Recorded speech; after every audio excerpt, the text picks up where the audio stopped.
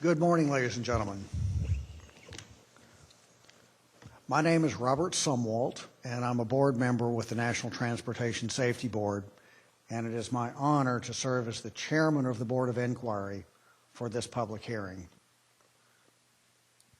Today, we are opening a hearing concerning an accident involving a hot air balloon operated by Heart of Texas Balloons, and the accident occurred near Lockhart, Texas on July the 30th of this year. There were 16 lives lost. This event is the most deadly aviation accident that we've had in this country in 7.5 years. And I know that we have family members who are joining us here live and those who are watching via webcast. And I'd like to offer our sincere condolences for your loss. And our commitment at the NTSB is to learn from this event so that others don't have to go through what you've gone through. An investigative hearing such as this is one tool that the NTSB may use to help complete an investigation. This hearing is being held for the purpose of supplementing the facts, circumstances, and conditions surrounding the accident. This process will assist the NTSB in determining the probable cause of the accident and in issuing recommendations to prevent similar accidents in the future. This hearing also provides an opportunity not only for the commercial balloon community, but also for the public to get an inside view of the NTSB's investigative processes. And during this hearing, we will examine witnesses and secure in the form of a public record facts pertaining to the accident and the surrounding conditions. The purpose of this hearing is not to determine the rights or liability of private parties, and matters dealing with such will be excluded from these proceedings. I want to emphasize that this hearing is non-adversarial. It is a fact-finding examination. We will not, during this hearing, attempt to analyze the testimony we receive, nor will any attempts be made at this time to determine the probable cause of the accident. Such analyses and cause determinations will be made at a later date by the full board after consideration of all of the relevant evidence gathered during our investigation. The final report of the accident, reflecting the board's analysis and probable cause determinations, will be available to the public, as are all of our investigative products. Today's hearing will concentrate on 3 areas. We'll look at balloon operations, we will look at regulations and oversight, and finally, aeromedical factors. So now let me introduce the NTSB staff who are playing a key role in today's hearing.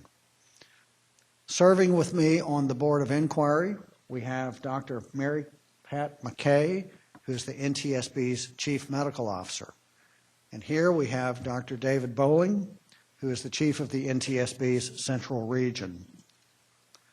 Now, members of the technical panel, beginning with Bill English. Bill English is the investigator in charge for the accident, but he is also serving as the hearing officer for the hearing.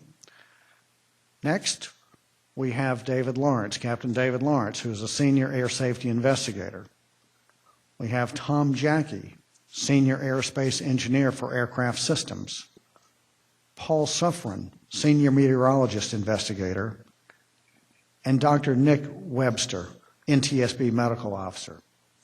On the back row, we have Mr. Jeff Marcus, who is of the NTSB's Office of Safety Recommendations, and Colette Hurley, who is providing support for the audio visuals. Eric Weiss from the NTSB's Office of Media Relations is here to assist with matters dealing with the news media.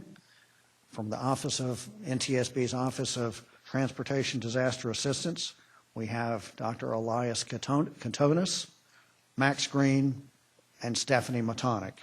They are here to assist the family members during the hearing. NTSB's Assistant General Counsel, who is seated behind me, Mr. Ed Kendall, is here to provide legal support during the hearing. And Sean Dalton of my office is here to also provide support for the hearing.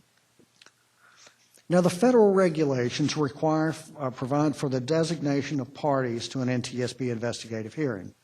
Those persons, governmental agencies, and organizations whose special knowledge will contribute to the development of the pertinent evidence are designated as parties. The parties to this hearing have been designated in accordance with these regulations and have been selected because of their technical expertise in their respective fields. Our rules of practice make clear that a party cannot be represented by anyone occupying a legal position or anyone who represents claimants or insurers. So I will now call the name of the parties, and if you would, please introduce the party spokesperson. Please introduce yourself and your affiliation, beginning with Balloon Federation of America. Good morning, Chairman. My name is Sam Parks. I'm representing the Balloon Federation of America, past president, current board member, and chairman of the Safety Education Committee. Thank you for being here, Mr. Parks, and I believe while you are testifying on panel 2, Mr. Scott Appleman will be serving as the party spokesperson during that time. Thank you. Mr. Gazzetti. Good morning, Mr. Chairman. My name is Jeff Gazzetti. I'm the Acting Deputy Director for FAA's Office of Accident Investigation and Prevention. Thank you for being here. Kubitschek Balloons. Good morning, Mr. Chairman. I'm Peter Kubitschek. I'm representing Kubitschek Balloons as a balloon manufacturer. Thank you very much. Yesterday, the Board of Inquiry held a pre-hearing conference right here in this boardroom. It was attended by the Board of Inquiry, the technical panel, and the representatives to the parties.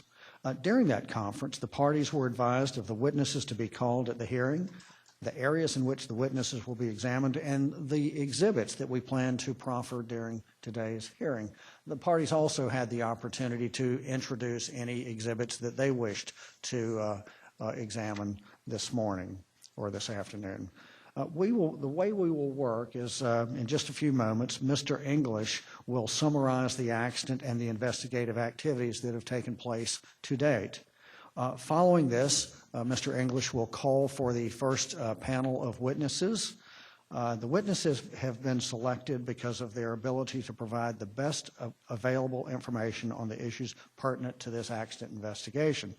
Each of the witnesses have been pre-qualified, and their qualifications and biographical information is available on the NTSB's website. Each witness will testify under oath. They will be questioned first by the technical panel. After the technical panel, each of the parties will have the opportunity to question the witnesses. We've asked the witnesses, they will have 5-minute rounds. I'm sorry, the technical panels, you will each have 5-minute rounds to question the witnesses. We've also asked that if there is a need for a second round of questions, that is fine, but we would like to keep those questions limited to follow-up questions or things that might need clarification. The NTSB does not determine blame or liability, and this investigative hearing is fact-finding proceedings with no adverse parties. Therefore, cross-examination in the strict legal sense will not occur, and questions directed to the issue of blame or liability will not be permitted. As chairman of the Board of Inquiry, I will be responsible for the conduct of the hearing, and I will make all rulings on the admissibility of exhibits and pertinence of proffered testimony with the assistance of NTSB Assistant General Counsel Ed Kendall, and all such rulings will be final. The record of the investigation, including the transcript of the hearing and all exhibits entered into the record, along with the presentations, will become part of the NTSB's public docket and available on the NTSB's website at www.ntsb.gov. Witnesses who have completed their testimony, we will ask that you please stay, because even though you might be on panel 1 or panel 2, we might decide to recall you later in the day. We would like for you to stay in case we recall you. However, if you need to move, need to leave early, please check with the hearing officer to make sure that we do not plan to recall you. At this time, I will call on the hearing officer, Bill English, to go over any housekeeping items, summarize the accident and investigative activities, and describe the exhibits to be used in the hearing. Mr. English. Thank you, Mr. Chairman. First, the exhibits to be used in this hearing, as Chairman Summerall has mentioned, the NTSB public docket has opened as of the beginning of this hearing at 9 o'clock. On our website under investigative information, the public docket for this accident is available. A list of the exhibits used and all exhibits have been made available to all the parties and witnesses to this hearing and are now available to the public. Before we go further, just some housekeeping items. In the interest of safety, please take a moment to familiarize all of yourselves with the emergency exits from this boardroom. There are two exits in the front of the auditorium, one directly to my left and one to the right side of the folks in the audience in the front. You may also exit to the rear of the auditorium and proceed back out through the glass doors that you entered and out into the street. Turn left to follow the sidewalk to the end of the street out there. In the event of an emergency, please walk quickly to the nearest exit, make your way to the outside following the instructions of NTSB staff who will be wearing logoed or uniform items. Do not delay. Do not return to the boardroom until instructed or advised. If you have any questions or concerns, please don't hesitate to contact any NTSB personnel. There is no smoking, eating, or drinking within the NTSB Conference Center area. Restrooms are available directly out the rear doors of the auditorium. At this time, please silence your cell phones or any other electronic devices. And if there are no questions or concerns, I will provide a briefing on the accident. Please proceed. Thank you, sir. On July 30th, 2016, a Kubitschek BB-85Z hot air balloon operated by Heart of Texas Balloons impacted electrical transmission lines and crashed into a pasture near Lockhart, Texas. The pilot and 15 passengers were fatally injured by impact and fire. The balloon was destroyed. The flight was a commercial sightseeing tour flight operated under the provisions of 14 CFR Part 91.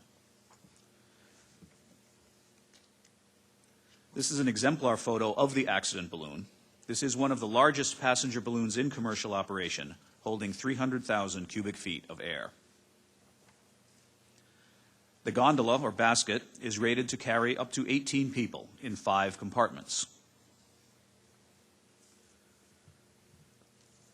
On the morning of the accident, the pilot received a weather briefing from flight service at 5:06 a.m. The briefer noted conditions of 1,200-foot ceilings with no temperature dew point spread and said, "Clouds may be a problem." The pilot responded, "We find a hole and we go."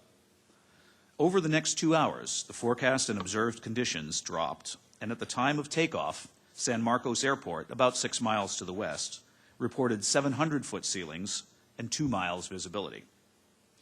The balloon departed from a private airstrip about 8 miles south of the accident site at 6:59 a.m. This photo was taken by a passerby as the balloon was preparing to launch.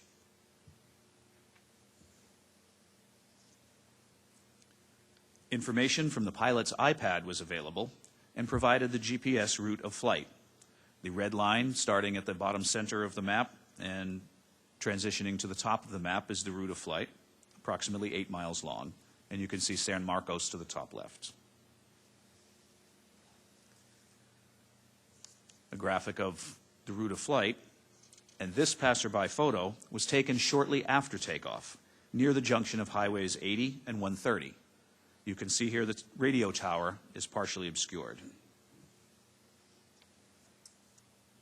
The balloon traveled further to the northwest, and this is a snapshot from a video taken by another driver heading south.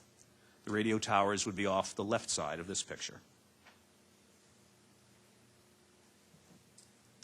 These photos were sent from passenger smartphones just a few minutes before the accident. You can see the low cloud deck, and in the right photo, a gap in the clouds and an example of the transmission line towers and lines. We do not think these are the exact set of power lines that the balloon struck, but it depicts the conditions in the accident area. The pilot sent a position report to his ground crew at 7:26, which typically means he is preparing to look for a landing site. However, the ground crew had lost visual contact with the balloon. There was no distress call by radio or cell phone, and at 7:42, the balloon struck high-voltage lines about 130 feet above the ground. The gondola separated and fell directly beneath the lines and was burned. The balloon envelope traveled about 1/2 mile further. Evidence indicates that the balloon impacted the high-voltage lines, completing a circuit which severed the balloon's steel structural cables, separating the gondola. No evidence of any pre-impact mechanical problems with the balloon was found. In the left photo, the direction of travel is approximately coming out of the screen toward you. The basket fell directly below the power lines, as you can see in the right photo, and was consumed by fire. The fuel cylinders and valves were found with no evidence of pre-impact leaks or rupture. The balloon envelope, with the burner assembly attached, continued about 1/2 mile further into another pasture. A small area of burning was evident at the base of the envelope. The burners were tested and functioned normally. The accident site is off to the top right of this photo. The pilot was the owner and sole pilot of the operation. He obtained a commercial balloon certificate in 1993 and a third-class medical certificate in 1996.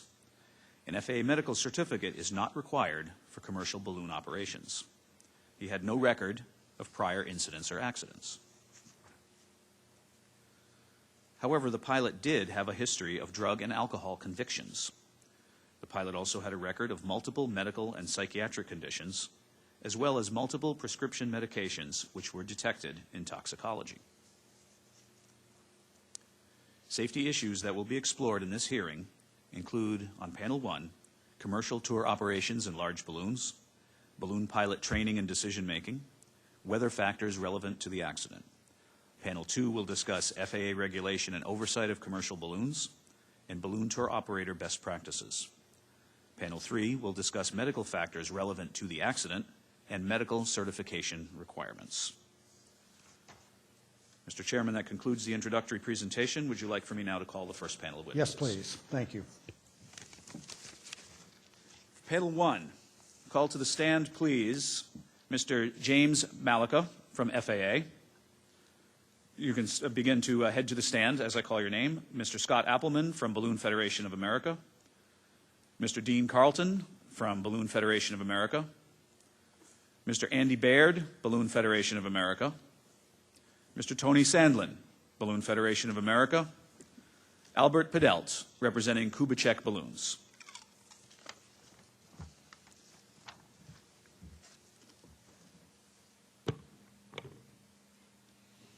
You want to head up there and please stand, folks, when you get up there for the swearing in.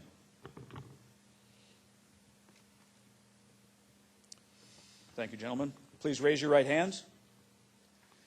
Do you swear or affirm that the evidence you shall give in the investigation now in hearing shall be the truth, the whole truth, and nothing but the truth? Thank you. You may be seated.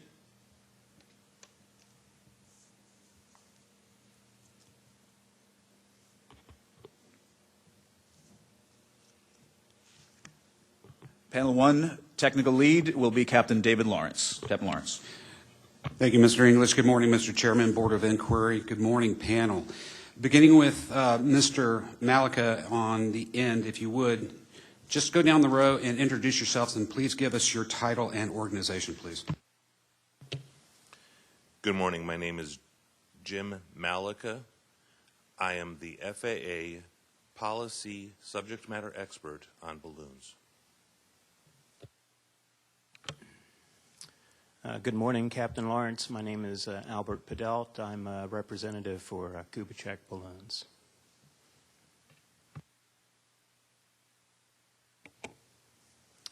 Good morning. My name is Andy Baird. I work at Cameron Balloons. I'm here representing the Balloon Federation of America. Good morning. My name is Scott Appleman, president of Rainbow Riders Hot Air Balloon Company, representing the Balloon Federation of America and the Professional Ride Operators Division. Good morning. I'm Dean Carlton. I'm the current president of the Balloon Federation of America. Good morning. I'm Tony Sandlin, owner of Midwest Balloon Rides, small operator, part of the BFA, and on the board of directors for the Balloon Professional Ride Operators. Thank you, gentlemen. I'd like to start with Mr. Carlton, please. As Mr. English mentioned in his briefing, the accident involved a commercial balloon pilot that had been licensed since 1993. My question to you, Mr. Carlton, is what are some of the tools and guidance material provided by the FAA that commercial balloon pilots use to safely conduct a commercial balloon ride? Well, many of the, obviously, the first tools we come up with is to plan every flight. And the plans usually start a whole day before. Weather is a critical component to all kinds of conditions. And for us, it's in the form of aviation we're in, the weather is very critical as we depend on wind speeds and directions to actually execute our flight. So typically you would start the evenings before, getting outlook briefings. Obviously, just before the flight, you call the flight service. You can check in with them, get updates from them. There's also several online sites that are specific to more balloon-related activity. Okay. For a commercial balloon pilot, when they're in flight, what do they use for navigation, typically? Well, actually, I'm going to, if it's all right, I'll defer to one of the guys that actually does more commercial flights, if that would be appropriate. Scott Appleman would probably be better posed to give you that information. Over the past 3 decades, there's been significant improvement with technology. Typically, we have in-flight instruments that measure rate of climb, descent, and temperature of the envelope, as well as ambient temperature. Additionally, we have GPS, typically have GPSs on board. Once again, with the technology that's available, cell phones, iPads, updates, weather stations, these type of information is easily available and updated continually. Great. I'll stay with you, Mr. Appleman, if that's all right. The accident balloon was one of the largest in operation in the United States. My question is, are there any training programs available to train commercial balloon pilots to operate and fly these larger commercial balloons? On a commercial, typically these type of programs are done internally of other balloon companies. Example in our balloon company is that we have several different sizes of balloons. We do our training within the company itself in order for people to get the experience and understand how to operate and manage a balloon of that size. And how would you determine whether or not a pilot was proficient enough to operate one of these larger balloons within your company? Continual monitoring, continual training. This is something that's ongoing on a day-to-day basis. One of those kind of items that you kind of live on a 24-hour basis, and the culture is that of a total commitment of doing this day in and day out. Okay. I understand the monitoring for proficiency. Is there like a minimum number of hours you would have, or a pilot would have to have before they check out to go to one of these larger balloons? I think that varies between companies. In our particular companies, I do have minimum hours required. Insurance companies pretty much are the determining factor across the board in the industry as to minimum experience hours for sizes of balloons. Is there a FAA minimum requirement to operate one of these larger balloons? No, sir. Okay. Your company, Rainbow Riders, operates small and large balloons, as you mentioned. How would a pilot transition from the smaller balloon to the larger balloon? Just give me a little bit of the training program briefly. Certainly. Over the previous couple of years, in order for us to keep our proficiency going, we have an in-house program that we work. Typically, balloon pilots will start in a smaller balloon, 77 or 90,000 cubic foot of air. As they start to get a couple hundred hours of flight time, we bring them in if they're interested in doing the commercial aspect or the ride aspect. We'll bring them in. We step them up in size. Typically speaking, our company has a minimum requirement of about 500 hours of flight time. In 500 hours of total flight time in a balloon in order for them to be flying one of our larger balloons. At least at least 50 hours of flight time as pilot in command or serving as dual pilot. Thank you. Let's stay with this theme with the balloon performance of the differences of the types of balloons. Ms. Hurley, if you'll bring up Exhibit 2T, page 2, please. This chart shows some limited Kubitschek balloon performance information and the differences between a 90,000 or a 90K balloon and the larger 300K, similar to the accident balloon. My question is to Mr. Padel, please.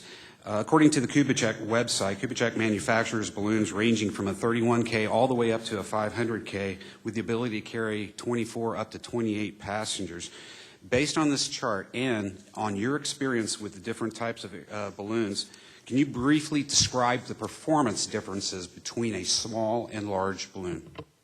The performance difference as the balloon gets larger is going to be a slower response time.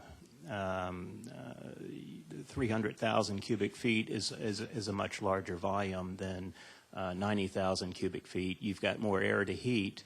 The balloons have more burners on them. The reaction time would be slower. However, the climb rate would be far exceeds the certification requirements that the FAA has in place for certification under Part 31 1.7. Thank you. Staying with this, are there any handling differences between smaller and larger balloons? A little bit slower response time.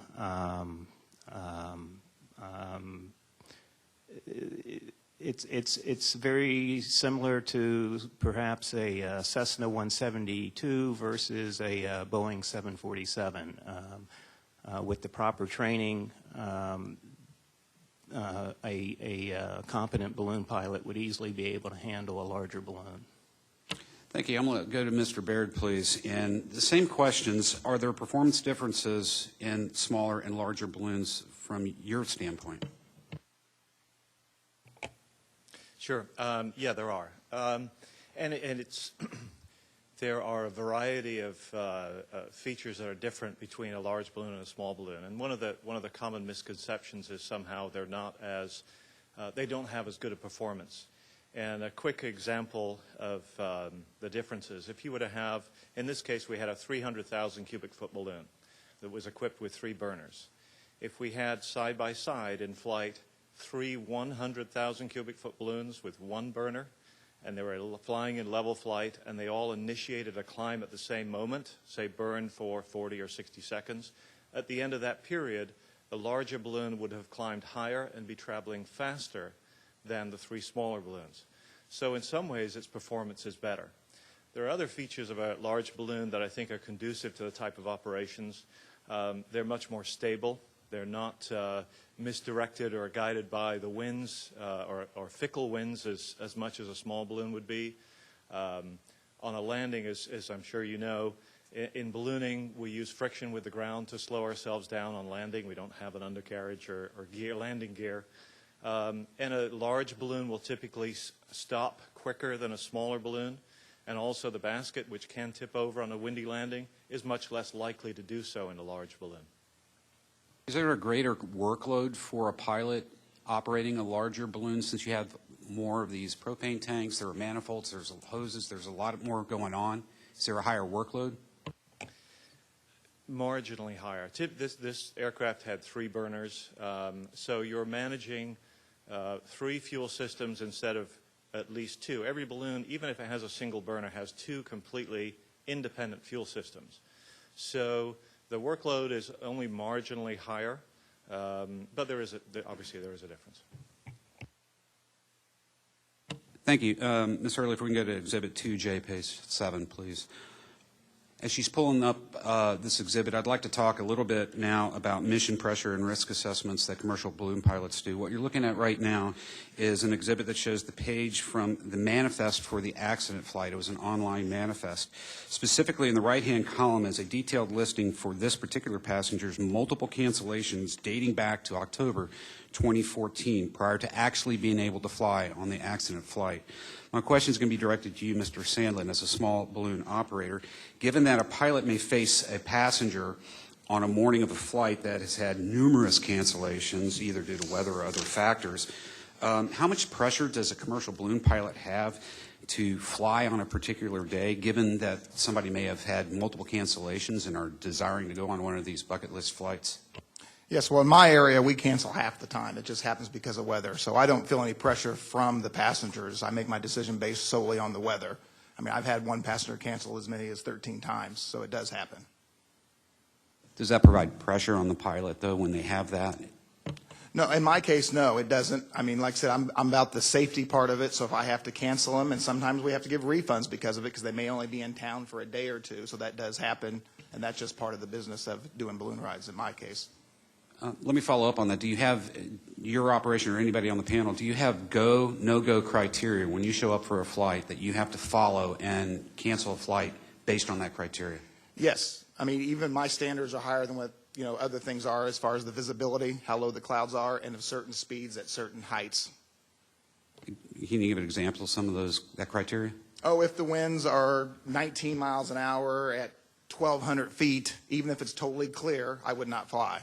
So it just depends on the criteria that I've set, and then some of my pilots set also. Anybody else on the panel have go, no-go criteria for their particular operation? If I may, we fly in Albuquerque, Phoenix, and Colorado Springs. Weather, wind speeds significantly are a huge factor in that particular decision. We will take a cumulative number of winds aloft at 6,000 and 9,000. If they go above 60 miles an hour combined, it's just a no-fly situation in the Albuquerque area. These type of parameters will change from location to location. Obviously, in Phoenix, it's significantly different, and then in Colorado Springs with Pikes Peak sitting on the side, much different. So watching those wind speeds, shears, those are all contributing factors to making a good and safe decision. Thank you. I'm going to stay with you, Mr. Appleman, for just a moment. I would like to shift over to power line avoidance. Obviously, this aircraft contacted power lines during flight, and I'm curious, how are pilots trained to avoid power lines? First of all, having a familiarity of the area that you're flying in, especially in a large balloon. By theory, you would have a fair amount of time flying that particular balloon and hopefully in that particular area. Lately, there's been some new technology coming out with power line detectors, which currently our company is testing out. One of the manufacturers, Ultramagic, has provided one for us that we're working with right now. As far as power line avoidance goes, and I don't want to say old school, but basically the way it was brought up 34 years ago when I got my license, is that you're not so much looking for power lines, but you're looking for towers.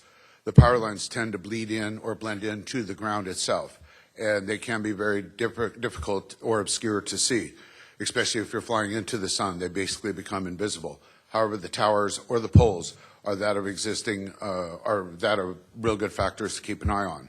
Additionally, on any briefing that I do or anyone in our company, we engage that of all the passengers on board, having extra eyeballs and taking a look at those types of things. If there's anything that you see, an obstacle, power lines, trees, or anything like that, please let me know. Thank you very much. Ms. Hurley, if you'll bring up Exhibit 2 and page 3, please. While she's pulling this up, this exhibit will show the Kubitschek procedure in the event of a contact with the power line. It's a pilot procedure requiring the venting of the envelope and attempting to strike the lines, the power lines, with the envelope instead of the balloon, while also simultaneously trying to shut down the fuel sources to the propane tanks. Mr. Appleman, I'll stay with you again. What is the typical procedure for a pilot that he must do to avoid a potential collision with a power line?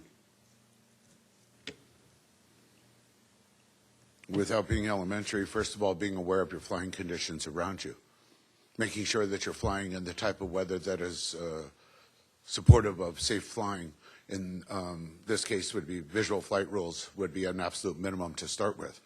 As far as avoidance of the actual power lines themselves, flying high enough around them, there's a 1,000-foot minimum distance above congested areas to fly per the FARs. Does that answer? Yeah, let me follow up with this. What is a rip-out procedure? Are you familiar with that term? Yeah. Could you explain it? Yeah. If imminent contact with power lines is in front of you, the rule of thumb is to rip, and basically the idea here is to try to get below or to be landed before you actually hit the power lines. Because of a slower reaction time or a reaction time, and depending upon the speed of the wind, the most prudent and most conservative approach is what they call is to rip and pray, and that's basically what it is. You rip out the balloon. Okay. That would result in a high descent rate, potentially, correct? Yes, sir. Okay. Could injuries occur in a rip-out procedure? Yes, they can. Can that procedure be practiced during training? Yeah. Yes, that can be under controlled circumstances.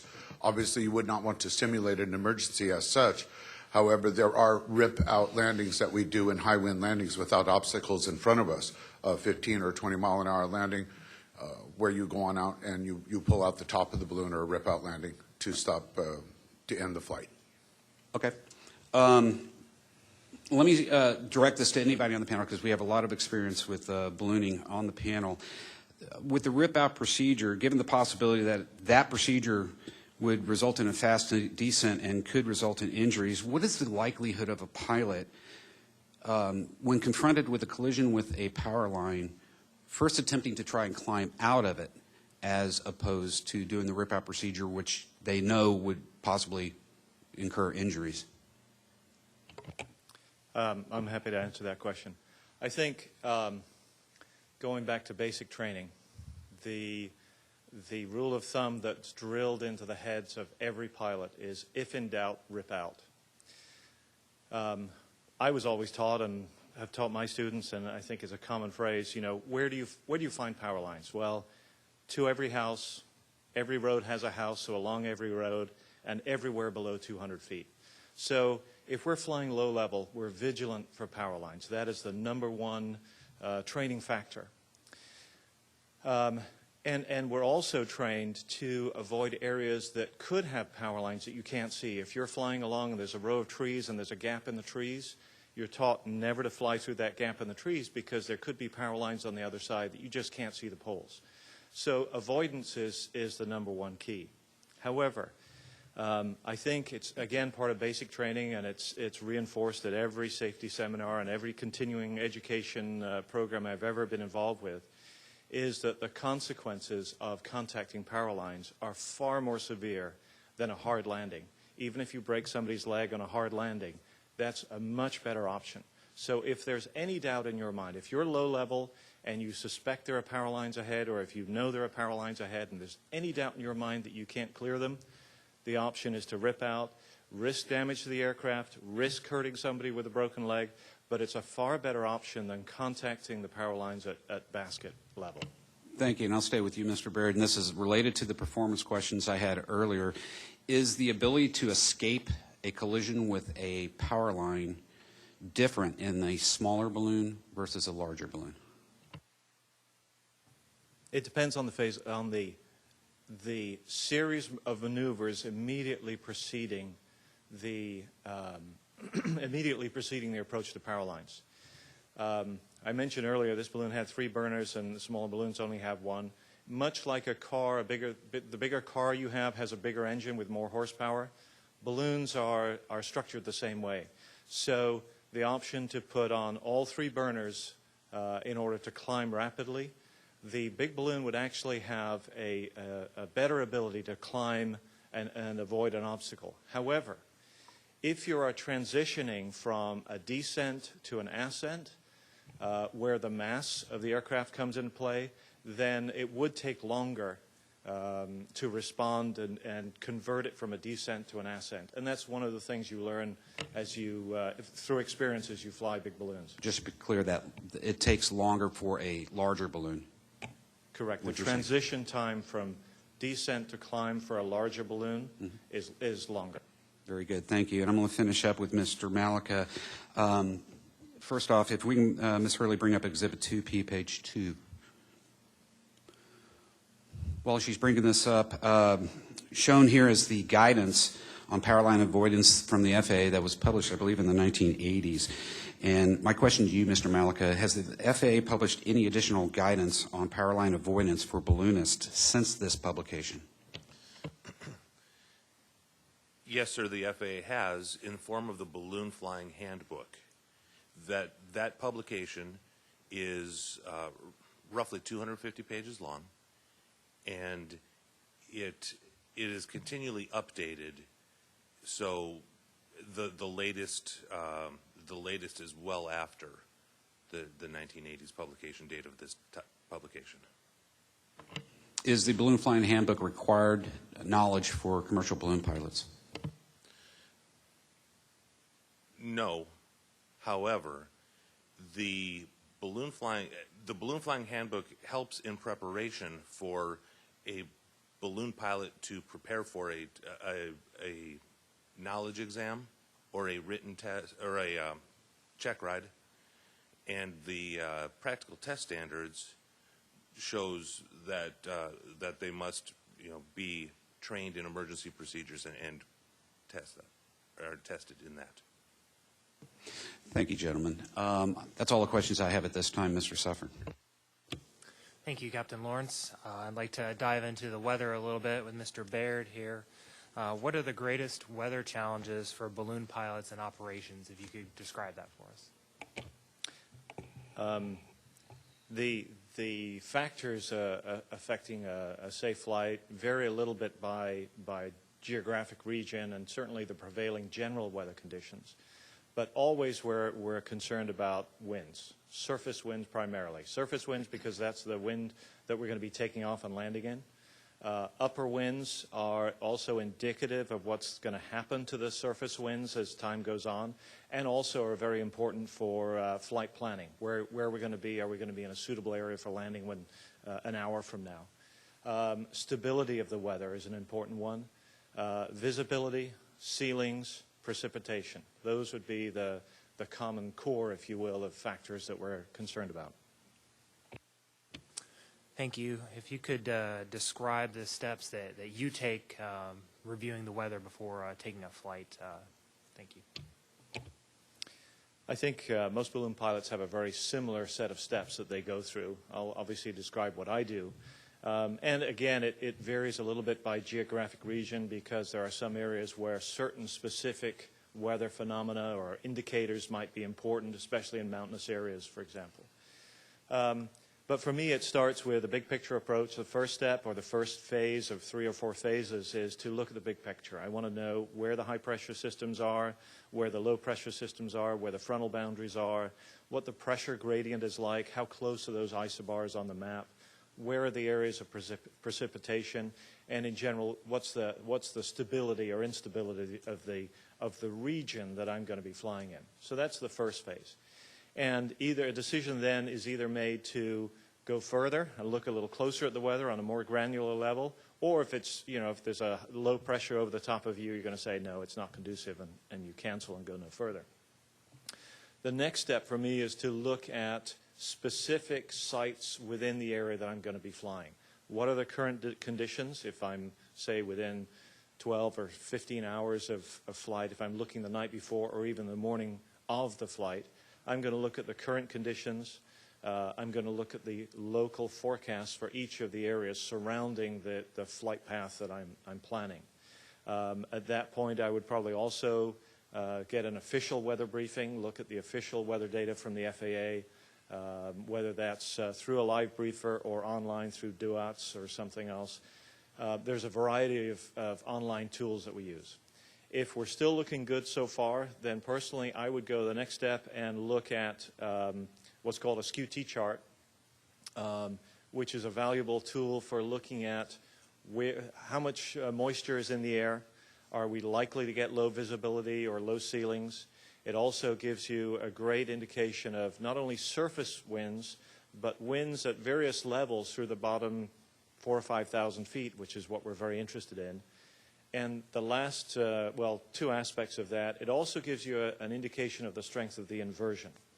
So without getting into too much detail, very often there's an inversion, an increase of temperature with altitude, and that can be an important factor for ballooning because it indicates how quickly surface winds might pick up. If you have a strong, deep inversion, that surface wind is likely to remain very light and very conducive for flight.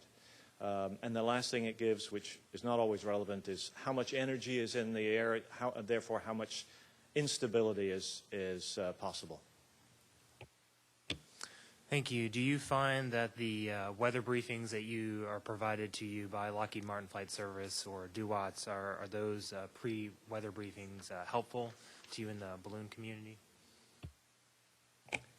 They're certainly very helpful. They're not the only tools we rely on. 25 years ago, that was the only source we had for weather, and we'd be on the phone to Flight Service constantly. Now, with all the information that's available to us through the Internet, Flight Service a briefing is just one of the tools that we use to get the complete weather picture that we need to make a good go, no-go decision. Thank you. Going back a little bit to what you were discussing earlier as far as the step points where you make, you go through step one and then you have a go decision to continue to look at the weather. Is there any point before a flight where you could not review the weather? If you've stepped through all the steps, you've gotten out to the field, the balloon is starting to get ready, you're getting passengers in, is there any point in there where you could not recheck the weather? Well, again, 20 years ago, it was very different. We used to search for a payphone to get an update from Flight Service. Now we have it on our phones. So we can get up-to-the-minute weather information even while we're in the basket preparing for takeoff. And there are certainly times where you've gone through all the motions and you've got everybody gathered, you're inflated, you're on the field, and then you look at radar and the weather picture has changed and you decide to cancel the flight at that moment. Stepping to a little bit different area as far as the weather products that you review, you're discussing looking at weather products that are very small in scale. Are there particular, the larger scale products that the National Weather Service puts out, are those helpful to you in the form of area forecast or AirMets, or is it more helpful because of the particular flying that you're doing to have micro scale, more in-depth products that you review? We definitely need both. As I mentioned, the first step for me is to look at the big picture. What's the air mass in general doing? How is it moving? Is the high pressure moving through very quickly? If what I'm seeing on the launch field doesn't match the forecast, that'll give me an indication as to why that could be. Maybe the high has moved away more quickly than forecast and so on. But the real meat of the weather information that we need is micrometeorology. A TAF is valid for a 5-mile radius around the location.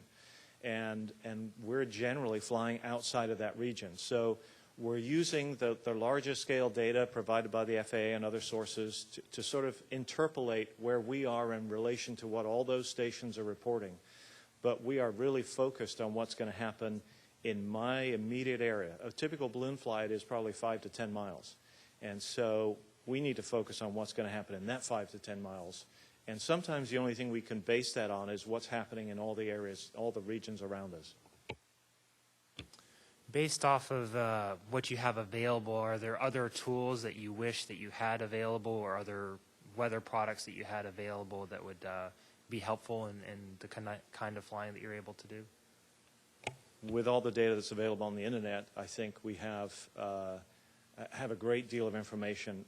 Sometimes I get to go fly in other countries at a championship, and I feel at a loss because I don't have some of the tools that we have here in the U.S.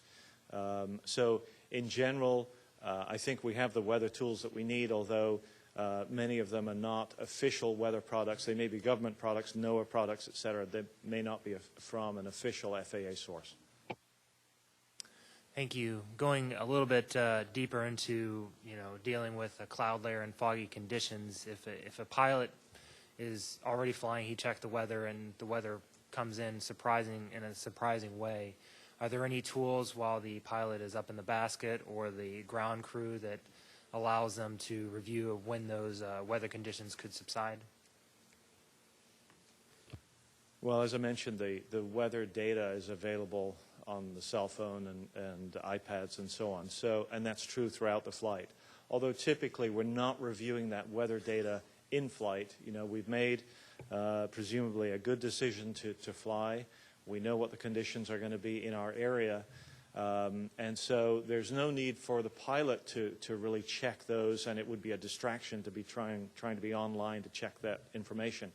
But it would not be impossible to radio your crew and say, hey, can you look at radar and see if that area of precipitation is moving closer, or if it's developing, it was forecast to dissipate, it looks like it's getting darker, can you check it? That sort of thing does occur. Thank you. Ms. Hurley, could you bring up Exhibit 5A, page 23, please? And while she's bringing that up, it'll be a skew-T chart of the around the accident site at the accident time there. What formal training is available for balloon pilots as far as understanding how to interpret this information? I had never heard of a skew-T chart until a number of years ago, maybe 6 or 7 or 8 years ago, when attending a BFA safety seminar. There was a presentation made by a meteorologist who was also a balloonist. And ever since that continuing education seminar, I've used the skew-T chart ever since. And I know weather is is one of the core topics in every seminar we put on.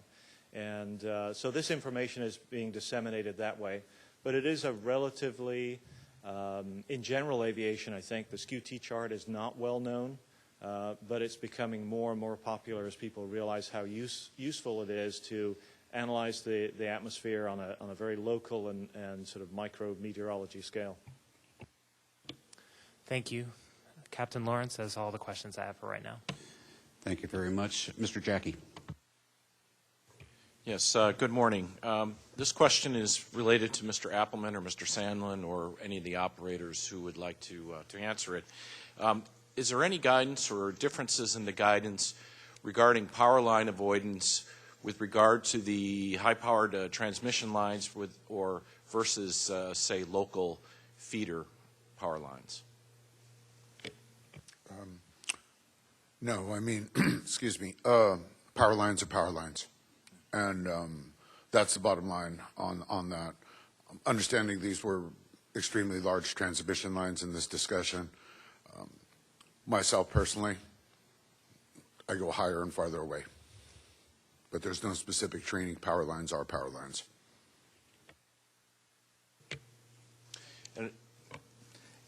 Yeah, same thing along that lines. Power lines are power lines, but my crew is also trained to always be watching out for power lines regardless of the size for me. I'm watching also, of course, so sometimes I'm seeing the same thing they're telling me about, but they're trained to do that also for us. Okay, thank you very much. My other question is with regard to the technology, and you've mentioned GPS and cell phones and having iPads in the basket with the pilot. Is there any use of charts or moving maps or any of that technology to help locate where these power lines are located? If I may, it's interesting you should bring that up. Recently, there is obviously a power line grid map that's available for the United States. There's also an app that's available called Hot Air Ballooning. Right now, there is an effort afoot in order to try to chart those maps on top of that particular, or within that app. That would be incredibly great information because this is real-time tracking, and this would also give you an idea as to what's down the road during your flight. As far as today goes, very limited information relative to that. Sometimes they're marked on sectionals. Sometimes, if you're using Google Earth, you can disseminate those if you're using that to navigate during the flight.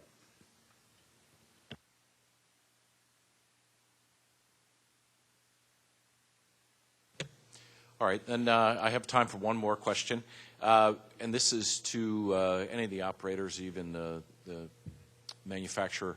What sort of guidance is provided to operators with regard to an in-flight fire? What are the procedures when a pilot has or encounters an in-flight fire?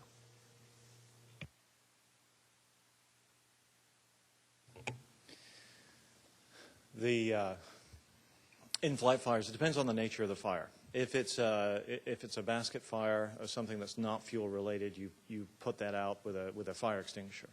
However, if it's a fuel related fire, the only option is to shut off the fuel. If there's a fuel leak, trying to extinguish the flame doesn't do anything because you still have a fuel leak. This is a pressurized fuel, so we are taught to shut off the fuel. That is the training for dealing with a fuel fire. Mr. English and Captain Lawrence, that is all my questions. Thank you, Mr. Jackie. I'd just like to have one follow-up question. I think it was Mr. Appleman mentioned pilot gaining familiarity with his local area. Could you elaborate a little bit on the methods that a pilot who might be new to a geographic area would use to familiarize himself? Is it using more maps and charts, an apprenticeship type program, or how would one go about doing that? As an individual that's flown in 45 different states doing different types of work with a hot air balloon, the first thing that I typically do is familiarize myself with the balloonists that are in that local area in order to find out those type of areas that are friendly to ballooning. By that meaning less obstacles, staying out of air traffic areas, military operation areas. First of all, using that. Second of all, of course, there's sectional maps. There's all kinds of apps these days in order for us to be able to become more familiar with it on a general sense. You can look at Google Earth, you can do flight paths, you can do all that type of stuff, but I'm an individual that's brought from the grain of you learn it by doing it, and you do it by being taught by somebody that knows those type of areas. So practical application and experience is what should be done, in my opinion. Very good, thank you. I think Captain Lawrence has one follow-up to that question. I just have one last question. This is to Mr. Sandlin. Obviously, this accident occurred. It was an operator that was a small operator, a single pilot, single balloon in Texas. I'm curious, as a small operator, how easy is it to start up a commercial balloon operation? What's the process? Well, having plenty of experience and know what you're doing. I mean, I worked with a lot of other big operators to get the experience I have, so that's kind of where you start with. And then you try, even though I'm a small operator, I fly with other balloon pilots that may not be part of my company. Because in teams, we can kind of share the weather data, share the area we're flying in. I have pilots who fly 10 miles away. We will still talk before a flight so we can talk about the weather that's going on. So even though I'm a small operator and a lot of times flying all by myself, I will talk to other operators within a certain geography area. Or if they're not even flying, I'll talk to them to get an idea, what do you think today if I'm a little bit not sure? I'm more interested in the business aspect, getting a business started, a small business, commercial balloon business. How hard is that? How easy is it to start a business as a commercial balloon ride operator? Well, it depends on what you want to do with that. I started off with a small balloon, a 90,000 cubic feet balloon, just doing it as a part-time basis. And from there, it worked up. Getting the right equipment, having new equipment can be very expensive. So that's the biggest thing is I choose to have new equipment opposed to used equipment. So that's a big factor in what I do. Thank you, panel. Thank you, Mr. Chairman. Mr. English, that's all the questions from the technical panel. Thank you, Captain Lawrence. We'll move now to the party tables for witness questioning. First party will be Balloon Federation of America. Mr. Parks, it's your floor. Thank you, sir. Mr. Baird, would you explain within the emergency procedures your technique of if power line strike is imminent, what is the procedure in which that the pilot would manage the fuel on board to help prevent the fire that was mentioned earlier by Mr. Jackie?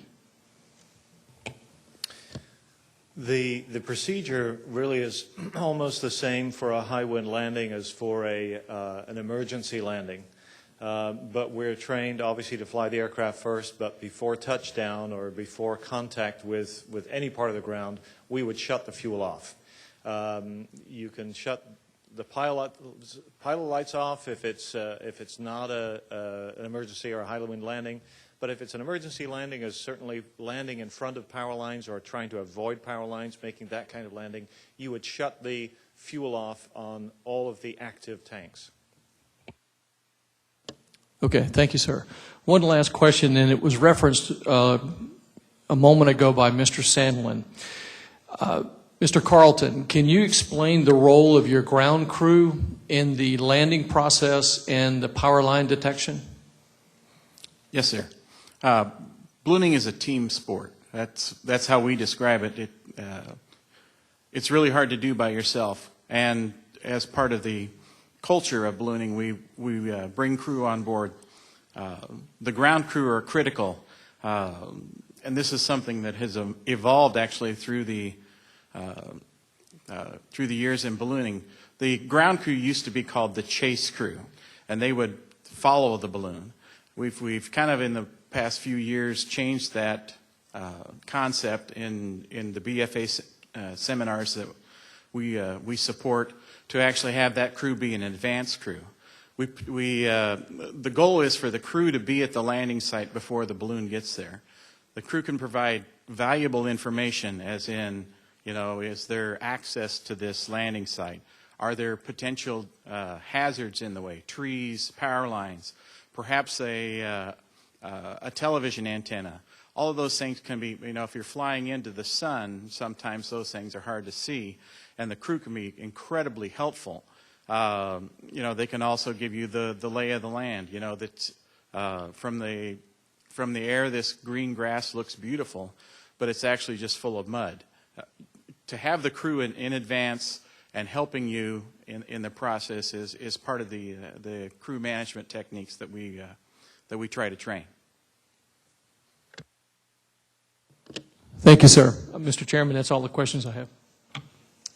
Thank you, Mr. Parks. Next party, FAA.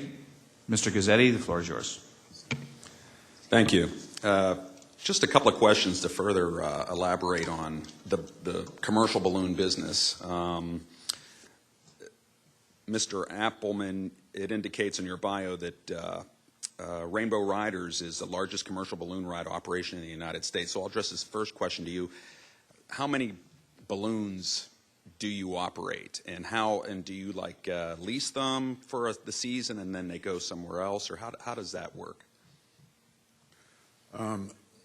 We currently have 26 hot air balloons registered to Rainbow Riders, varying in size from 90,000 to 275,000 cubic foot.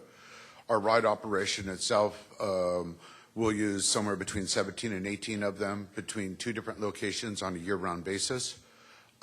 We do a seasonal product in Colorado Springs, specifically during the summertime and tourist season. We own the balloons. We finance them through a bank.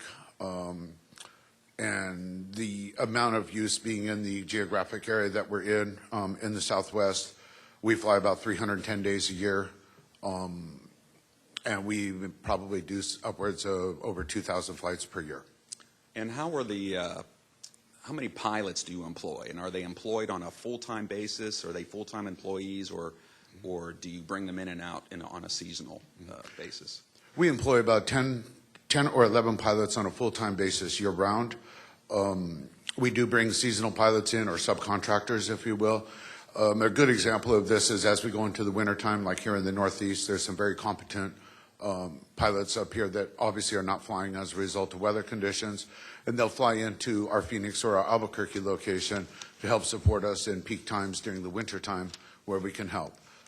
During the balloon fiesta, which is obviously a very large time for doing rides, we will have as many qualified pilots as we can, and we, quite frankly, are incredibly picky relative to that.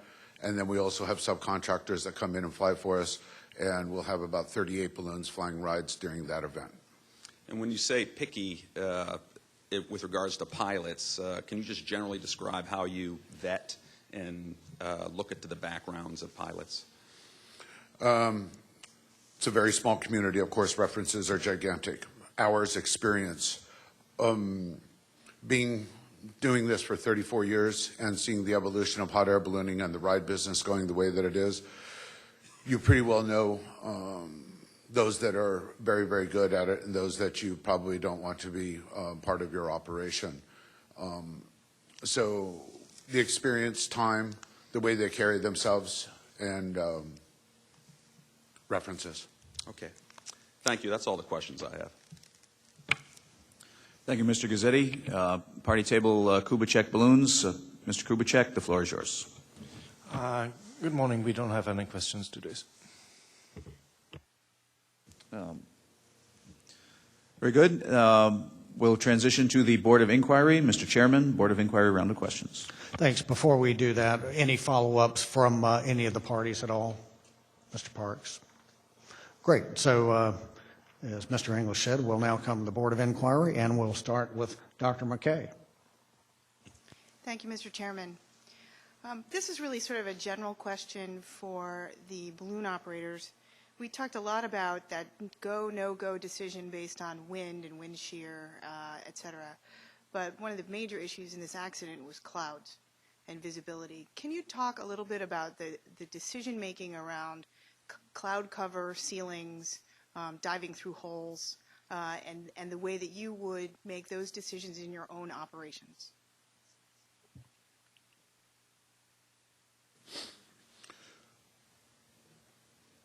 We don't deal too much with that on a day in and day out basis in Albuquerque and Phoenix.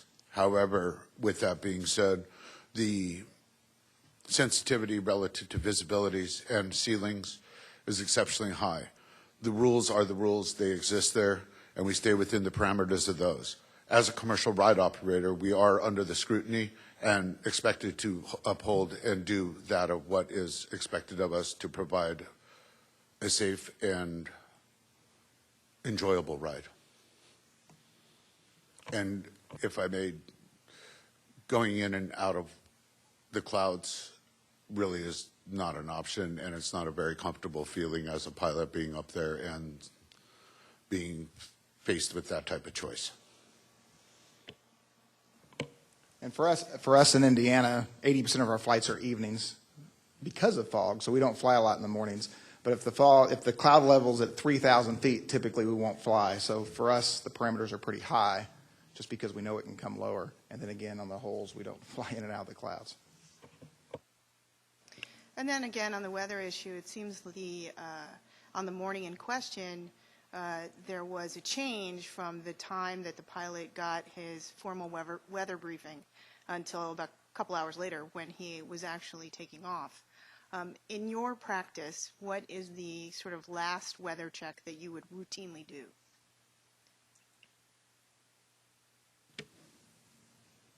The last weather check is at the end of the flight. Not to be curt about it, but the simple fact is given the technology of today, yes, we are there tasked to make sure that we are flying during our flights, but there's different type of weather and reporting stations throughout the flights. Whether I'm flying across town, I can see whether just with weather bug type of reporting stations. So as far as a go, no-go decision, literally those decisions have happened in mid-inflation when things change. Weather does change. In the microclimatology, with all due respect to Mr. Suffern and stuff, the simple fact is sometimes the forecasts are just not what they are, and there's unique geographical conditions that will change it at the time, and it can happen during inflation. I've had flights that I've canceled after the balloon is inflated with the passengers in the balloon. Same thing along those lines. I mean, we'll cancel right as we're starting to inflate. And I've even had a time before where we'll actually get off the ground and come right back to the ground. It's a 5-minute flight if we see that the weather's come in as in fog. Thank you very much. This may be a question for Mr. Malika. Several members of the panel have talked about safety seminars and their utility in the process of ongoing training and education for commercial balloon pilots. What safety seminars are required? Thank you, Dr. McKay. There are no required safety seminars for a balloon pilot to attend. However, a balloonist is required to take a flight review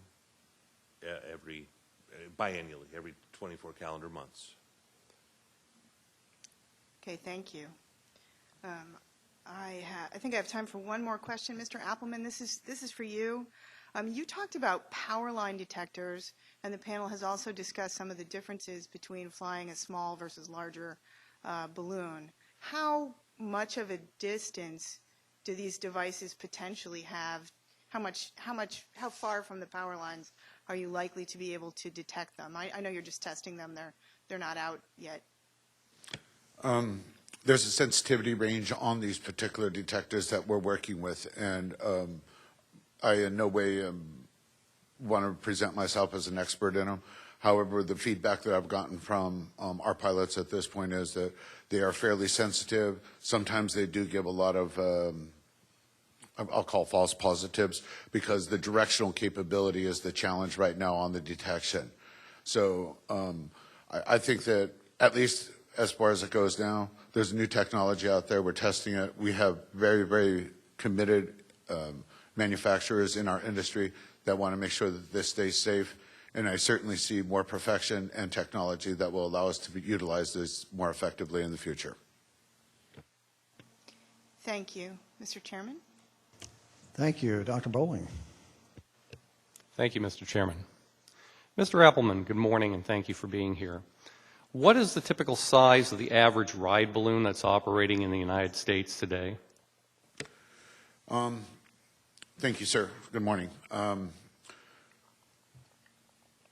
The size of ride balloons will really vary upon that of geography. You will not find a whole bunch of large or 275s, 300s, 250s up on the Northeast because you've just got a much more congested area. You have, on an economical standpoint, it's hard to justify that cost for, say, a 90 or 100-day season. So seeing an average across the United States, I can't give you a direct number. But I will say that the larger balloons are in the western United States where there's more of a longer flying season, as well as there's larger demand. And quite frankly, there's areas more conducive of supporting that.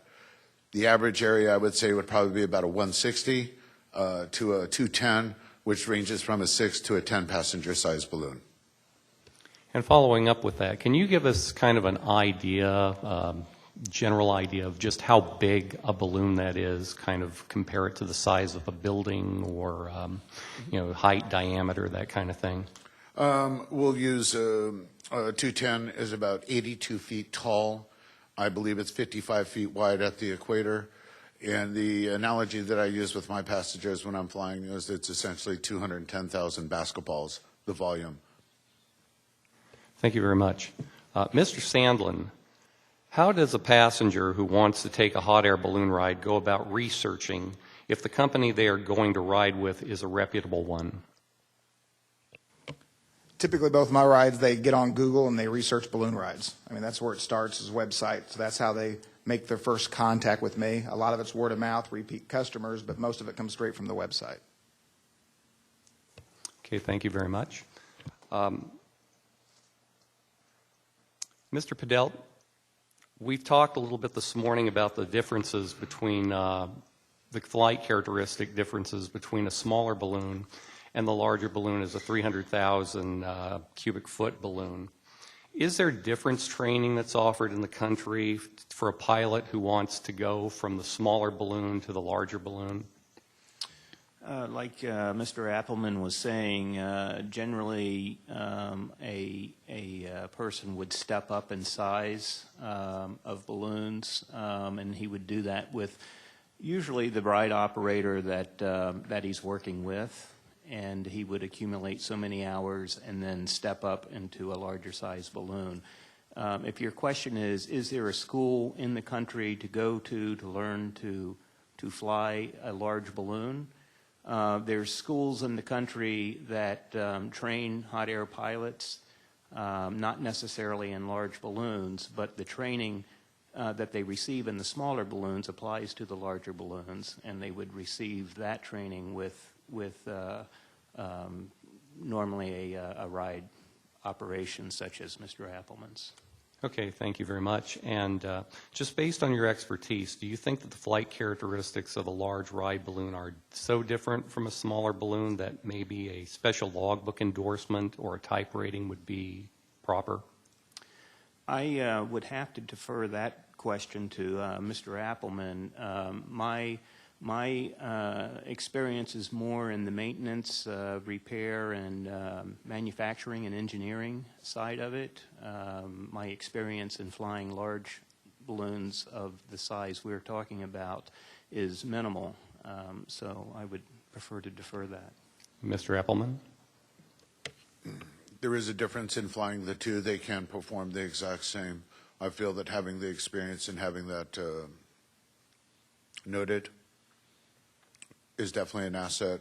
That's one of the reasons why we felt that we brought our own internal training program into our company. So yes. Thank you very much. I have no other questions, sir.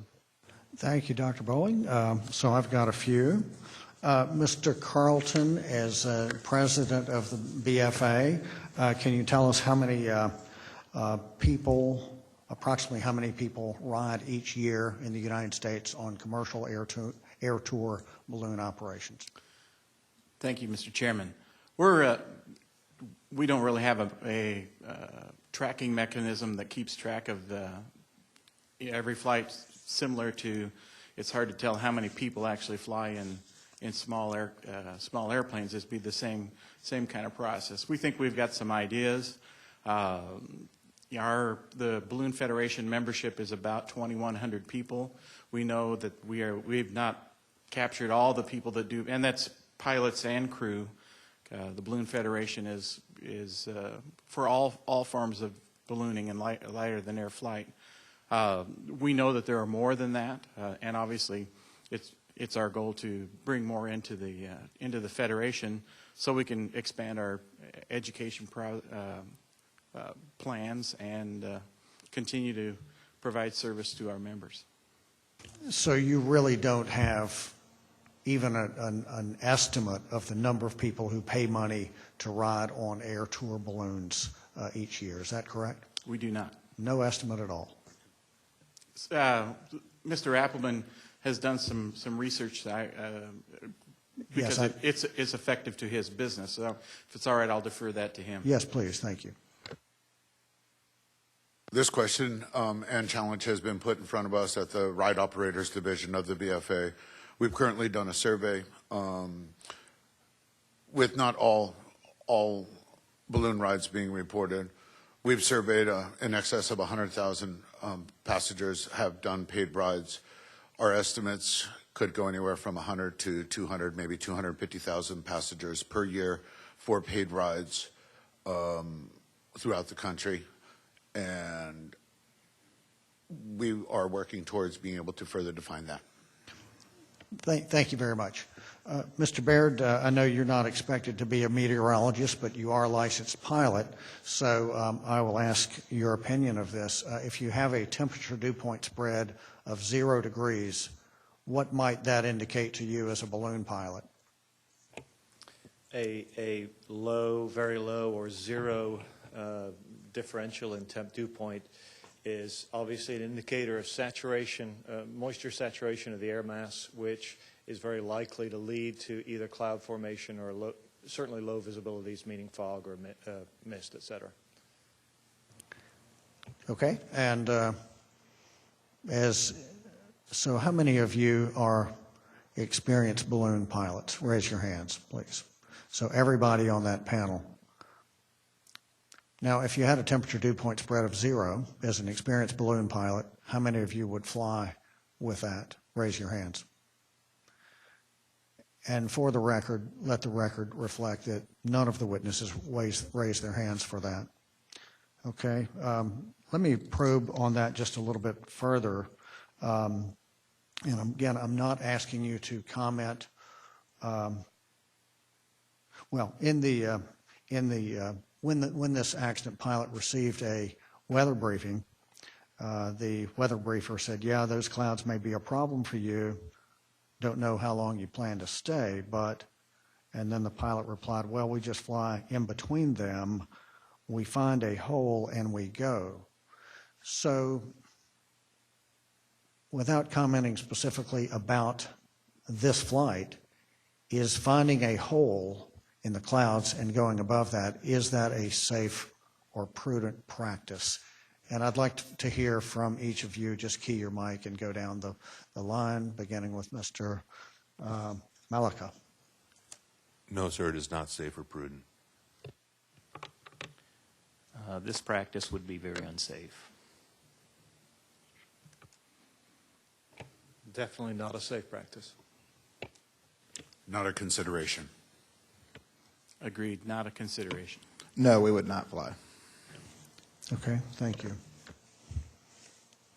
And I guess my time is up, so I'll go to Dr. McKay. Thank you, sir. Changing subject slightly, this question is for those of you who have pilot employees in your operations. What type of review or what policies do you have for oversight of your pilots' medical conditions or medication use? Over the recent 2 years, our company has implemented annual flight reviews. We do internal safety seminars. My pilots are also expected to participate in other types of safety seminars that the BFA, that are BFA approved. Over the past year, I have required a second-class medical for the pilots that are working with us that are employee pilots. And I guess that would be it. As a follow-on, what was the reasoning in your organization for requiring a second-class medical certificate? And just so that we're clear, I'm assuming you mean a second-class medical certificate from the FAA. Yeah, second-class medical done by an AME. My reasoning for this was truly as managing personal risk inside of our company itself. The balloon pilots are aging, and I want to make sure that they're fit, and I want to make sure that they're that they're fit. So it really comes into an internal risk management aspect, and my biggest part of that is the vision. And Mr. Baird or Mr. Sandlin, do you have any? I also have a second-class medical. That was something I did recently, just because our insurance company now has asked that of larger balloons that I'm using. So I have it for that reason. And I only use one other pilot, and he's a fixed-wing pilot, so he already had his second-class medical, so that made that easy. I don't have any employee pilots. Okay, thank you very much, gentlemen. I yield the remainder of my time, sir. Thank you, Dr. Bowling. Thank you, Mr. Chairman. This question's for Mr. Padell. Has the industry given any consideration for using non-metallic envelope load cables? And wouldn't that make the balloon less conductive and therefore make power line accidents less hazardous? In this country, Kevlar cables, which is non-metallic cables that you're referring to, is very common. The idea behind Kevlar cables is simply that they are non-conductive. In some situations, Kevlar cables will perhaps save a pilot and passengers. In other circumstances, they will not. So Kevlar cables are being used in this country. And is Kubitschek one of those manufacturers that's using Kevlar cables? All balloon manufacturers offer Kevlar cables as an option, and yes, Kubitschek Balloons also offers Kevlar cables as an option. Okay, thank you. And has the industry or manufacturers looked at ways to minimize the effect of in-flight fire within the fuel systems? There are fire suppression systems that have been offered on balloons. In addition to all balloons are required to have fire extinguishers on board. As Mr. Baird was saying, a fire extinguisher will put out a small basket fire or perhaps a grass fire on the ground. If you have a full-blown propane fire on board, the only way to put that fire out would be at the source. They do offer on the majority of the balloons, Kubitschek in general will sell nothing but a particular type of ball valve on the tank that is on and off. does not require to be turned off like a faucet, and all other balloon manufacturers as well offer this. Thank you very much. And Mr. Baird, is that the same for Cameron balloons as well? That is essentially the same. One of the challenges in developing a system that would shut off fuel in an emergency is to ensure that it won't go off inadvertently in flight, actually causing an accident rather than preventing one. So the whole issue of fire suppression, fire mitigation is a challenging one because, again, we're not really dealing with a fire. We're dealing with the fuel release from the pressure vessels, from the fuel cylinders. So it's really a challenging situation to manage. One of the things that we avoid in ballooning, balloons are very simple aircraft. There's no electrical system, there are no pumps. The only moving parts are moved by hand, and that's one of the strengths of ballooning. They're very simple, and they have multiple levels of redundancy, so that if one component fails or stops working, you have other ways to get fuel into the burners to give you the lift that you need.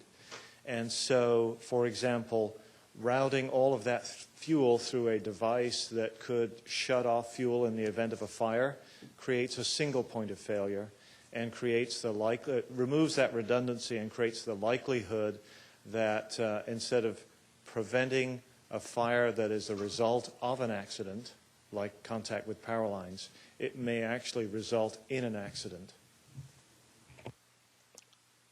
Thank you, Mr. Baird.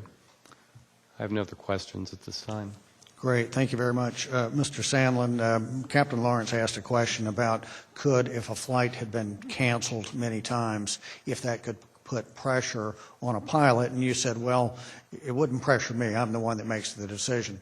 And I realize that you're not expected to be an expert in human performance, but do you think, as a pilot yourself, do you think there's the potential for that for other pilots to perhaps be motivated by that sort of pressure? I guess there could be if there's pressure from the customer pushing you to fly, and that's happened before, but I still don't let that be a factor in my business practice. Thank you. I just wanted to hear that because it's not absolute. I mean, I was a pilot myself, and even though, so external pressures can influence our launch decisions under certain circumstances. So I'd like to pull up, Ms. Hurley, Exhibit 1P, and I guess, Mr. Appleton, I'll go with you since it has your name at the top of this. Well, in some form or fashion it does. I see where this document, and we'll talk probably more about it in panel 2, but this is the BFA FAA action plan for basically how to improve the safety of the industry, I believe. Is that what that is? Yes, sir, it is. Great. I noticed in that document in 3 or 4 pages, 3 or 4 occasions on that first page, it said that BFA has a strong safety culture. And I'm through with that document as far as having it up there, but what does that mean to have a strong safety culture? One of the primary functions of the BFA is that of safety, continued safety education. I believe there's 28? 27 last year. 27 seminars that are done that are BFA approved. In order for that approval to be done, which I know that Mr. Parks on a later panel is head of the safety committee, the seminars have to be approved with content that are applicable to safe ballooning, and that's what I would imagine that's referring to. Okay, thanks. And I'll probably ask questions about that during panel 2, but what's involved in developing that safety culture? And the reason I asked you is I thought I saw your name on that document, and I don't have it. I can't see it on the screen, but that's why I'm asking you. I mean, what really is a safety culture, and how do you achieve it? Well, I think first of all, there's raising a level of awareness of exactly what we are doing and how we're doing it, whether it's recreationally or commercially. Item 2 is making sure that we don't get lethargic, slow, or lose respect for what's happening and what you're doing while you're up there and operating a hot air balloon. So it's that continual awareness of safety. It's a continual awareness of what can be done, what new techniques are available for us to adopt in making a decision to go, no go in our flights themselves, making ourselves aware of that, of what the manufacturers may have brought out new, and an overall discussion. One of the things that balloonists are very, very committed to is talking about their flights and sharing the experiences, whether they're good or bad, and making sure that we can all get what the best out of a situation that may have happened. Thank you very much. Mr. Carlton, I'll ask this to you, and it may have already partially or fully been answered, and if it has, just let me know. But describe what someone would need to do if they wanted to get into the commercial air tour balloon operation. What would they need to do? Just buy a balloon and put an ad on the internet? Well, it seems that simple, but it's really not.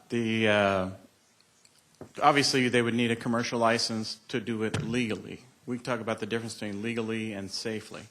However, in order to operate a business like that, especially in a commercial ride operation, you're going to need to have liability insurance. Virtually all of the liability insurance companies, and there's not very many in our world, they have limitations on. You have to achieve so many hours of certification. You have to have so many hours of flight time in that type of aircraft before they will insure you. Obviously, they're doing it to protect their interests, but it dovetails with our safety culture that in order to fly something bigger and to take on more responsibility, and that's probably the key word, more responsibility, whether it's a small group or a larger group, you need that experience. And the insurance companies have worked hand in hand. They are very supportive of the Balloon Federation's our safety culture. We bring them into our fold on a regular basis. We get advice from them. We include them in a lot of our safety training processes because obviously they're trying to mitigate their losses. It just makes for a great partnership. And I realize that you're not an expert in underwriting, perhaps not, but maybe you are. Do you happen to know if the insurance carriers or the underwriters, if they do due diligence in terms of checking on the pilot's background, the operator's accident history, and things like that? Typically, you have to fill out an application when you apply for insurance. As Mr. Appleman indicated, this is a very small community. There's no hiding in this group. There's too few of us, and we're too visible. If you've had an accident history, more than likely those guys are going to know about it, and they're going to expect, if you had that, you would need to include that on your application. That's part of their job is to they only want to ensure safe pilots, and that is also conducive for what we do. Great, thank you. Are there any further questions from the Board of Inquiry? No, sir. Great, thanks. We'll go back to the technical panel. Thank you, Mr. Chairman. We do have a few just quick follow-ups for the witnesses. I'd like to ask this could be for Mr. Padelt or whoever feels they would like to answer this. We talked some before about the performance of the balloons, large and small balloons. If you could, I would like to ask, how does the environmental condition, the weather conditions, affect the performance of the balloon in climb rate, ability to climb rapidly, any other maneuvering? Things like high density altitude or high humidity. In what ways, if at all, does that affect the way the balloon operates? Temperature inversions, density altitude, wind shear, these are all type of things that could affect the performance of a balloon system. I'm sure Andy would have more things to say on that. Balloons, everybody thinks as hot air balloons as being driven by temperature. They're not. They're driven by density. So air density. Density is a big factor. So We all know from flying at higher altitudes or takeoff locations that are higher altitude that the performance of the aircraft is degraded, and that's true of all balloons. We also have a temperature limit on the balloon, so the hotter the day, an evening flight, every balloon is going to be a little less responsive, a little more sluggish to maneuver than on a cold, crisp morning. So it feels like it's driven by temperature, but it's really driven by density. Would that include the high humidity as well affecting density and performance, such as we had at the accident? High humidity is a tougher one to analyze because you're creating a very humid environment inside the balloon. Moisture is a product of combustion or a byproduct of combustion, so you always have a very humid environment in this air mass, this huge air mass inside the balloon. But humidity does is a factor on performance, but it's much less important than temperature and general atmospheric conditions. Okay, thank you. I believe Mr. Jackie has a follow-up question as well. Yes, thank you, Mr. English. This is a follow-up from Mr. Appelman. Before you had mentioned that your company is evaluating the power line or a power line detector system. Without giving away too much, can you say whether that system is currently available or on the market?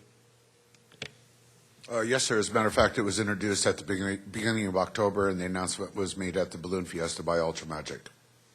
Okay, and thank you. And then as a follow-up to you and to everyone on the panel, are any of you aware of a power line detection system that would have been commercially available on the day of the accident? There are power line systems out there, economically practical, not the ones that I've seen in the past were that of used for helicopters and inside of avionics as such. This is the first one that I've really seen available for a hot air balloon application directly.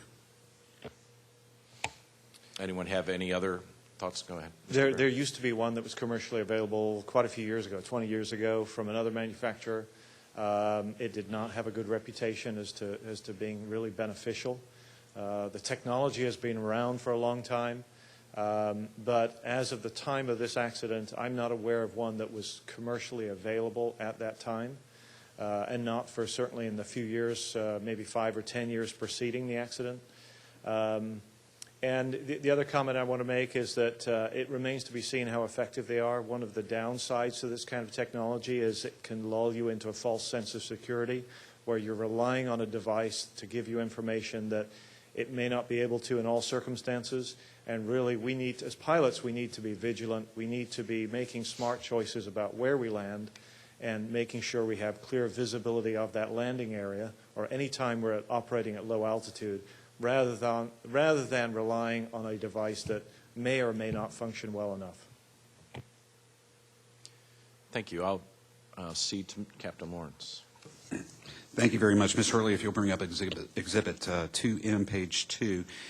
And as she pulls this up, this will be the Kubitschek standard takeoff checklist that's in the operating manual for this particular balloon. And my question is going to be to you, Mr. Malika, and I'll tee this up with the knowledge that during the investigation, we conducted numerous interviews with pilots that had flown with the accident pilot and the ground crew and learned that typically and rarely did this accident pilot ever use checklists during the course of his setup, preparation, and flight operations. My question to you is there a requirement for commercial balloon pilots to use checklists?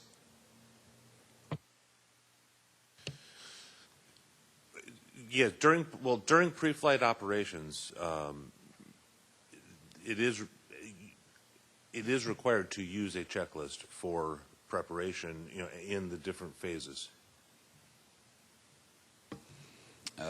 Okay, could you expand upon what the term use the checklists? Are you actually reading the checklist and is read and do similar to what they do in airplanes?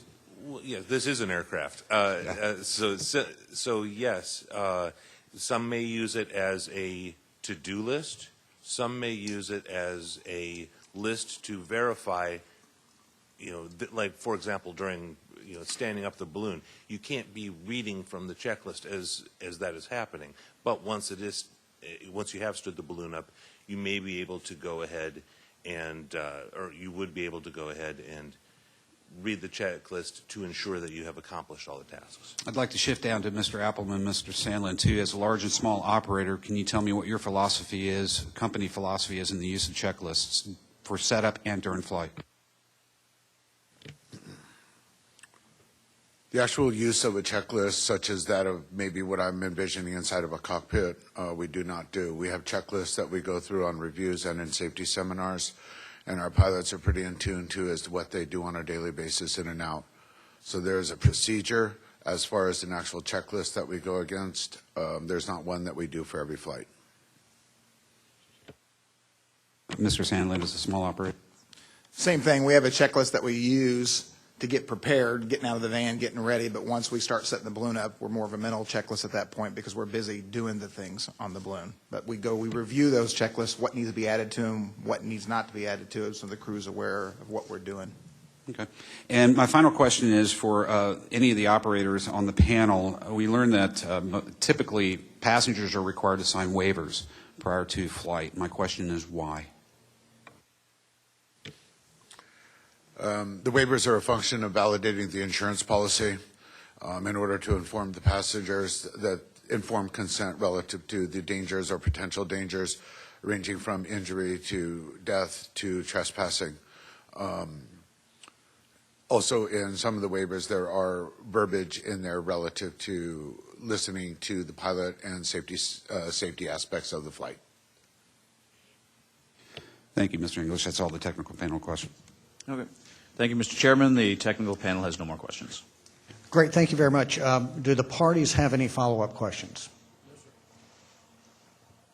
No, sir. Thank you very much. And Mr. Kubitschek. Okay, well, great. We're doing quite well on the time, and I know just for your planning, it's probably going to be around 12:45 or 1 before we break for lunch. So with that, we'll give a little bit longer break. Let's come back at 11:05, and so we are in recess for 24 minutes.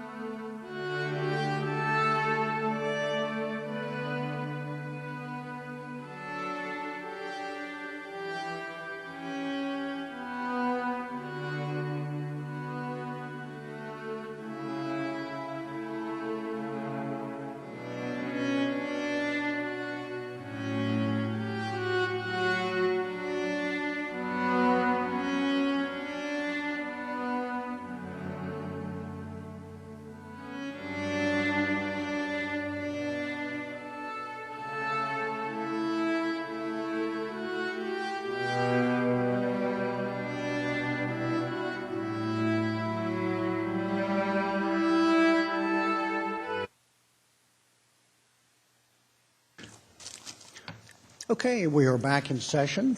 This next panel will concern regulations and oversight.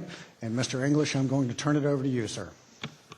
All right, thank you, Mr. Chairman. For panel 2, our witnesses are Mr. James Malika from FAA, Mr. John Duncan, Director of Flight Standard Service, FAA, Mr. Sam Parks, Balloon Federation of America, and Mr. Dean Carlton, Balloon Federation of America.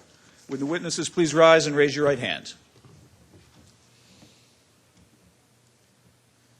Do you swear or affirm that the evidence you shall give in the investigation now in hearing shall be the truth, the whole truth, and nothing but the truth? Thank you. You may be seated.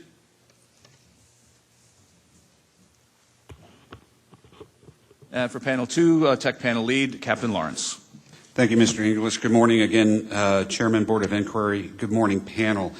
For introductions, if we could start with again with Mr. Malika on the end of the table and go down the row, and if you could just introduce your name and title with the organization you represent. My name is Jim Malika. I am the FAA subject matter expert for policy on balloons. Good morning. I'm John Duncan. I'm the Director of Flight Standards with the FAA. Good morning. My name is Sam Parks. I'm representing the Balloon Federation of America Board of Directors, as well as the Chairman of the Safety Education Committee. And I'm Dean Carlton. I'm the current President of the Balloon Federation of America. Thank you, gentlemen. Mr. Gazzetti, I understand the FAA has a brief presentation that Mr. Malika would like to make. You may proceed at this time. Yeah, thank you. We do. We have just a 3 to 5 minute PowerPoint presentation just to kind of lay the groundwork, high-level overview of FAA's oversight of balloons. And Mr. Malika will walk us through that. Thank you, Mr. Gazzetti. Thank you, Captain Lawrence. The FAA has, like the NTSB, is concerned with the man, the machine, and the environment. And the man receives certification from the FAA in accordance with Part 61. Commercial pilots with lighter than air category and balloon class ratings, during training, the ground flight training will be in 11 specific areas of operation, and those will include, among others, some technical subjects, pre-flight preparation, launches and landings, performance maneuvers, emergency operations, and post-flight procedures. There are others, but those are rather germane to what we're talking about today.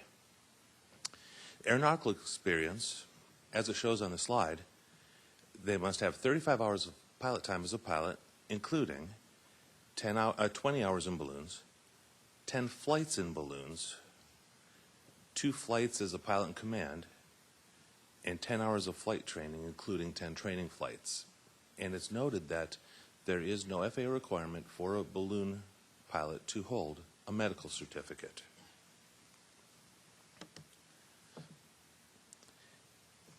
I'm skipping the machine for a moment and going to the environment. The operational requirements are set forth in Part 91. There are numerous subparts in Part 91, but the ones that balloonists are typically most concerned with include, but not limited to, the general rules, and that's type like civil aircraft airworthiness, the prohibition on interference with crew members, careless or reckless operation, or dropping objects.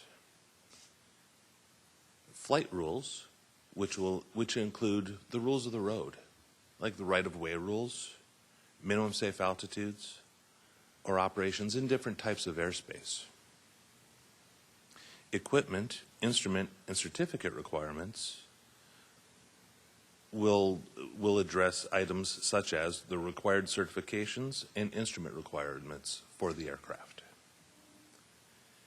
The maintenance, preventive maintenance, and alterations subpart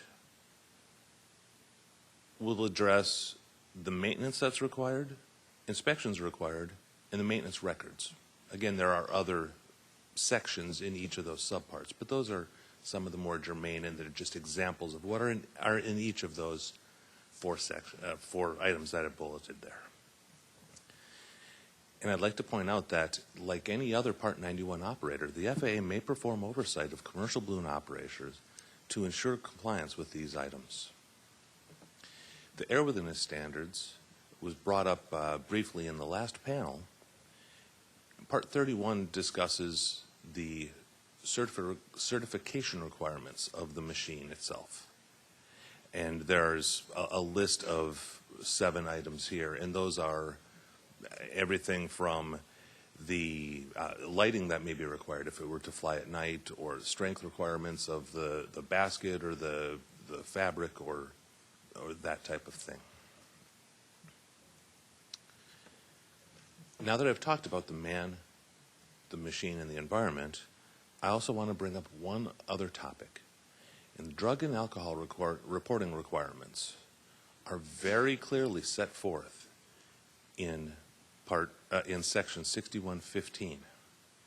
And that requires any certificate holder to report any of the followings: convictions for certain drug offenses, motor vehicle actions. And a motor vehicle action is a conviction related to the operation of a motor vehicle action while under the influence or driving while intoxicated.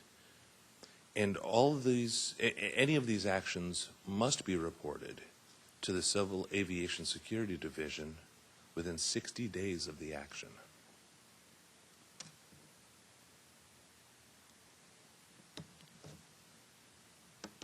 We had, again, earlier in panel 1, you had asked about some publications. These are some of the FAA publications that are available regarding balloons and balloon flying. There's a balloon flying handbook, an advisory circular, AC 9171, which is the operation of hot air balloons with airborne heaters, the commercial pilot practical test standards for lighter than air, and there is a private pilot practical test standards as well, but for the sake of this hearing, commercial is appropriate. There are a couple of pamphlets, the balloon safety tip pamphlets. One's entitled Power Lines and Thunderstorms, which you asked about in panel 1, and there's another one called False Lift, Shear, and Rotors.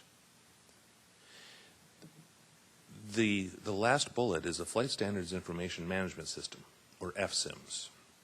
And that contains FAA Order 8900.1, which is guidance to inspectors on how to conduct surveillance of Part 91 operators in general, how to conduct balloon inspections, and events that balloons may be at.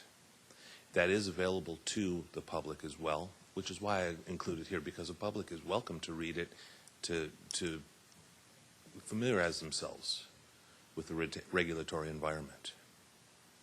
All of these publications are available on FAA.gov. I've completed my presentation, Captain Lawrence, if you have any other questions. Thank you, Mr. Malika. I appreciate that informative presentation. We will have some questions. I appreciate you bringing up the 6115. We'll touch on that in this panel and also with Dr. Webster on the third panel. But I would like to begin with Mr. Duncan. Thank you for being here today. My question, I'm going to start with from a global perspective right now. How does the FAA conduct operational oversight of commercial balloon operations? Yes, sir. Thank you. All of our oversight is risk-based oversight. We determine where we will use our resources based on an operational risk evaluation of the system, and we have used for a long time something we refer to as a safety continuum. At the high end of that continuum in large-scale commercial operations, Part 121, we spend a great deal of resources dealing with that because of the exposure there. At the other end of that scale, in the general aviation industry, we spend a lesser amount of resource dealing with those. Particularly with the commercial balloon operations, our folks have a charge to look at commercial balloon operations, but they do that at a much lower frequency than we would other operations because of the lower risk involved in those kinds of operations. So for clarity, the general aviation public are operating under the same Part 91 rules as commercial balloon operators. Is that correct? That's correct. Okay. Considering the differences between Part 91 and Part 135, which tends to cover commercial airplane operations, I wonder why aren't commercial balloon operations regulated to the same level as commercial airplane operations? In general, it's a risk analysis as well. We've looked at that situation and made the determination that it wasn't necessary to have the same constraints and limitations on that community as we do in the 135 community. Thank you. Mr. Malika, as an aviation safety inspector, are commercial balloon operators subject to any operational surveillance activity by any FAA inspector? And if so, what are those? Well, they certainly may be have surveillance conducted by FAA inspectors. It may be at an aviation event.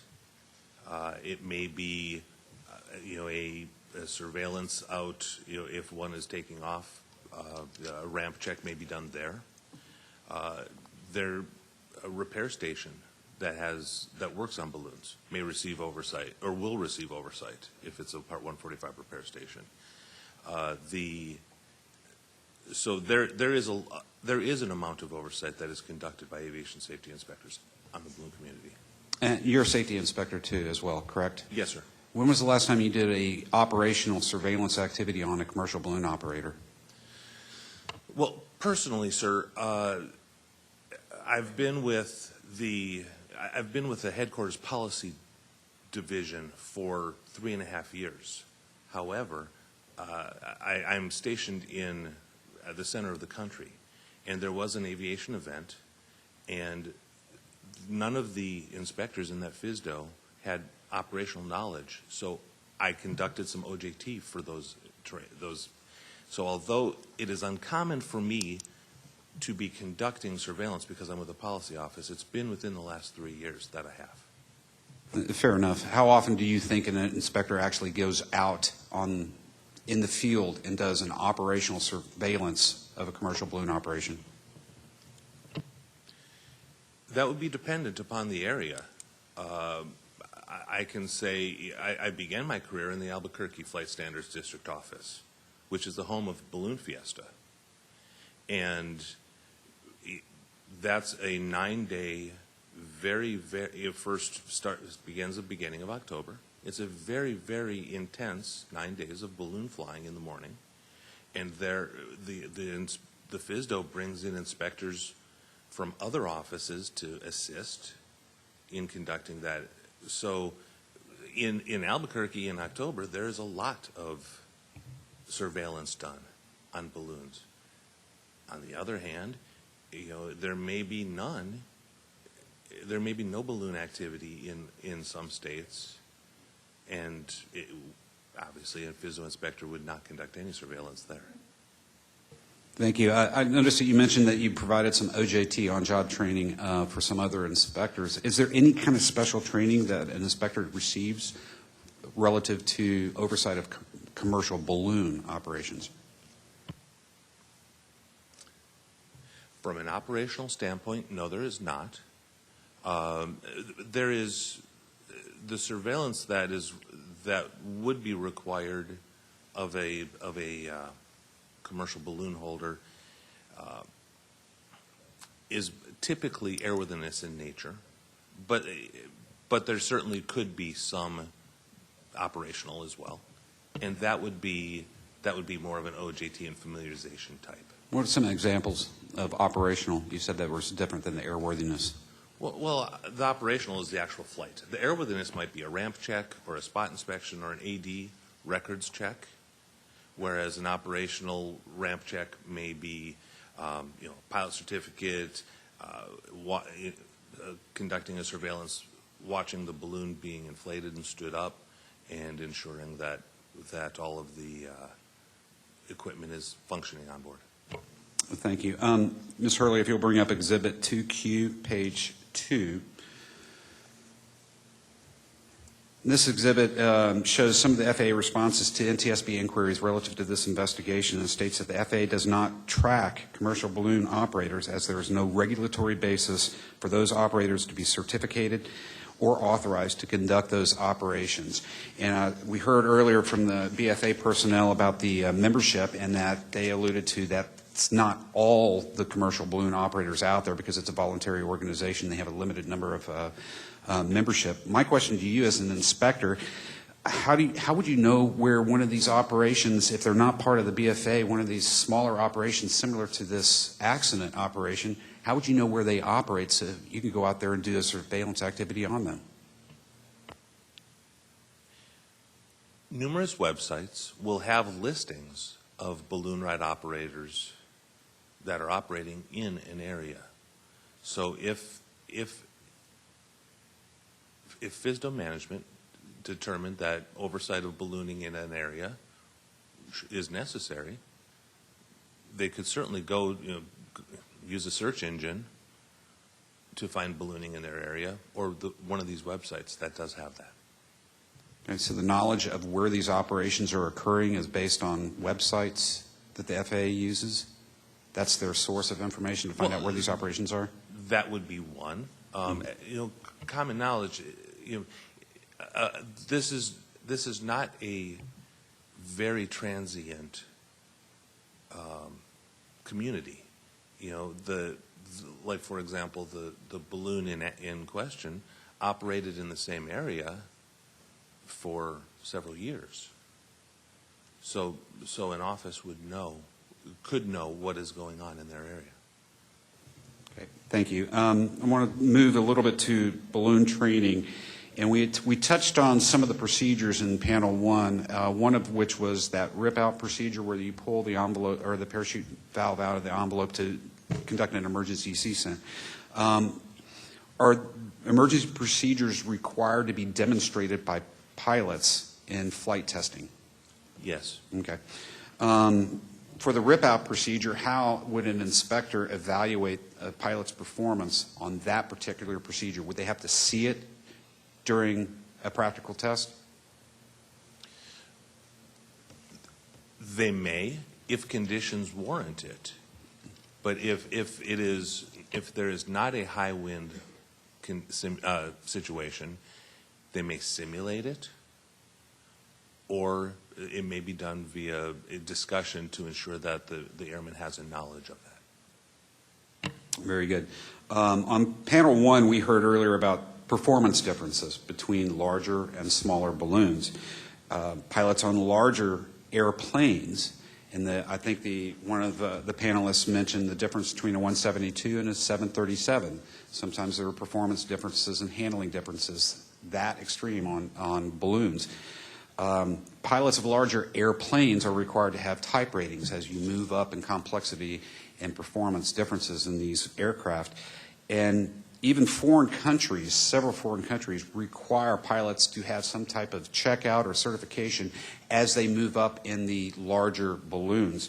And my question to you is, does the FAA require any checkout on a larger balloon similar to a type rating before a pilot can operate as a pilot in command on that larger balloon? No. Why not? Well, I can't speak to the rulemaking that has occurred in the past, as I was not on any of those rulemaking teams. However, from a risk standpoint, as the industry has evolved, more larger balloons are becoming more prevalent.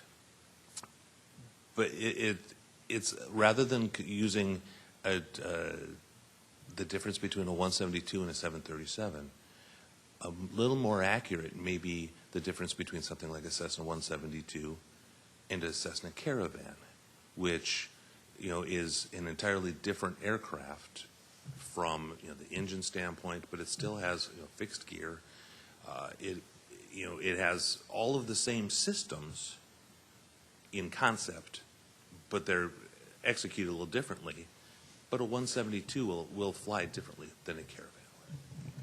Thank you. I appreciate the analogy. I'm actually type rated in the Caravan because it does require a type rating, even though it's a fixed wing. Some may not. Some, right. Let me ask, is the FAA doing anything since the advent of and introduction of these larger balloons into the U.S. Airspace? Are they considering doing any checkouts for the larger balloons?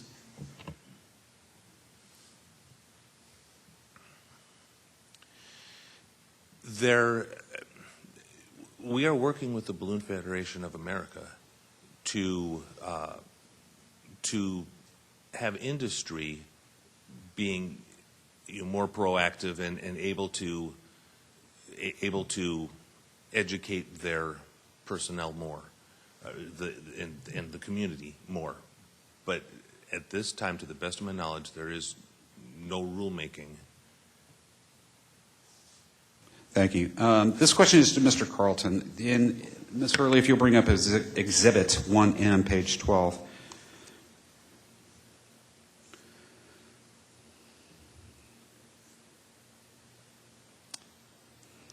Thank you.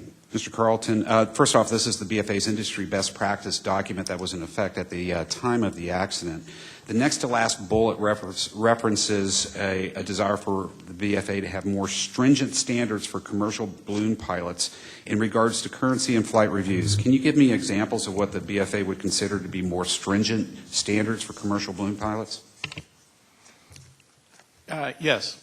And we're still in the process of refining this document to try to add more value to what we can get.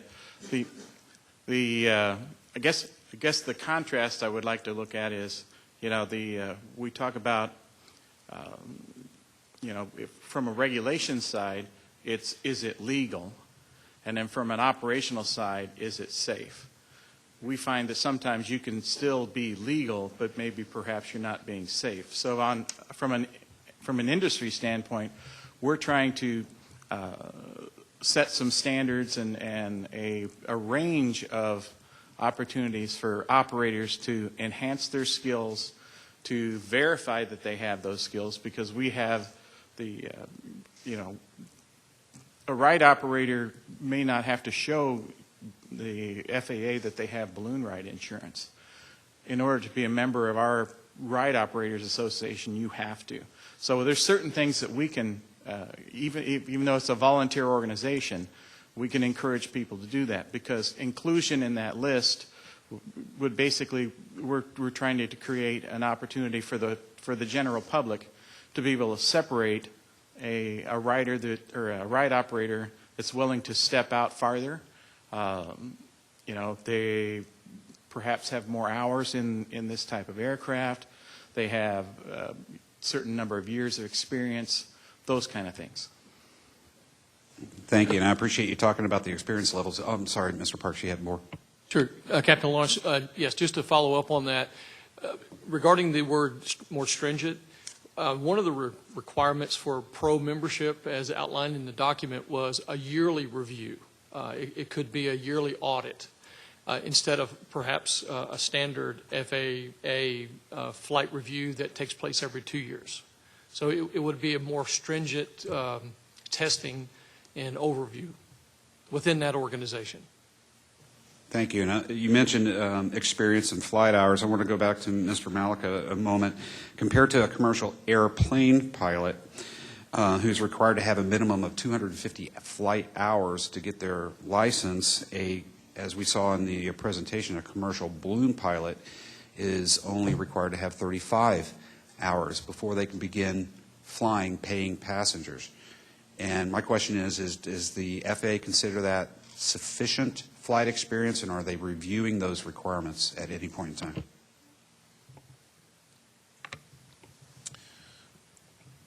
Well, again, I was not in on the rulemaking team when that rule was made a long time ago. However, other forms of aviation, like gliders, for example, also have a similar number of hours in order to get a commercial pilot certificate. If you look at the number of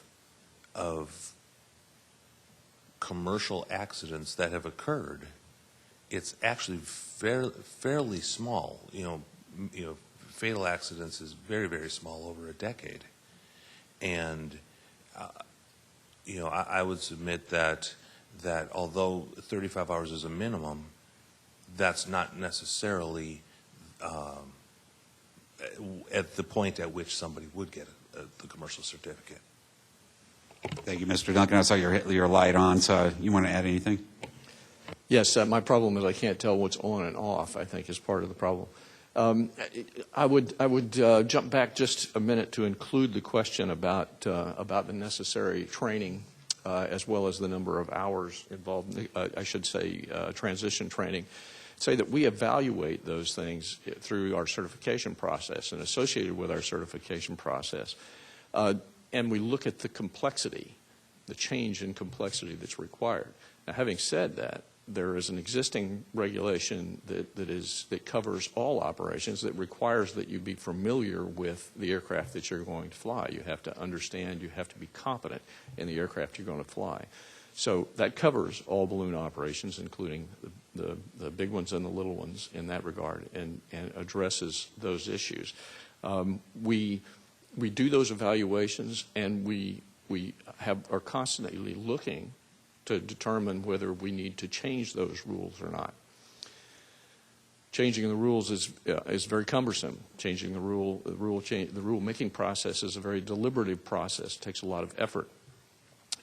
A more effective and a more timely way to deal with that is what these gentlemen have been describing, and that is the community recognizing that they would choose to operate with higher standards and require those standards. And we support them and want to leverage that in the work that we do.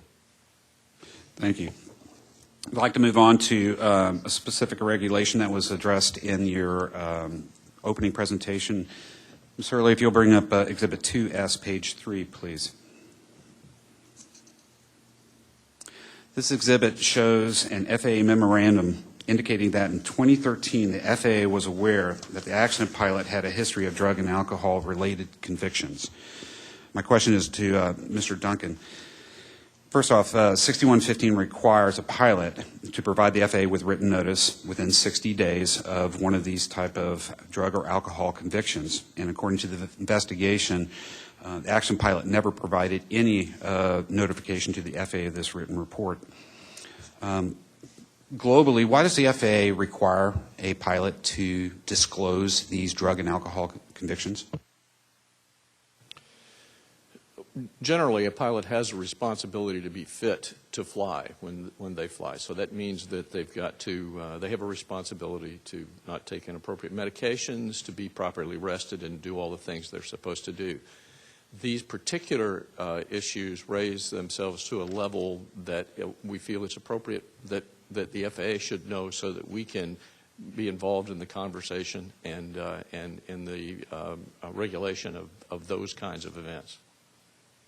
And as Director of Flight Standards, you have oversight of the certificate process for airmen, correct? Correct. Okay. Can the FAA suspend or revoke an airman's certificate for failure to make any of these reports? Yes. If we can go to Exhibit 2S, page 5, please.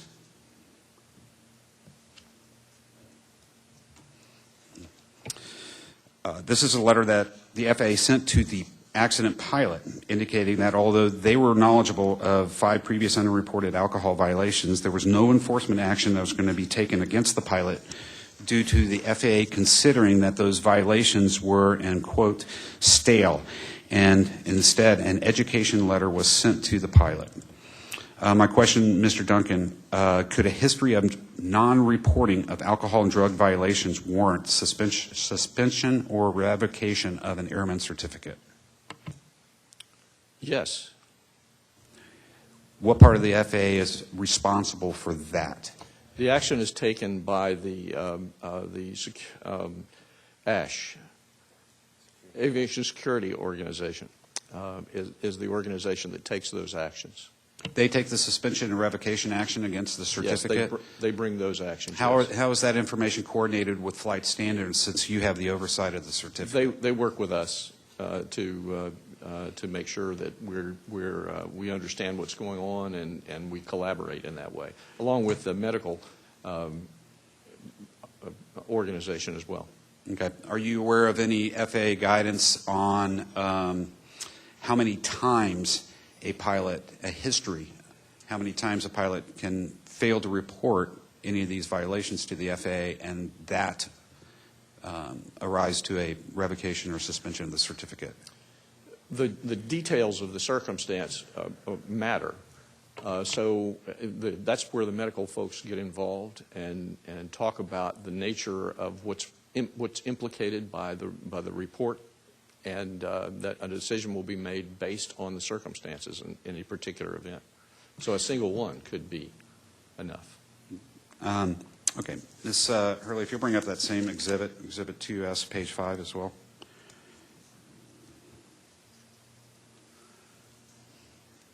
And she pulls that up, in the education letter that was sent to the pilot, that the FAA sent to the accident pilot, they said that they reminded the pilot to answer question 18V of his airman's medical application correctly so that they could seek information about arrests, convictions, license suspensions, revocations, including substance abuse.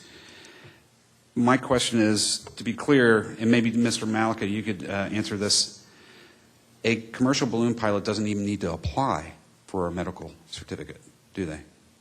That's correct. That is correct. Okay, thank you. We're going to explore that a little bit more in detail with panel number 3. Staying with Mr. Malika, given the potential large impacts, I'm sorry.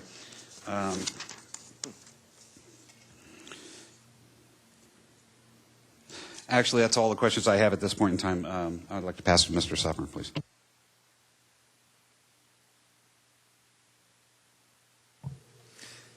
Yes, we'll hand off to Dr. Webster. This is Dr. Webster. I just wanted to explore that question a little bit more. In the letter that was sent to this pilot, if we could bring that letter up again, please.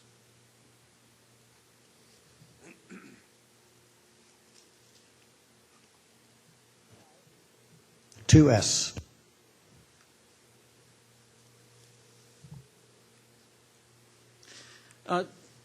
Again, it asks the pilot to report on his next medical if he's had some drug or alcohol issues. Can somebody up there explain the rationale for asking somebody to report something on a medical certificate when he's not required to have a medical certificate? I don't know that I can explain this rationale particularly. It wasn't involved in the issuance of the letter. I can speculate that that letter is used under a number of different circumstances, and that it would apply, or that logic would apply when someone was applying for a medical. The advice is accurate, nonetheless. If that pilot chooses to apply for a medical, then they should answer that question honestly. Okay, thank you very much.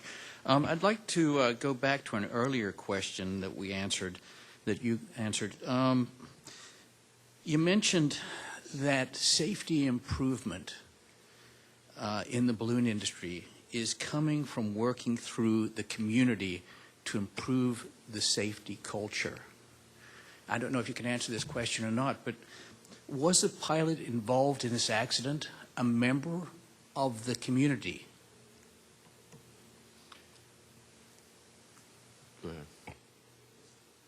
Yes, Dr. Webster, I can say that he was not a member of the Balloon Federation of America. Okay, thank you. I have no further questions. Mr. Suffern. Thank you. We'll step a little bit of a different direction here, going back to some weather questions. Mr. Malika, given the potential large impacts that we discussed earlier in panel 1 about micrometeorology and those conditions there, is there any thought or idea to change or adjust the weather minimums, specifically under VFR conditions, to allow for a safer buffer zone for balloon operations? Well, balloon operations typically are in either Class G airspace or Class E airspace. Again, as a general rule, and each of those have specific weather minimums that must be met for operations in those airspace. But something I do want to point out is that these aircraft are moving very slowly. They're moving at the speed of the wind. Prior to takeoff, they will put up it's called a pie ball. It's effectively a helium balloon. And so they're able to tell the winds at certain levels of air right above them. And a pilot, that's a part of the pre-flight for most balloon pilots, in that, including the accident balloon pilot. He set up 2. So he knew what the winds were doing. And, clouds didn't, a cloud typically doesn't magically form around somebody.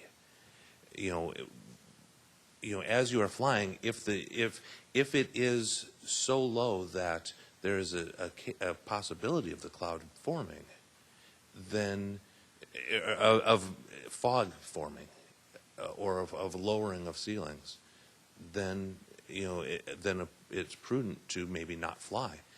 But it's not the minimums are in place. Whether or not an airman chooses to obey the minimums is another thing.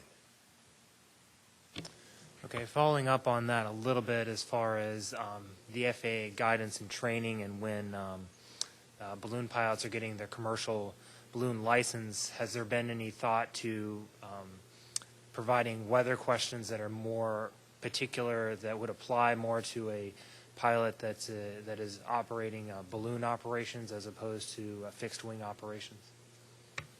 Well, the practical test standards for commercial balloon pilots requires some questioning on weather. And a designated pilot examiner, who will most likely be the person who is conducting that check ride, will ask balloon-related weather. It would make no sense for a designated pilot examiner to ask about, tropical weather systems, or high altitude weather when the micrometeorology is more important. So the testing is already there. All right, thank you. Ms. Hurley, if you could bring up Exhibit 1M, page 26, which will be part of the BFA best practices, and this will be for you, Mr. Parks or Mr. Carlton. On the checklist of the M20 or page 26, it has a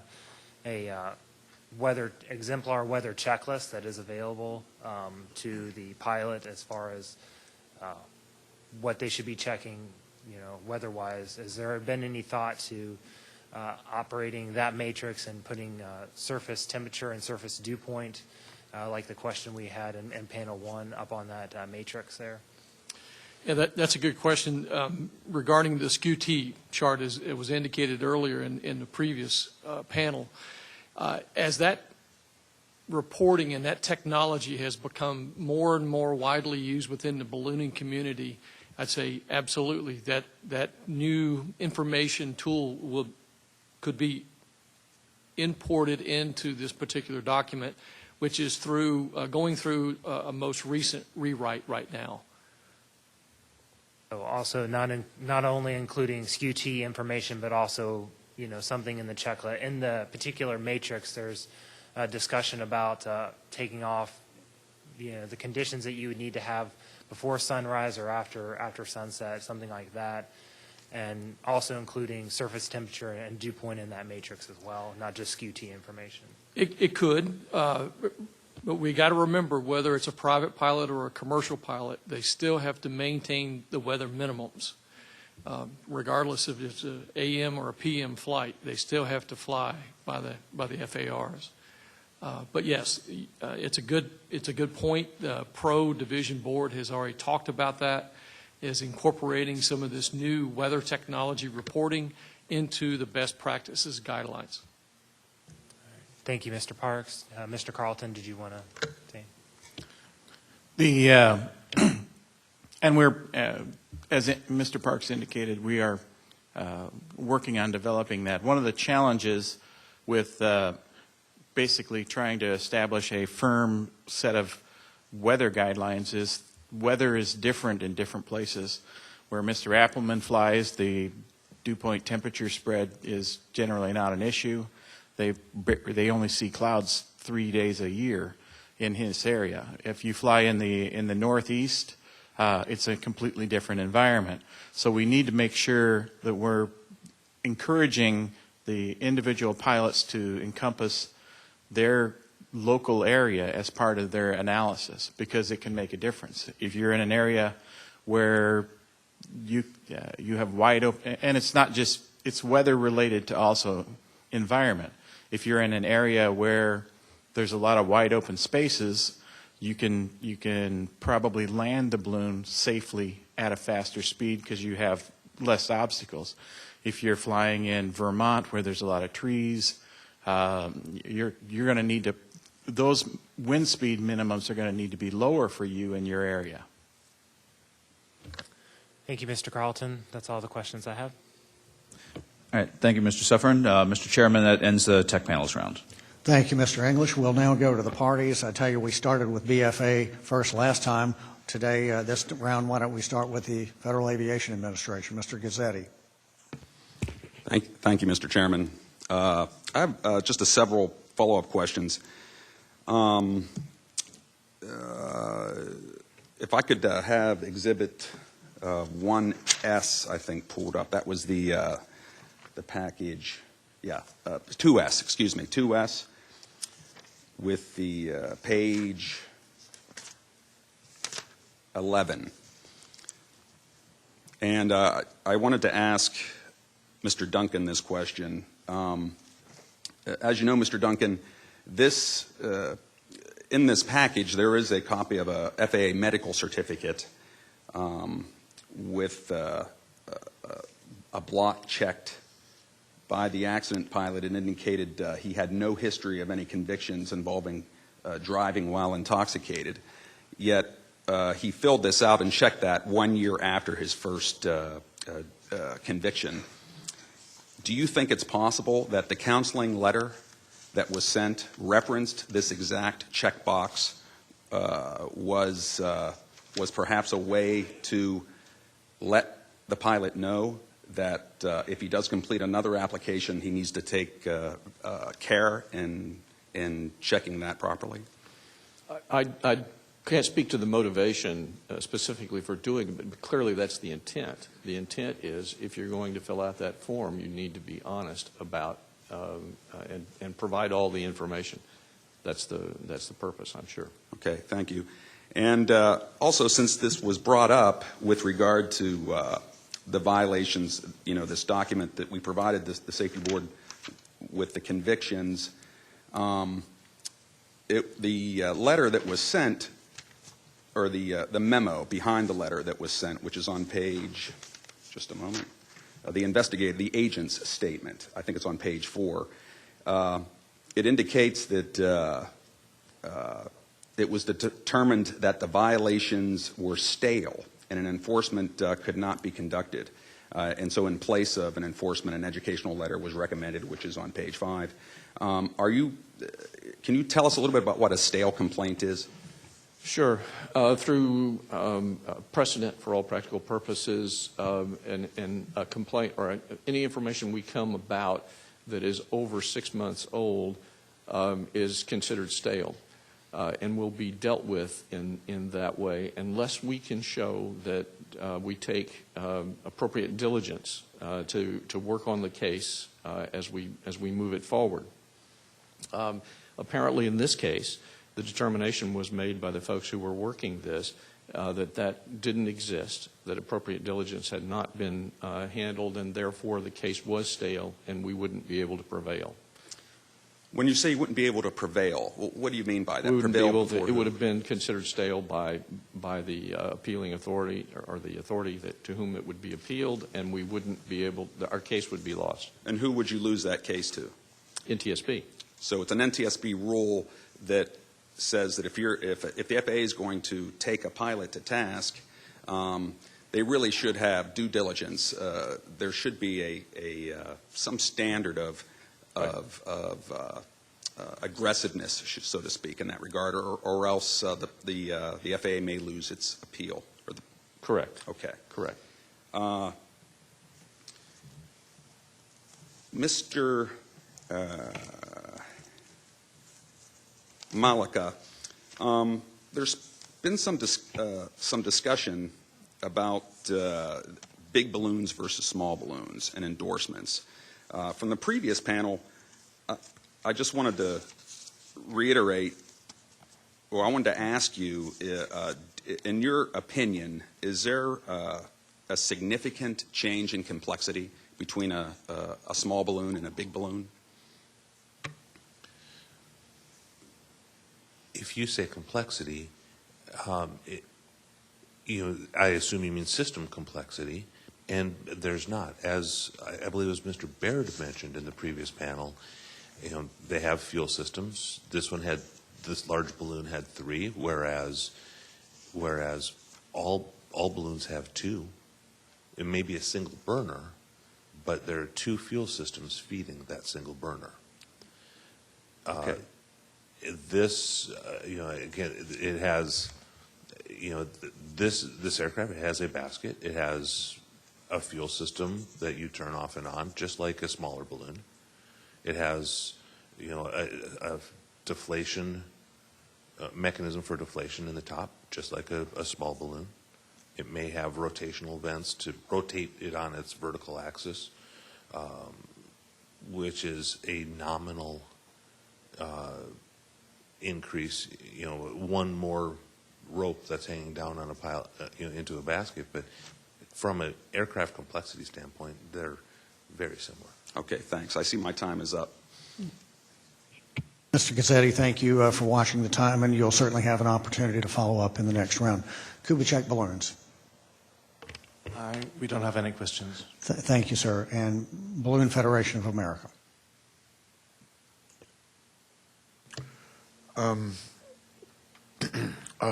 Mr. Parks or Mr. Carlton, do you feel that there are any rule changes that may have affected or prevented this particular accident? Well, excuse me, I'm going to intervene there. So we don't want people to speculate on this particular accident. So if you could rephrase the question in a manner that perhaps would not be speculative for this accident, maybe what rules could you see that could enhance balloon safety overall, something along those lines? Thank you, and I apologize for that. No, sir, not a problem. Sometimes I'm too direct. As far as the balloon industry itself, is there any recommendations or thoughts or proposals that might be able to help improve a situation as such? Yes, I can't speak to federal regulations, but as what's been mentioned in this panel and the previous panels regarding the community at large, the ballooning community at large, taking a vested interest into the safety of our sport and our business practices.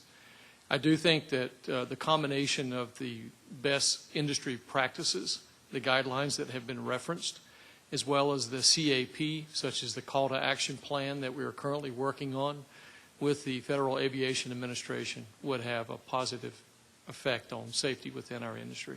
Yes.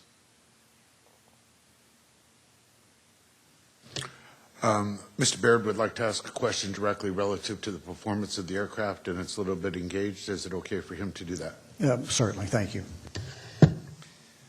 I just want to bring clarity to an issue that's been raised on both panels and a couple of times and in the, from a variety of people. There's been a reference to comparing ballooning to the fixed-wing world, and specifically a 172 to a 747 or a 172 to a Caravan, et cetera.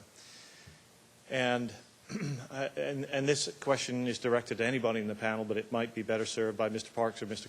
Carlton based on ballooning experience. But we know in the fixed-wing world that changing from one aircraft type to another or one aircraft brand to another brings about a whole bunch of operational changes, whether it's stall speed, rotation speed, trim tab setting, carb heat setting, mixture control, throttle settings, all of those types of things, and then once in flight, airspeed and so on. However, is there anything along those lines that would be true of a balloon and switching from one particularly sized balloon to another? In other words, is there a comparable change in the operational procedures when going from one size balloon to the next size balloon to the next size balloon? I'll take that, Mr. Beard. As we've indicated, really the only difference operationally between a small balloon and a big balloon is the big balloon is bigger. All the same parts are there. The operating skills, the techniques are exactly the same. If there are some differences, it might be you've got more passengers to manage. If anything, that's probably the biggest difference that I would see. But as far as operationally, comparing balloons really between a 172 and a 737 from a size perspective may apply, but a complexity, they are definitely different.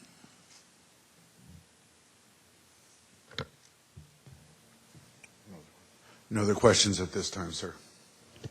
Thank you very much, Mr. Appleman. And back to you, Mr. Gazzetti. Yes, thank you, Mr. Chairman. Mr. Duncan, regarding the endorsements, why is there currently no endorsements from going from a small balloon to a big balloon, in your view? It relates back to the conversation that just occurred. We require endorsements in situations where we believe the complexity or the operational requirements from moving from one aircraft type to another warrants that kind of proof of having achieved that skill level. In the case of balloons, we don't have information that leads us to believe that's necessary.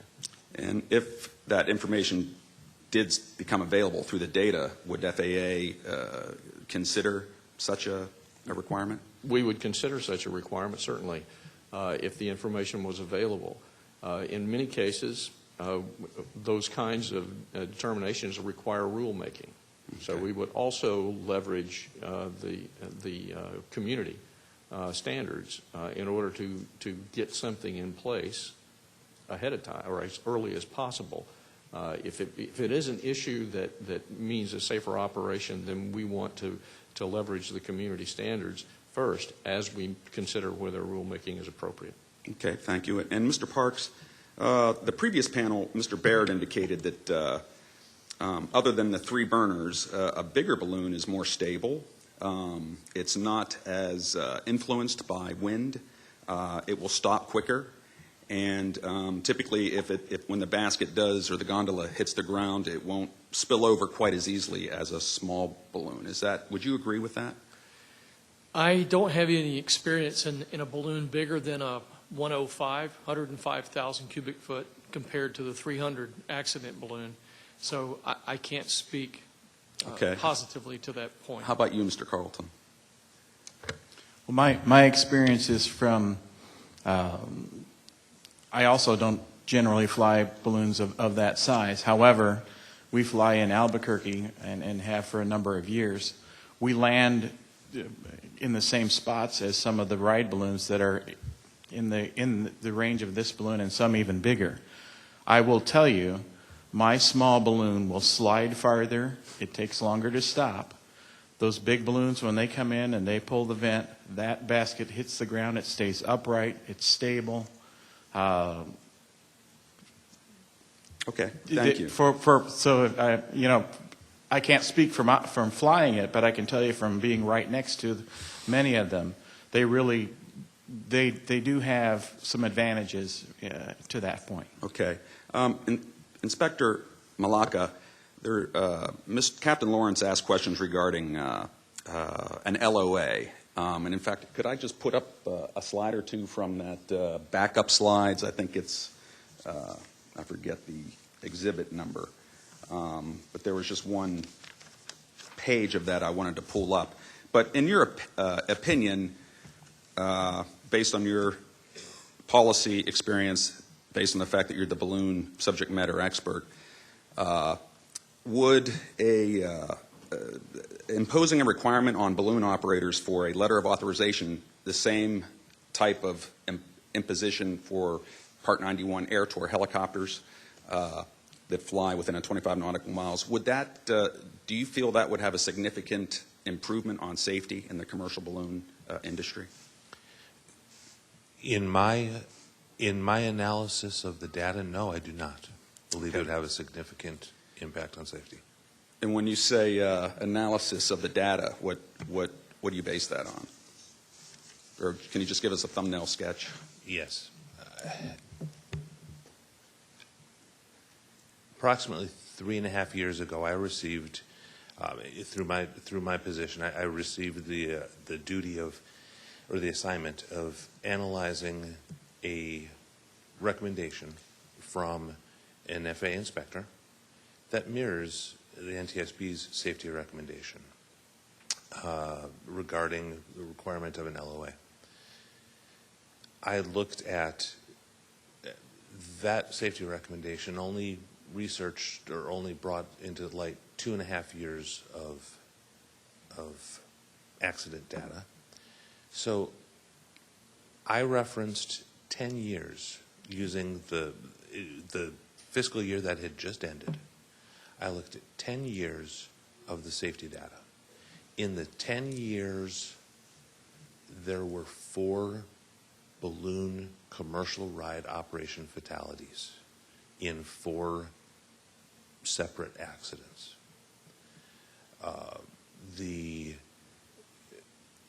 An LOA would require a drug testing program. None of the accidents, that I researched or that the NTSB specifically stated was a commercial operation, none of those accidents had either probable or approximate cause of alcohol or drugs. Okay, I've run out of time, so maybe I'll get an opportunity for a third round, but thank you very much. Thank you. Mr. Gazzetti, thank you very much. Does either Kubitschek Balloons or the BFA have any follow-up questions? Great. With that in mind, we will go to the Board of Inquiry. And Dr. McKay. Thank you, Mr. Chairman. I have some questions about this, the relationship between the BFA. It sounds like the BFA has put together a number of educational programs and really is, working with the FAA and committed to safety.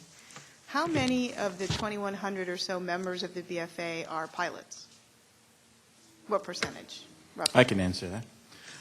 That we do know, because we keep track of our members. There's about 75% of that are pilots of some kind, either commercial or private pilots. It also includes student pilots along the way. So can you tell us what percentage are commercial pilots? The commercial of the total pilot base, ones with commercial ratings are about 65% of our members of our pilot membership base. Okay, so rapidly doing math in my head, which is always scary. But would you say 1,000 or so are commercial pilots? Probably in the range between 1,000 and 1,200 commercial rated balloon pilots. So according to Exhibit 2Q, the FAA says that there are 4,670 commercial balloon pilots, commercial rated balloon pilots in the United States. About a quarter or so, a little bit less, are members of the BFA. What proportion of the rest of commercial pilots have access to the kind of training and safety information that the BFA has put together? The BFA does training sessions for all, and how it's structured is each local area, usually a balloon club or a small balloon organization will be the host. They put the training session together. What the BFA provides is we have a very stringent set of guidelines in order to qualify for our support of that. We get endorsement of the insurance companies. If you don't want a safety seminar that's 10 minutes long, we have a 7-hour requirement. Those are passed down. You have to have an hour of weather instruction, these are every 12 months, an hour of weather instruction, an hour of pilot decision making, and an hour discussing accidents. Those are core products. Then we have a second tier and a third tier, and they have to have a certain amount of all of those. It has to be a minimum of 7-hour training in order to meet the qualification. To get to your question, those are extended to every pilot and crew. We find in our organization it's just as important to bring the crew into training because of the things we talked about. Ballooning is a team sport. It's not an individual for the most part. And those are extended. You do not have to be a BFA member. We sanction a lot of safety seminars that not all the attendees are members of our organization. We would love to have them all, but it's not a requirement. Also, Dr. McKay, just to let you know, we host an online continuing education seminar every year. So you don't even have to attend one of the local seminars. You can sit at home and dial up on your computer and have access to that. In addition to that, we provide resource materials through our BFA website, as well as materials that they can purchase or they can download directly. So they have access to this information, whether they are members or not. Thank you.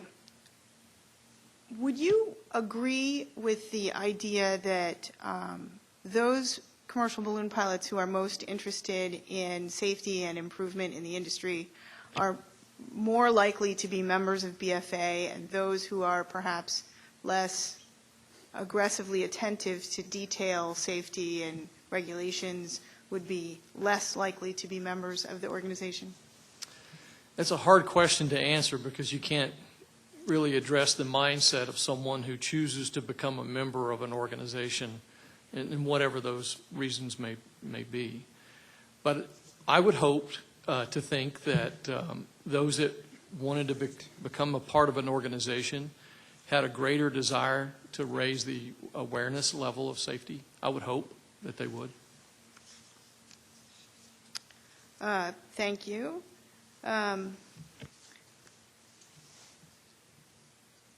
Really, this is a question for Mr. Duncan, I believe. Mr. Duncan, if the FAA had taken enforcement action in 2013 for the more than a decade of recurrent drug and drunk driving convictions this pilot had, is it likely that at the time of the accident he would have had a valid pilot's license? I think that would be somewhat speculative because our system allows that even if your certificate has been revoked at some time in the past, you can regain that certificate after a period of time. So, I don't know the timing specifically. It's if we had taken the action and we had been successful in taking that action, then the pilot may have lost his certificate for a period of time, either through suspension or through revocation. However, the law provides that there is recovery options for that. Can you describe what those recovery options are for someone with that number of unreported convictions?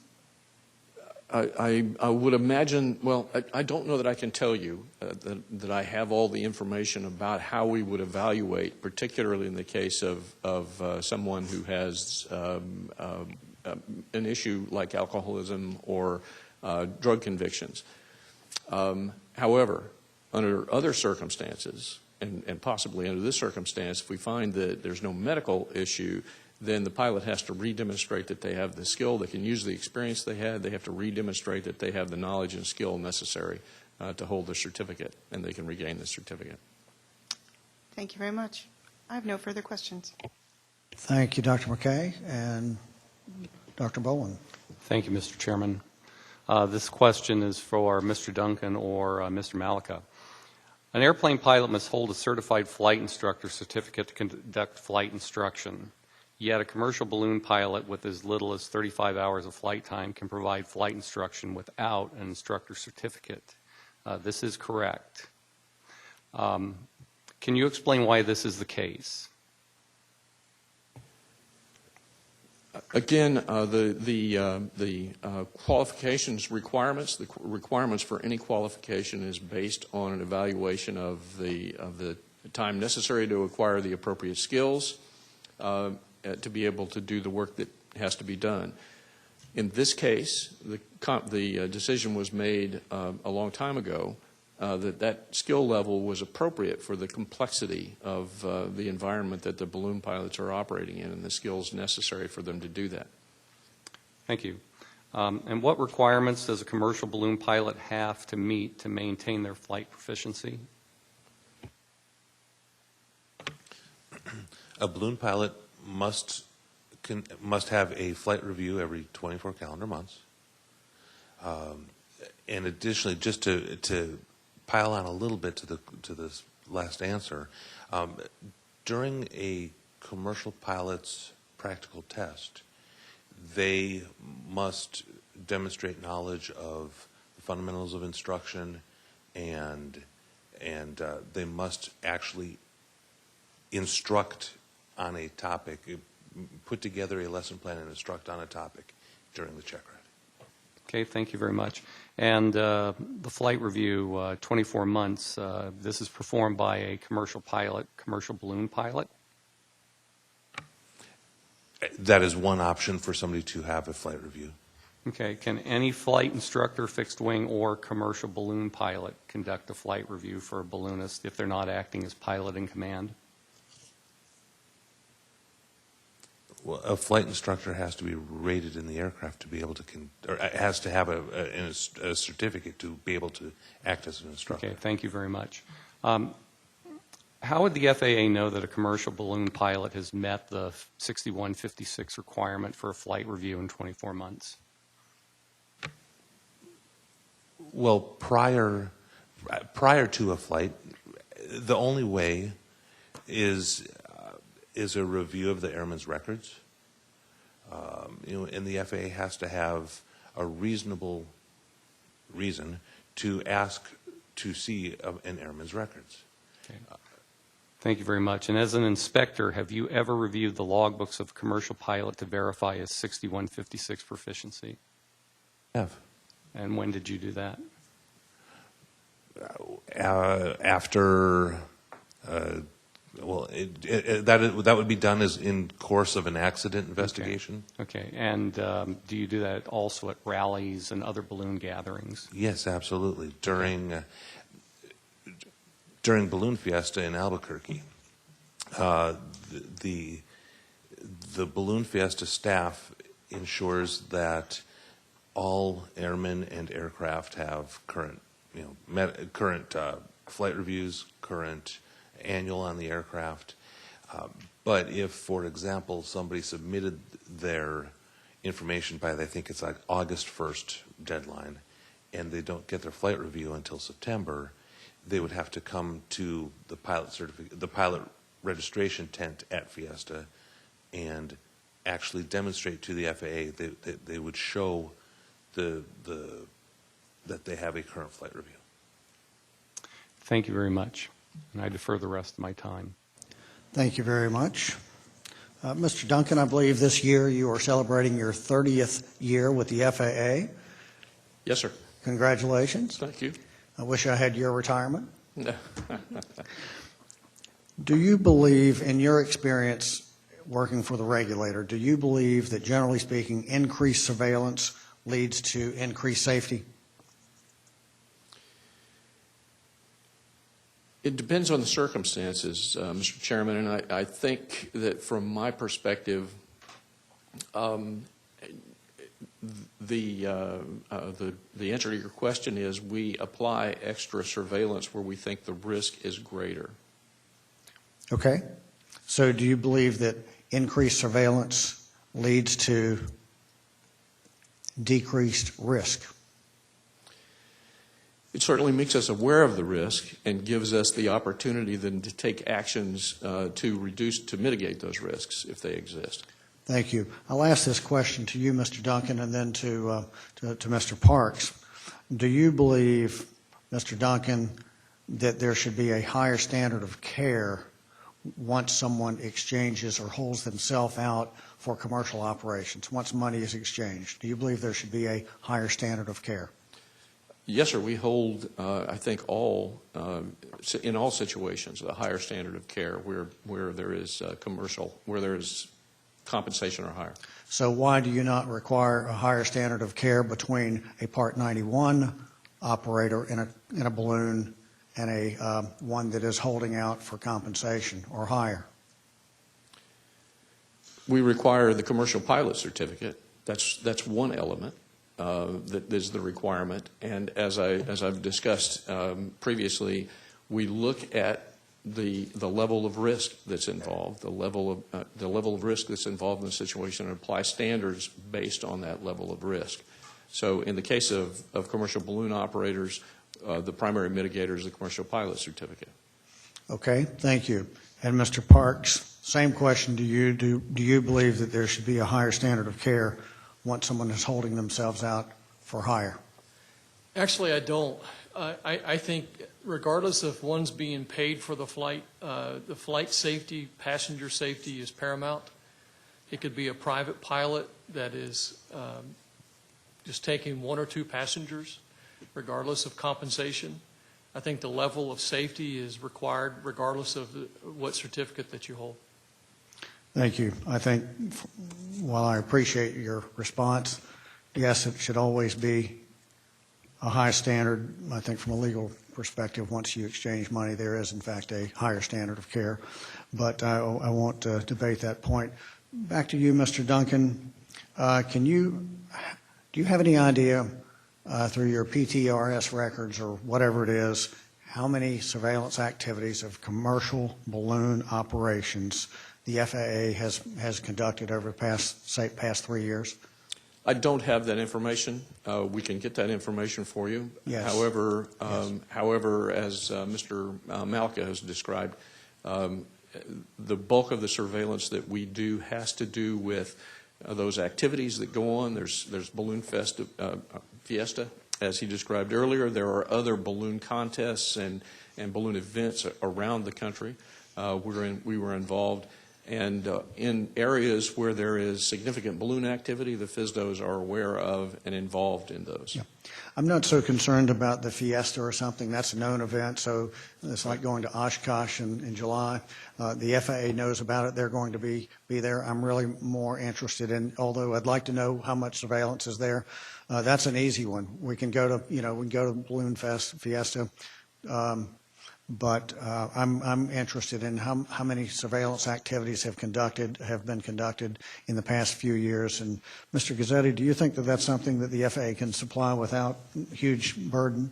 I think so. Okay. It may be some level of burden, but if I get your request, you would like to separate that out from the balloon fest. I think we can just by looking at the dates. I would be interested to know, is it 10 times that FAA inspectors have been out to look at commercial balloon air tour operators in the past year, or is it 100, or is it 1,000, or is it 10,000? I think I'd like to get some order of magnitude as to how often this surveillance activity is. We'll definitely take that request for action and try to get back. That'd be great. Thank you. And if you have difficulty with that, just coordinate with Mr. English. And looks like I'm about out of time, so we will now go to Dr. McKay for a second round. I really have one question for Mr. Duncan. You mentioned that you increase surveillance when you perceive an increase in risk. One of the things that we've been talking about this morning is the increase in size of the balloon, and I certainly can't speak to whether or not the change in the complexity of the operation is significant enough to mean anything. But what I can say is there's a pretty big difference between carrying 2 passengers and carrying 16. And so when we talk about an increase in risk, how do you rate the number of passengers involved in terms of your attention to surveillance? Thank you, Dr. McKay. First of all, a component of risk is exposure, and the more passengers that are on board represents more exposure. So certainly we will take that into account. Exposure also depends on how many baskets of that size exist around the country and those kinds of things. So we will, in fact, take those kinds of things into account as we determine what kind of surveillance needs to occur. Do you have that information? How many baskets that carry more than 5 people are? I don't have that information now. That information is discernible, and we will take a look at that. If that's not too big an ask, we'd like that information, please. We'll also take that request down. I would like to mention, though, that, and I was going to ask this of Mr. Malika, that the balloon, the registered aircraft is actually the envelope itself. It's not the gondola. So it's a little bit more challenging to track the number of, well, there is no registry of gondolas. There's just registries of balloons that can carry could carry a 34, a large gondola. But we'll certainly give it our best shot to get that information. Thank you. No further questions.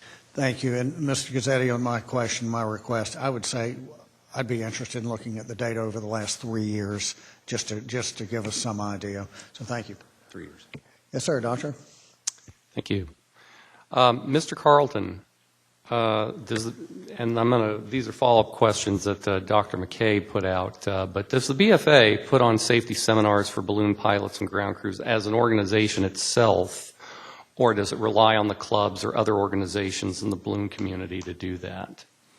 The answer to that is we do both. As Mr. Parks indicated, we are actively involved in developing the BFA's online seminar webinar. We hold it concurrently with an existing location, but we're actually on site with our staff. We have direct. We help the site select the speakers for that particular place, and perhaps it's more of a matter of logistics. We're not a large organization. We can't always do this by ourselves, and it's all volunteers. Now, we had a case in point where we had our convention, which we do every 3 years. We did our safety seminar and our online seminar completely independent of any other organization in Reno, Nevada, a couple of years ago. The remaining of I think there's 27 sanctioned BFA seminars coast to coast. We sanction those, and they have to get approval for their speakers, and those are vetted, and then that information is fed back to us, so we actually keep those records. Thank you very much. And you had mentioned that these seminars have to go 7 hours. Who sets that particular time? Those are detailed in our seminar guidelines, which we have posted on our website. The hosts have to submit an application. They have to document the time slots, the speakers. Basically, we know what their schedule is, and then we also help because we list those seminars on our websites. We try to reciprocate by helping them to recruit people to come. Thank you. And you had mentioned some of the topics that the seminars cover. Could you just go over those again, just list out what exactly you expect as BFA that those seminars should cover? Okay. Well, there's 3 core subjects that are required at every seminar. They don't have to be in the same order, but they have to be in there. You have to have an hour training on weather. Weather's so critical to what we do, it requires its own category. Pilot decision making, also very important, required 1 hour. And a review or a discussion regarding accidents. Again, we use that as training information so that we can obviously try to avoid those. When we get to the second tier, and I apologize, I don't have them all memorized. There's about 20 different categories from landowner relationships to we actually have a category for ride operations specifics. We have categories for power line avoidance. That information is actually available at our website. It's viewable to the public. Okay, thank you very much. And how could the BFA get their safety messages out to small operators or individual pilots and crews who might not be BFA members and do not normally attend or participate in the seminars? Would that be through the website? Our goal is to take every approach we can. Ballooning is a very community-based activity. There are, even in areas where there are not necessarily a lot of necessarily BFA members, there are still groups and organizations that get together and share information. It's really hard to hide a balloon operation. We're very visible, we're incredibly slow, and we don't go very far. So we're easy to find once we get in the air, and that allows us to kind of gather together. And as we indicated before, ballooning is not an activity you can do by yourself. You have to have some crew. So our goal is to use our ballooning community to, and we would love to say we would love to have all of the balloonists in the United States be members of our organization. That would be great. But we would be happy if we had more, if we could reach out to and include more. We're doing, the ride operators are doing some development. We're looking into doing some Facebook promotions. We're looking to push the information down to the end user. Thank you, Mr. Carlson. Dr. Bowling, if I may, just to also share that we've mentioned before the balloon rallies that happen around the country. The BFA has a strong presence at those respective rallies. So that's another way that we can interconnect with those people who may not already be members. Thank you, Mr. Parks. Mr. Chairman, I have no more questions. Great, thank you. I'd like to call up Ms. Hurley, Exhibit 1L, page 2, please. And we don't need to keep it up for awfully long, but I just wanted to show the witnesses what I will be asking about. So, Mr. Duncan, are you familiar with this document? I don't recognize the page. I'm familiar with the subject matter. Okay. Mr. Malika, are you familiar with this document? Yes, sir, I am. Okay. Would you describe it, please? And we don't need to pull it up any longer, but can you describe what this document is? Yes, I can. That is a white paper, for lack of a better phrase, that was put together by an FAA inspector with several recommendations, including 91-147 letter of authorization, a requirement. Right now, helicopters and aircraft are required to hold a letter of authorization from a local FSDO, and this particular paper suggested including balloons in there.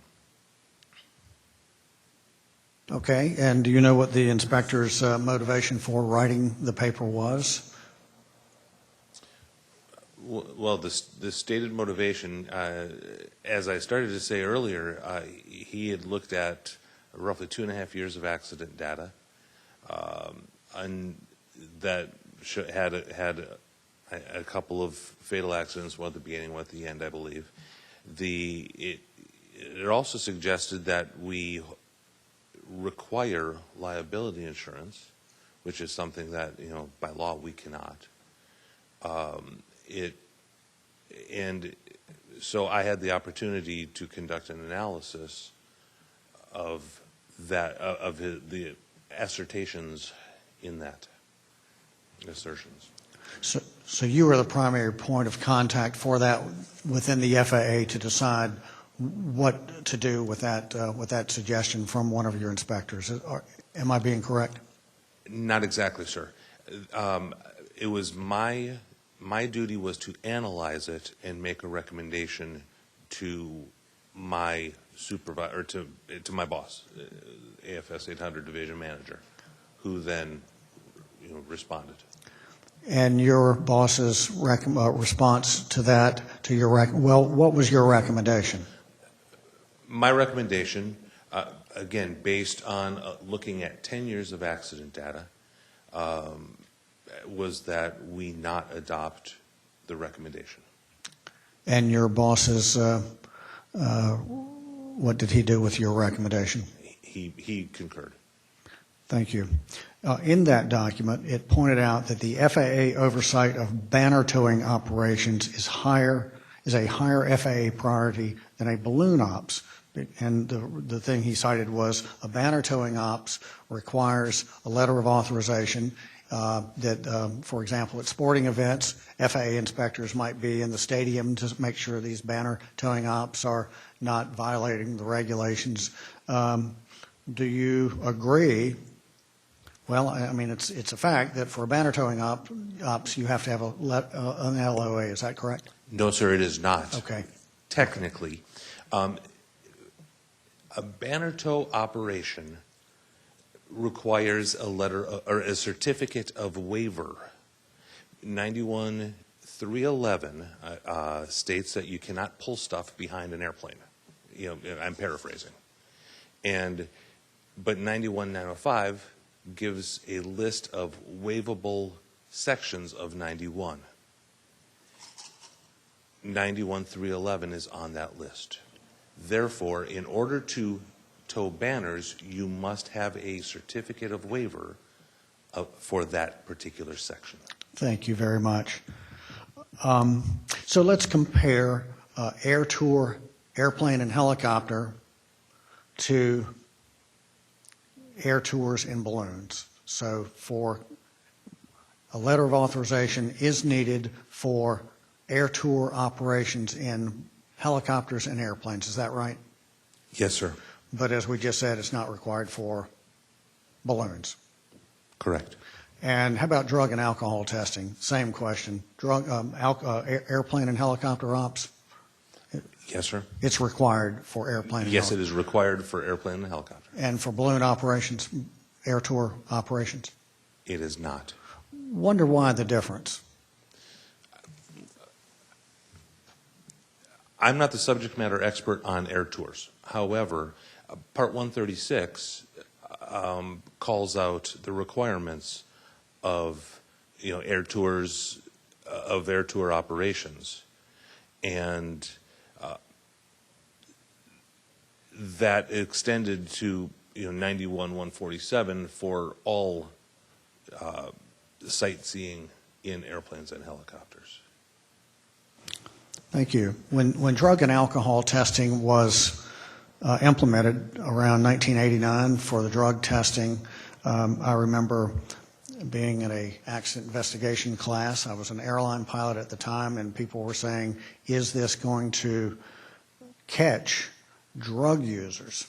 And the answer was, from the person teaching the class, was it's not there to catch people, it's there to be a deterrent. Do you agree with that? I mean, what do you think?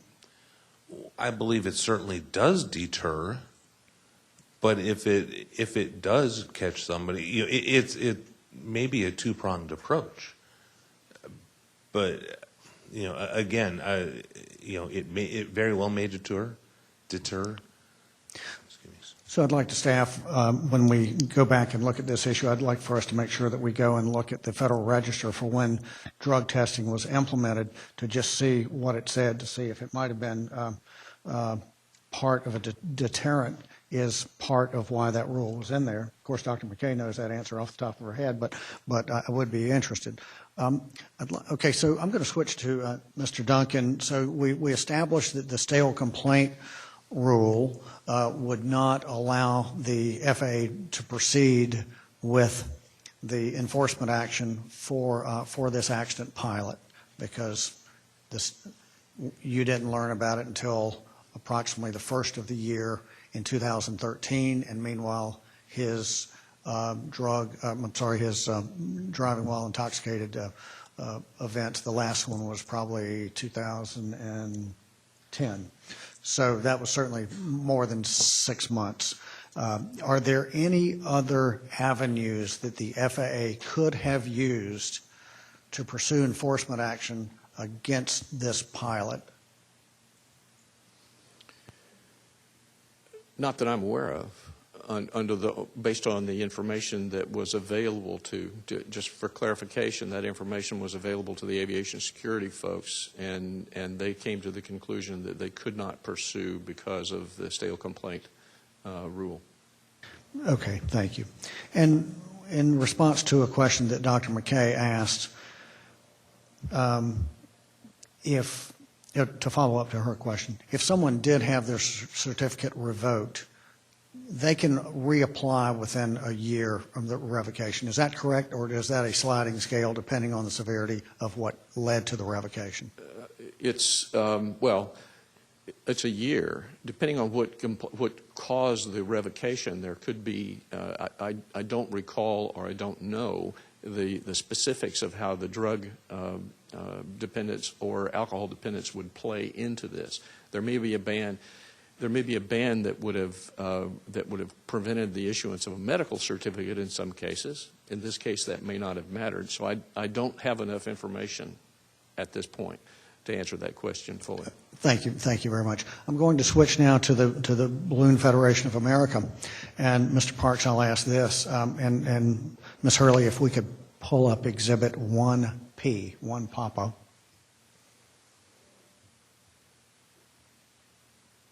Page 3.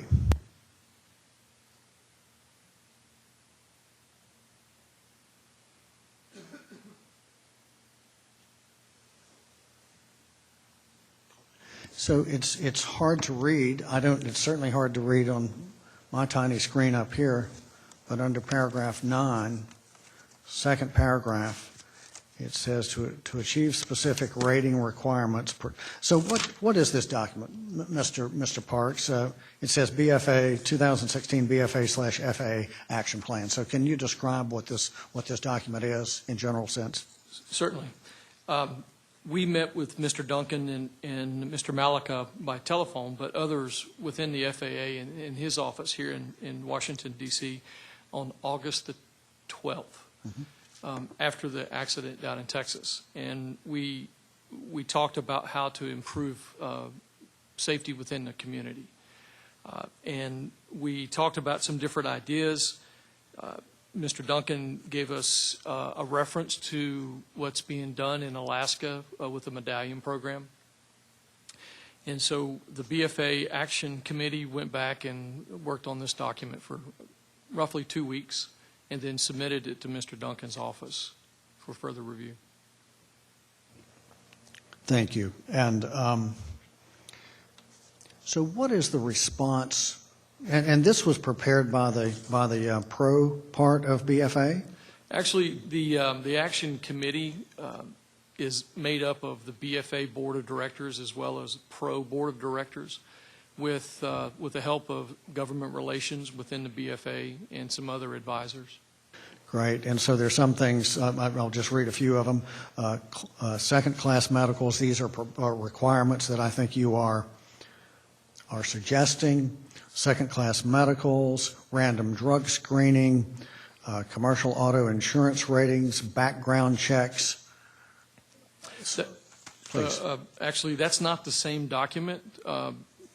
What you may be referring to is the pro guidelines document instead of the action plan. Ms. Hurley, let's please go to the first page of this document and see exactly what it is that we're talking about so we can make sure we're on the same page, literally. So this says, this is the document that I'm reading from. In which section are you reading from? Well, so this is the document, and then what I'm actually reading from is under intermediate goals, 30 to 120 days, item number 9, second paragraph. So that would be on the third page of the document itself. Yes, mm-hmm. And this is referring to participation into the pro division, which is a division of the BFA. And so these are items that we're suggesting that would increase safety within our sport. Okay, and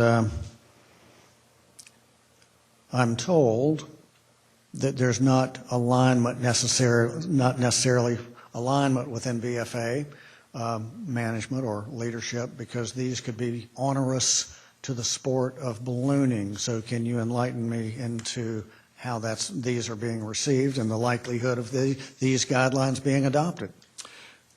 Well, we're continually working on this document. Mr. Duncan and his staff, as well as the Action Committee, have continued to have conversations by telephone, as well as projected goals in how we're going to implement some of these items. It's a working document. There may be some within our own community that may not agree verbatim with every one of these, but this is the stance that the CAP Action Committee is taking at this moment.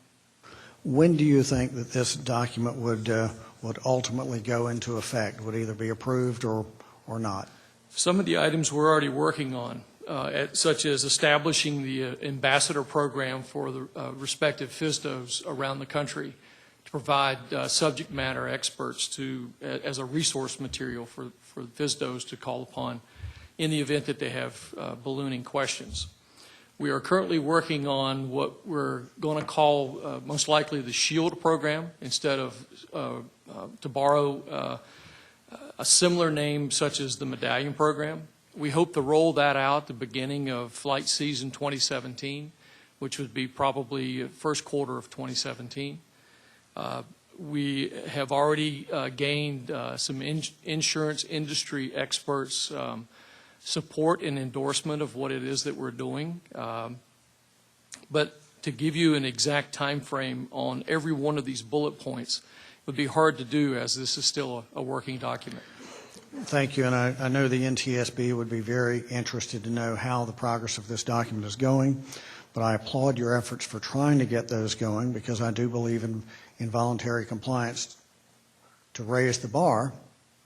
But given that, I also feel that the regulations have to provide the backbone, and I know, Mr. Duncan, you would feel that that backbone is strong enough.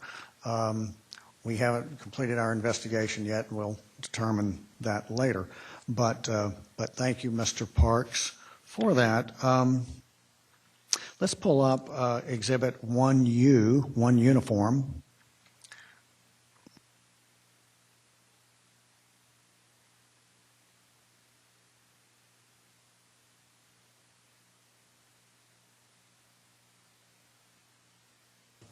And so we can go to the second page of that. So this was something that was signed by you, Mr. Parks, sent to NTSB, then NTSB Chairman Deborah A.P. Hersman on April the 19th of 2014. Can you describe what this document is?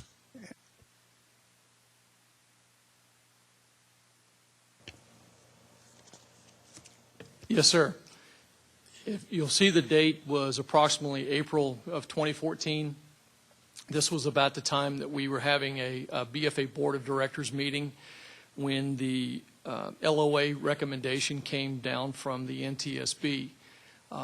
We offered our assistance as an industry expert in the field of increasing safety within our sport, but we also had to disagree with the NTSB's recommendation regarding the implementation of an LOA.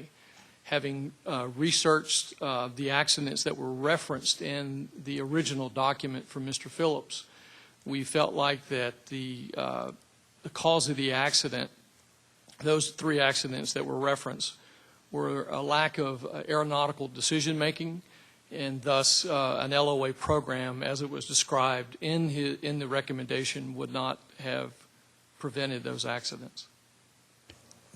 Thank you. And a question that I have is in the next page of this document, you point out that these recommendations, if implemented, could be, let's see the word if I can find it, can be burdensome to tour flight business owners. How would requiring an LOA LOA be burdensome to air tour operators? And I think it was also in reference to all commercial pilots. I don't think the recommendation for the LOA specified a level of tour operators. So if you encircled all commercial certificate holders within that LOA program, we felt that there were some within that the scope of certificate holders that were not even conducting ride operations.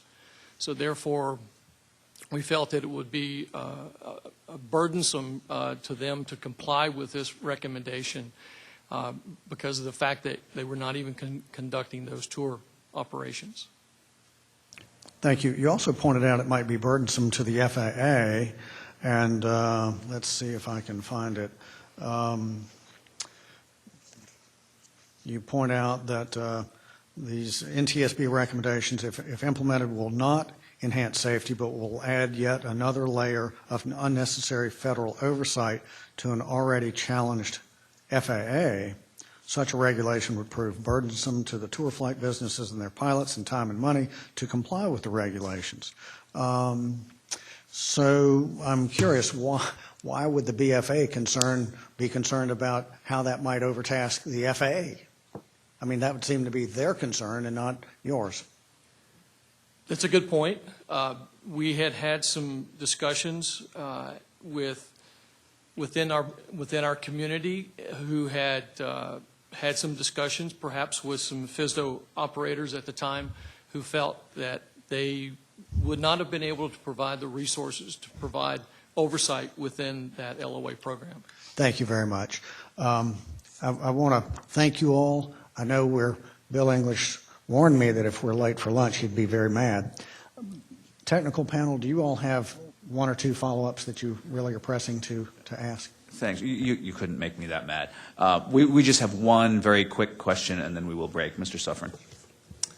Thank you, Mr. English. For Mr. Malika, in Class G airspace, with the weather minimums being 1 mile visibility and clear of clouds, could a balloon go up through a hole in the clouds and then back down through that same hole and not violate the weather minimums?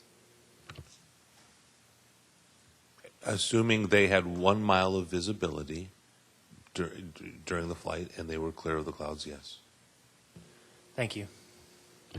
Thanks. My apologies to my colleagues on the technical panel. Did you all have any follow-ups? Thanks. And please, Mr. Gazzetti, you were very good about minding the time. Do any of the parties, would they like to offer one follow-up question? If so, please raise your hand. Let's see here. Great. Tell you what, we'll start with BFA and then head over to the FAA. Thank you. Thank you, Mr. Chairman. Appreciate it. It'll be very quick. I'm sorry. BFA. I just wanted to piggyback on Mr. Duncan's comment about the safety continuum, and if I could just pull up Exhibit 1R, page 3, with regard to the world of aviation that you have to conduct surveillance on. How many inspectors do you have? And I think it's the page just before that one. Excuse me, it's page 2. Yeah, right there. Given the number of inspectors you have, which I think is 4,200, can you further elaborate on the continuum of safety that FAA is challenged with regard to using its inspector workforce in a risk-based manner to get the best bang for the buck? Sure. Generally speaking, we have a finite workforce, the 4,000 so as Mr. Gazzetti mentioned, and we've got to use those in the most efficient way possible. So we use a risk-based approach to dealing with that.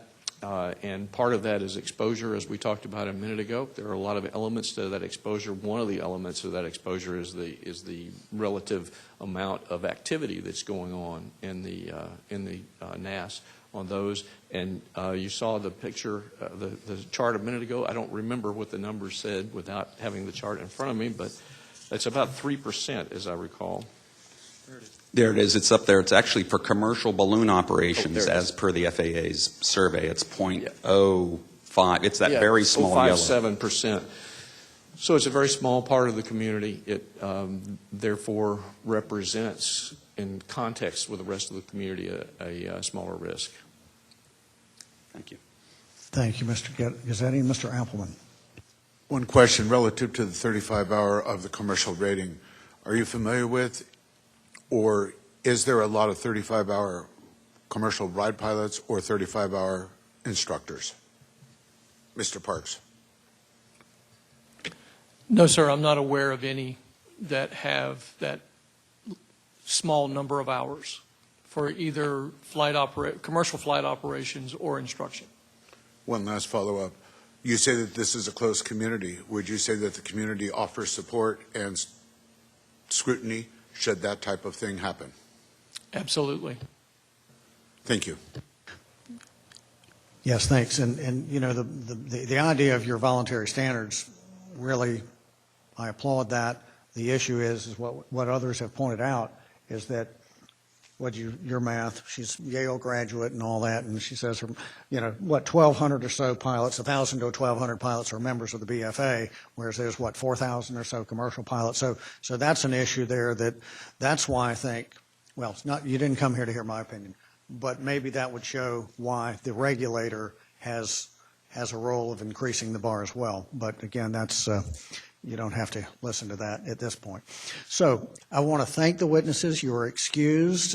We will take a lunch break, and let's come back at 1:55. So we'll take an hour and 3-minute lunch break. That'll put us about 10 minutes behind, but we'll be okay. So we're in recess for lunch. Thank you.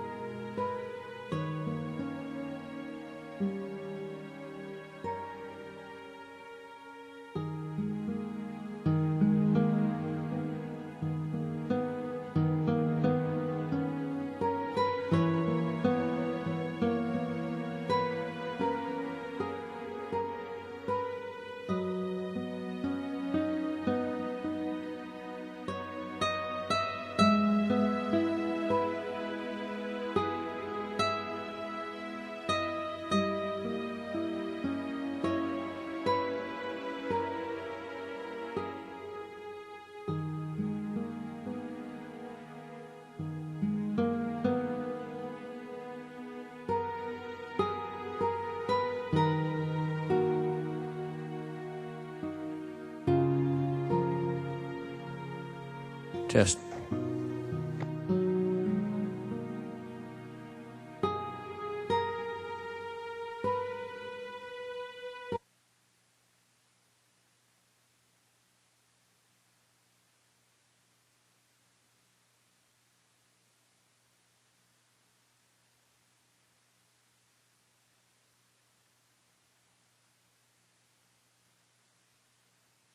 Okay, if everybody could start finding your seats, we'll start in about 1 minute. Thank you.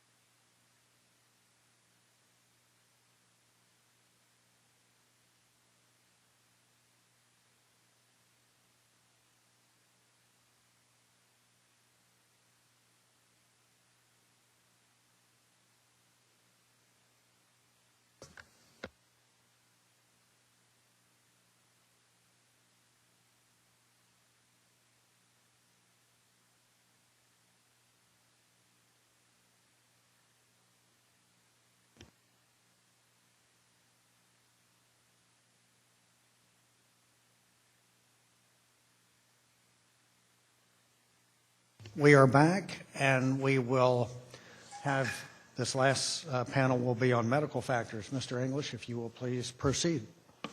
All right, thank you. Panel 3, witnesses are Dr. James Frazier, Federal Air Surgeon, FAA, Dr. Philip Kemp, Senior Research Toxicologist, FAA, Dr. Charles Chesnow, Chief Psychiatrist, FAA. Doctors, will you please rise and raise your right hand? Do you swear or affirm that the evidence you shall give in the investigation now in hearing shall be the truth, the whole truth, and nothing but the truth? Thank you. Please be seated. Technical Panel 3, Dr. Webster. Good afternoon, Chairman, Board of Inquiry. Gentlemen, I'd like to begin with Dr. Frazier. And please introduce yourself. Tell us about your title and what organization you're with, please. Dr. James Frazier, Federal Air Surgeon, FAA.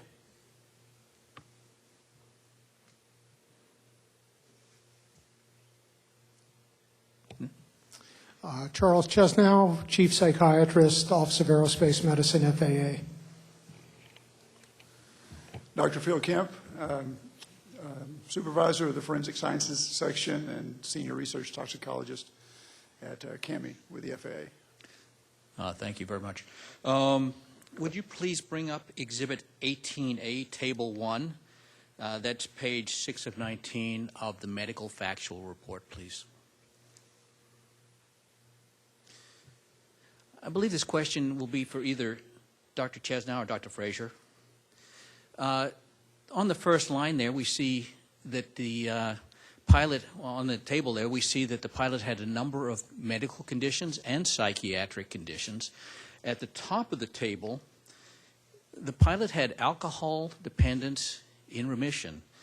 Could you please describe the flight, the air medical and safety of flight issues associated with alcohol and drug dependence? Yes, alcohol and drug dependence is a specifically disqualifying condition. We consider it in remission when the airman achieves what we call recovery satisfactory to the Federal Air Surgeon. Recovery means more than simply abstinence. Recovery is a series of activities where one takes to not only remain abstinent, but to avoid relapse. And in the pilot that has returned to duty after this diagnosis, which also would usually include a period of treatment, a period of aftercare, a period of supportive measures such as AA or equivalent measures, they're also very carefully monitored to make sure there is no relapse, and there are additional screenings put in place. There is significantly more than that, but I don't know how much in the weeds you'd like me to get into on the specifics. When we see alcohol dependence in remission, we know what remission is according to our standards. I'm not sure what this designation of remission means. Thank you very much. But in general, alcohol dependence, what are the aeromedical concerns with alcohol dependence? Well, alcohol as an addicting substance, like other addicting substances, there are basically two phases. There's an intoxication phase where, in the case of alcohol, one is drunk, and then there is a withdrawal phase which is characterized by both physiologic and psychiatric symptomatology during that period of time. During both phases, there are aeromedically disqualifying symptomatology, the most concerning of which is an impairment of decision-making, which in the psychiatric world is referred to as executive functioning. There are also issues of psychomotor retardation. There are issues of sedation, issues of vigilance, issues of attention, all of which we consider of significant aeromedical impairments to be disqualifying. Thank you very much. Next question. I believe this will probably go to Dr. Frazier. Please briefly describe the aeromedical and safety issues associated with type 2 diabetes. Well, type 2 diabetes is typically adult onset diabetes.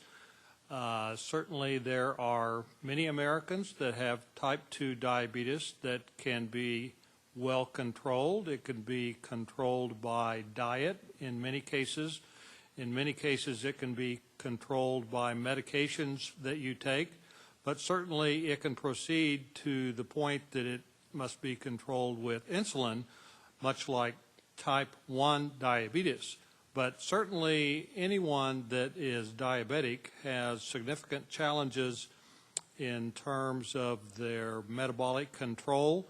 There are issues whereby if you have too much sugar in the bloodstream and you're hyperglycemic, your sensorium could be affected, and probably of greater risk are those folks that have diabetes, be it type 1 or type 2, and because they're not eating well or because of the medication they're taking or use of insulin, they can become hypoglycemic.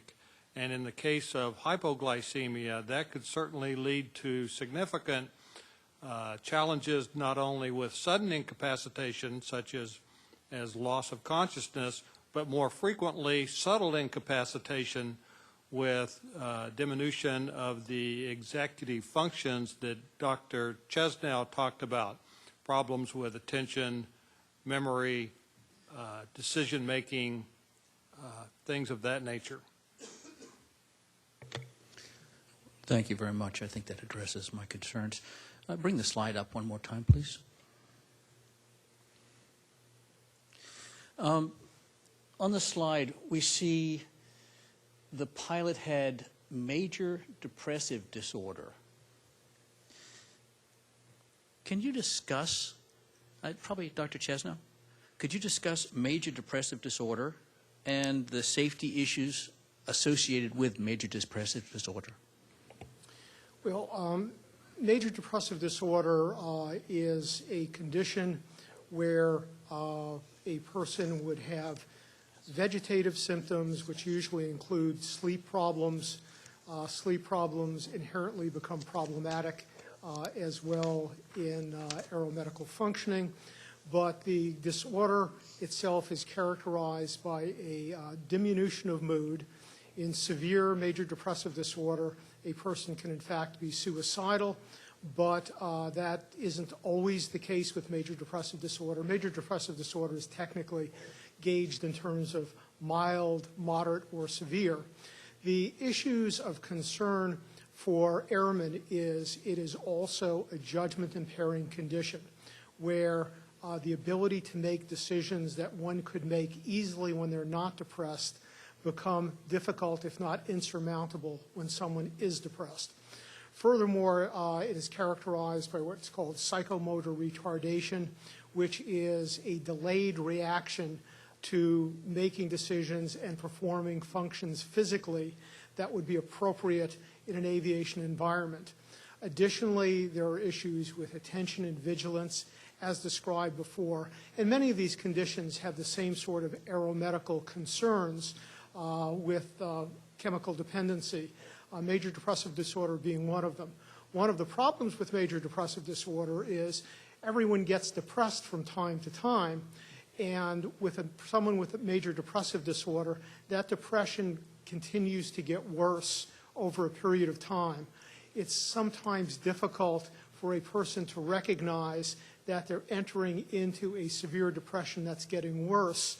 And in fact, what you hear from family members and others are that people that are familiar with the person that's depressed often notice that they're getting, that they're aware that the person is getting depressed and non-functional before the person himself is. In this particular case, I noticed that there were 2 antidepressants included on the list, and those 2 antidepressants include one that is currently disqualifying and one that is currently not disqualifying. The other issue is because someone may be taking antidepressants does not necessarily guarantee that those antidepressants are effective.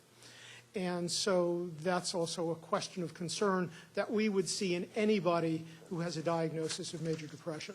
It is considered a non-specifically disqualifying condition so that we try to determine its level of severity, and its level of severity would impact on the aeromedical concerns associated with it. Thank you very much. I'll bring this up one more time. Next on the list is a condition called attention deficit disorder, treated with methylphenidate. Would either one of you care to address this question? Yes, attention deficit disorder is often called attention deficit hyperactivity disorder. If hyperactivity is accompanied with it. In this case, it wasn't. One of the difficulties with attention deficit disorder is that it's often made fairly cavalierly nowadays and doesn't require the physician to have sufficient neuropsychological screening. Presuming the neuropsychological screening indicated that an actual attention deficit disorder was present, it is another non-specifically disqualifying condition, so we would look to see whether it was severe enough to warrant medical disqualification or not severe enough to consider special issuance or certification. When one has to be treated with Ritalin or methylphenidate, which is the generic name for what was on the list presented, that is a disqualifying medication. So in this event, you have an attention impairing condition requiring a disqualifying medication. Thank you very much. I believe this one's going to go to Dr. Frazier, but Charlie, you may be able to answer it also. The pilot was diagnosed with both fibromyalgia and also chronic pain. Can you talk briefly about those conditions and how they affect aeromedical safety and pilot performance? So both of those conditions could conceivably affect pilot performance. Fibromyalgia is a multi-system disorder that can include fatigue, difficulty getting around, problems with concentration and mental things that can accompany the systemic physical signs and symptoms of fibromyalgia. Certainly, just in terms of the pilot's ability to be fit to fly, anyone with fibromyalgia would certainly be questioned as to their ability to be able to do all the mental and physical things that are required of being a pilot. Similarly, with chronic back pain, there could be difficulty with physical access, getting in and out of whatever situation that pilot might be required to get into.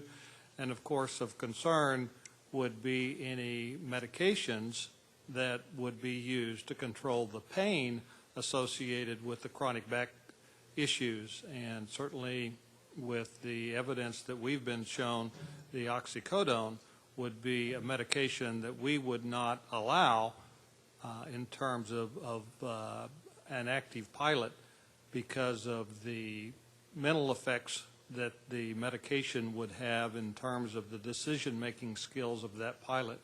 So both of these conditions, fibromyalgia and the chronic back pain, although not specifically disqualifying, would potentially be generally disqualifying. Thank you very much. You've mentioned the medications. That brings into the issue of the medications this pilot had been prescribed. I'd like to bring up out of Exhibit A, Table 3, which is page 8 of 19. So if you could bring up Table 3, please. This is the pilot's prescribed medication. According to his personal medical records and pharmacology records, pharmacy records, he regularly prescribed and filled 13 different prescription medicines, many of which are considered sedating. Please remove that exhibit.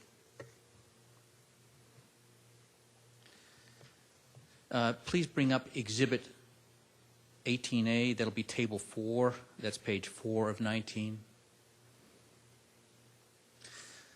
According to Exhibit 18A, we recognize that the pilot was, these are medicines that were actually found on toxicology. We recognize that acetaminophen and caffeine are unlikely to cause significant impairment. But Dr. Kemp, would you take a look at the list? We might as well just start at the top, starting with cyclobenzaprine, and let's work our way down the list. And could you briefly discuss for each of those drugs whether or not the drug could impair performance or pose a hazard to safety of flight? Sure. Beginning with cyclobenzaprine. Cyclobenzaprine is a skeletal muscle relaxant given for muscle spasms and pain, and associated with muscle spasms. And so it has what we call central nervous system depression activity, meaning this slows the communication, as you'll see, as I'll explain with these medications. It slows the communication between brain cells, is the cheap way to put it. And so it causes the drowsiness, the sedation that would come into play with decision-making and things that are associated with operating an aircraft.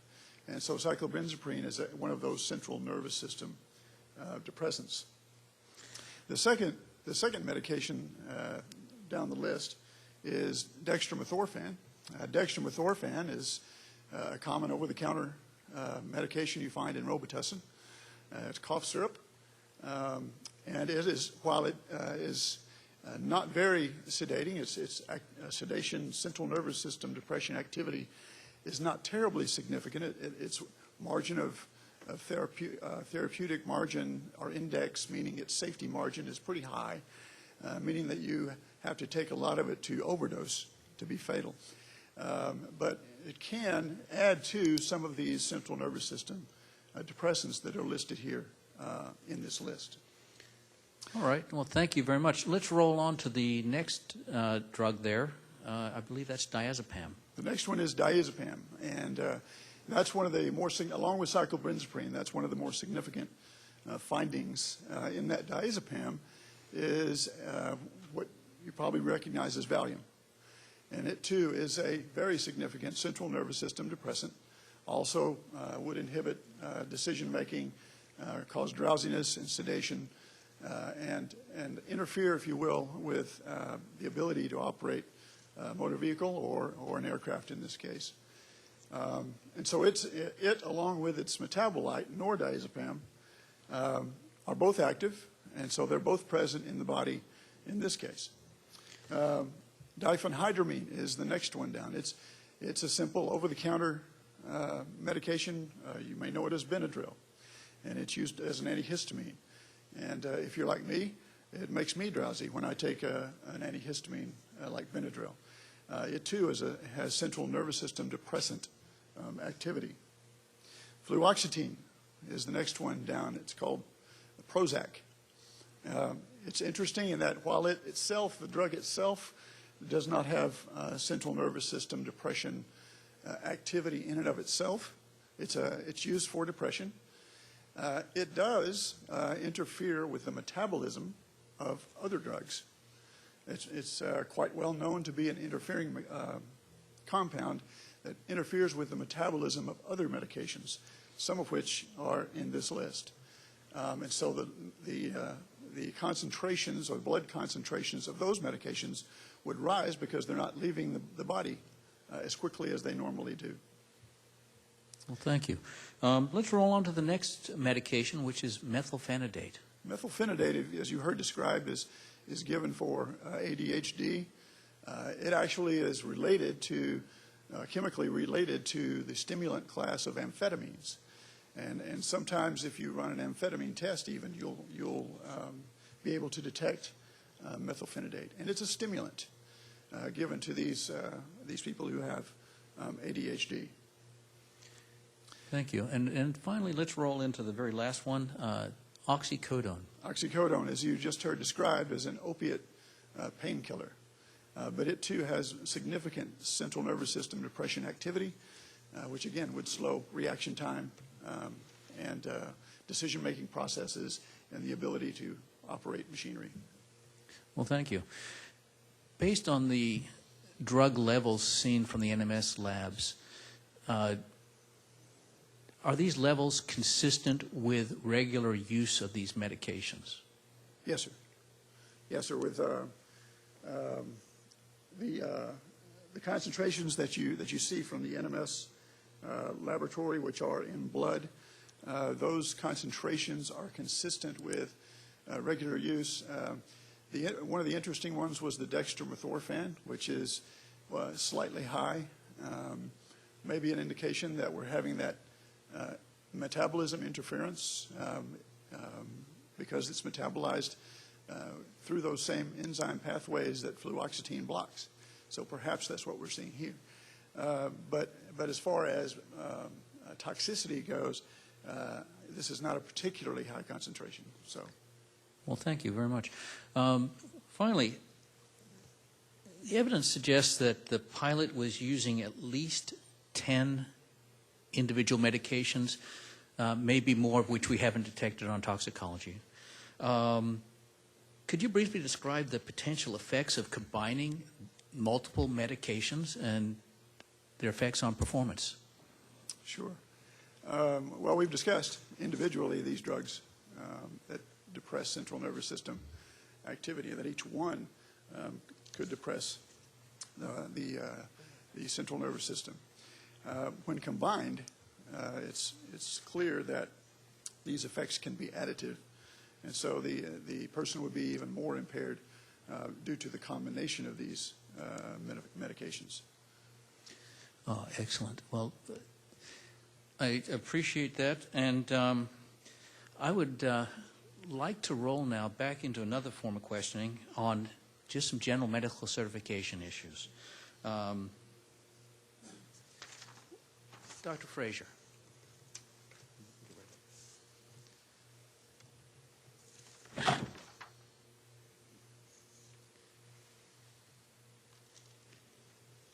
Would any of these I think you briefly covered it, but which of these conditions is disqualifying, the ones that we've talked about earlier? We can bring up the list if you like. Well, certainly a number of conditions are disqualifying. substance dependence, in this case alcohol dependence, if not appropriately treated and in remission, as in the way that Dr. Chesnow described, is specifically disqualifying. Certainly ADHD is a disqualifying condition. Diabetes treated with medication is specifically disqualifying. And of course, use of medications like the oxycodone is disqualifying. The medication itself would not be allowed by the FAA, as well as the other muscle relaxants, the diazepam and the Flexeril. So this gentleman had multiple disqualifying conditions and or medications. Thank you very much. You can pull that exhibit down. I'm going to change gears a little bit here. We recognize that balloon pilots are not required to get a physical exam. But as a part of any physical exam, the pilot fills out or checks a questionnaire or checks a box that says that the FAA can examine the NDR, National Driver's Registry. Could you explain what that check is and what it can find? Well, as a part of our 8500 TAC 8, the airman is required to give us, the FAA, consent to do a 3-year look back at the National Driver Registry. And we frequently use this as a check to make sure that the airman has been honest and forthright in terms of answering the rest of the questions present in the history form, the 8500 TAC 8. So we regularly use that in order to be able to make sure that the pilot or the airman has not forgotten that he had a DUI.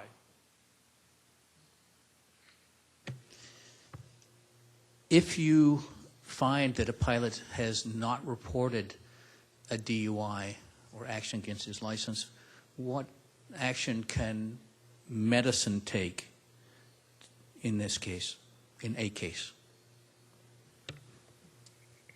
If we find that a pilot has not reported, according to CFR, we have the authority to take away all of his certificates, not only his airman medical certificate, but his pilot certificate as well. And of course, when you talk about taking away certificates, we work with AGC in terms of how those certificates would be returned to the FAA. But certainly we work with counsel in terms of how we would revoke those certificates. Thank you. One more question. This is more in the realm of the special issuances. We recognize that pilots who have disqualifying conditions can obtain a special issuance. Based on all of this pilot's medical conditions, from what you've seen in the medical report, would he have been able to obtain a special issuance for all of these conditions to carry paying passengers?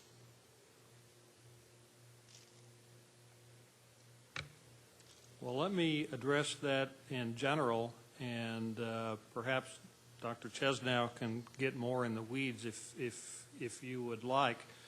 But certainly, as Dr. Chesnow discussed, for pilots that have been identified as having substance dependence, if they get treated and go through rehab and into successful aftercare, once they have recovery that is satisfactory to us at the FAA, they can be special issued. Likewise, for pilots that have a major depressive disorder that has been appropriately treated with one of the medications that we allow once they've seen the psychiatrist and once they've had neuropsychological testing to make sure they don't have any mental decrement due to the medications or to the depression, they too have a route back to piloting operations. So there are some of these conditions that could have been special issued. However, the ADHD, if that indeed was shown to be a very real thing, and of course the neuropsychological testing may or may not have confirmed the presence of ADHD, but then again there were multiple medications that the airman could not fly with. So certainly this airman, though he could have theoretically been special issued for substance dependence that had been treated successfully and for the depression that had been treated and was stable, with the other medications that this pilot was taking, there is no way that he could have been special issued to do any kind of flight operations, much less commercial. Thank you very much. I'm going to roll my questions over to Mr. Lawrence here. I just have a couple of questions. I'm going to look from a more global perspective of the certification, the medical certification. 6123 requires commercial airplane pilots to hold at least a second-class medical certificate. My question is why?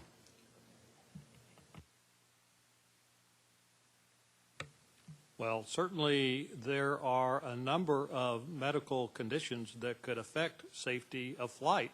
We are particularly concerned with those medical conditions or medications that would lead to either sudden incapacitation or subtle incapacitation.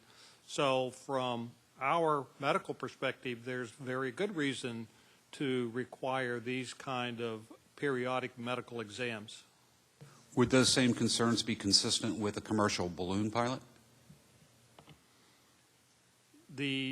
Certainly, the concerns with sudden and subtle incapacitation would extend to balloon pilots and other modes of transportation, whether it be railroad, maritime, commercial truck drivers, or whatever the case, where sudden or subtle incapacitation could be a significant safety issue.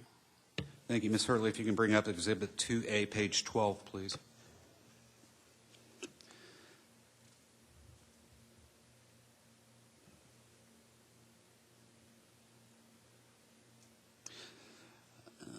This will be an excerpt from the Operations Group Factual Report, and it shows an FAA response to the NTSB inquiry that states that commercial balloon pilot, the exemption that exempts commercial balloon pilots from holding a medical certificate has been in effect since the 1930s.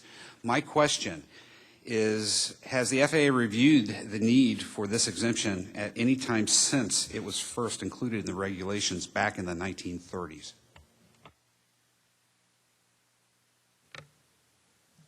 That's a good question, Captain Lawrence, and I can tell you in my 13 years at the FAA, we have certainly not looked at that. What happened between prior to 13 years ago and 1930s, I couldn't speak to. Would anybody else like to add to that discussion? Take it from your silence. No. Let me ask another question. Given the pilot's physical ailments, this accident pilot's physical ailments, and the physical nature of ballooning, the setup process, it's a much more physical process than actually flying an airplane. Shouldn't balloon pilots in general be required to have at least some sort of medical evaluation prior to flight?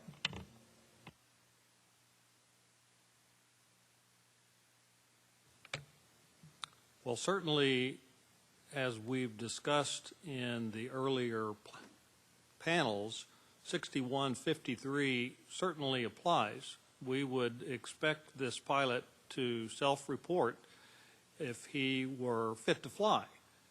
That is pertaining to both his medical conditions and to his medications. Clearly, that did not work in the case of this pilot. Thank you, Mr. English. That's all the questions I have. Thank you, Captain Lawrence. Mr. Chairman, the technical panel has no more questions for now. Thank you very much. We'll plan to come back to you, time allowing, but we started okay. So, Kubitschek Balloons, it'd be your turn to start first, if you like. We don't have any questions. Thank you, Mr. Kubitschek. Balloon Federation of America.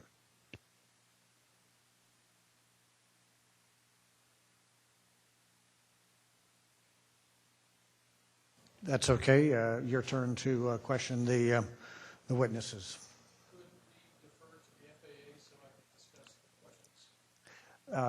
Yes, we'll go to the FAA first and then back over to the BFA. Thank you, Mr. Chairman. Dr. Frazier, are you aware of any, prior to this Lockhart, Texas accident, any fatal balloon accident, as far as you know in the history of aviation, that was determined to be due to a medical issue? I am not. Okay. Are there other types of pilot certificates or pilots that do not require an FAA medical certificate, and if so, what are those? Glider pilots do not. Okay. And is there a was there? I'm not too familiar with this, but I'm aware of some recent congressional legislation or reauthorization language that is directing the FAA at some point in the future to alleviate the need for pilots of any type of airplane up to, I think, 6,000 pounds or something along those lines, where they won't need a medical certificate. Are you familiar with that? I am, and that would be the recent reauthorization where there is an alternative pilot physical exam alternative, and this is an issue that has been in the works for several years, that started with a AOPA EAA petition for exemption, and basically we've looked at the subset of general aviation, and we've looked at those folks that fly airplanes that weigh less than 6,000 pounds and fly less than 18,000 feet high, that could potentially self-certificate. There are, however, within the reauthorization bill, multiple mitigating strategies that I could go into if you like, no. But certainly in terms of working with our colleagues in Congress and in the advocacy organizations and in the union, there were several years discussions about what these mitigating strategies might be that would allow this legislation to proceed. Okay, mitigating strategies. Thank you. Currently, though, aside from this, what may lie in the future, if a pilot, a certified pilot who does not, isn't required to hold a medical certificate, are they still under some obligation to ground themselves if they're not feeling well? Oh, absolutely. And once again, 6153 applies. They should be aware of any medical conditions that might affect safety of flight, or any medications that they're taking that might affect safety of flight. And in terms of the legislation that passed July 15 this year, one of the most effective mitigating strategies will be a requirement for medical education that every pilot must complete, that would talk about what they need to do to be able to make that decision that they're fit to fly. Okay. And one final question. In your experience, past several years with the FAA, have you ever addressed a situation or been aware of a situation where a a pilot that did have a medical certificate and then had it revoked was still continuing to fly, that was, you know, flying with an expired medical certificate? Yes, I am aware of several instances of that happening. Okay. Does FAA have hard and fast controls to ensure with 100% confidence that that just won't happen? It's impossible to, you know, to stop the pilot who has an expired medical or no from flying in that airplane or that aircraft? Well, certainly there would be significant civil penalties imposed if an airman were caught flying without a medical, and that indeed has been the case. And there are significant civil penalties if that airman would not immediately return his certificate, to the tune of $1,100 a day. So certainly we are able to work with our colleagues in Flight Standards and AGC to make this an infrequent occurrence. Okay. Thank you very much, Mr. Chairman. That's all the questions I have. Thank you, Mr. Gazzetti. Now to the BFA. Thank you, sir. Dr. Frazier, just one question.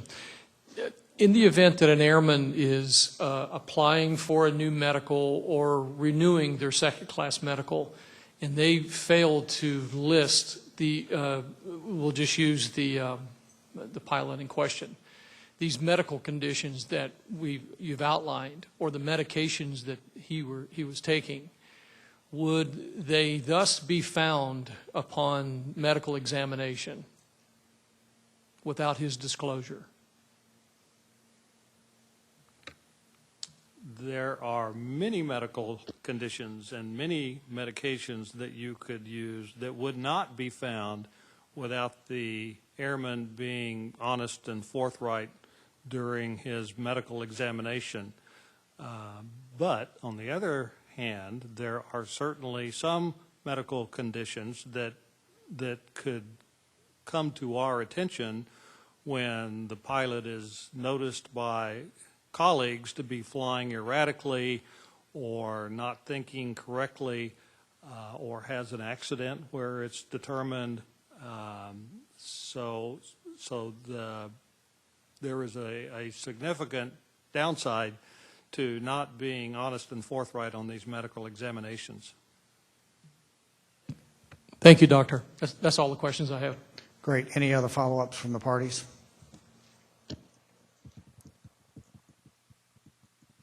Yes, Mr. Chairman.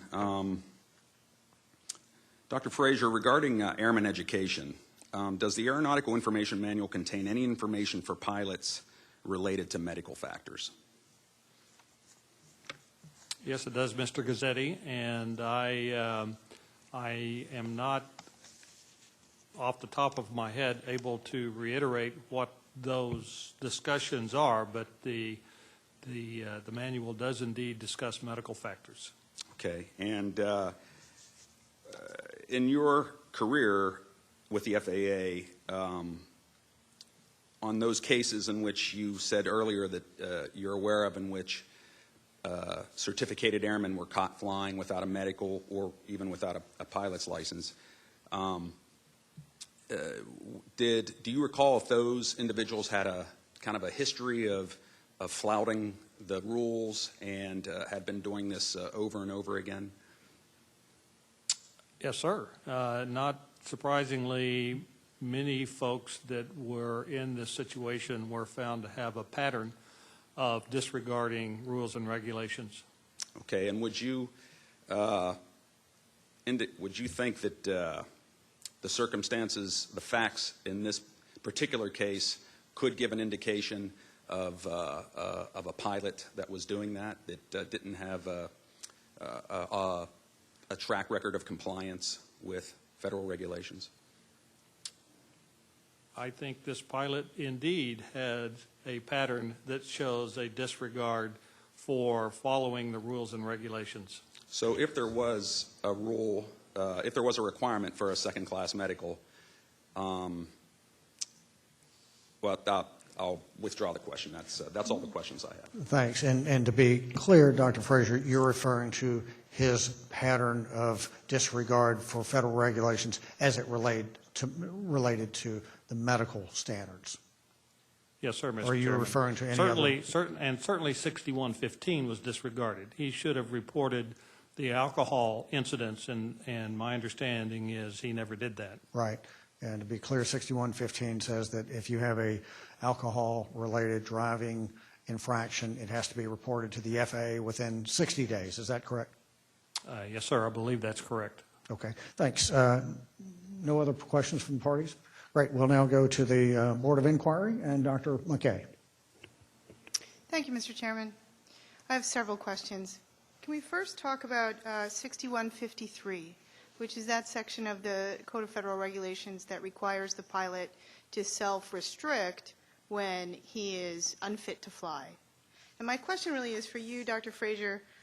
How is a pilot supposed to know if his medical conditions or medications, which he's been prescribed by his physician, are not okay to take while flying?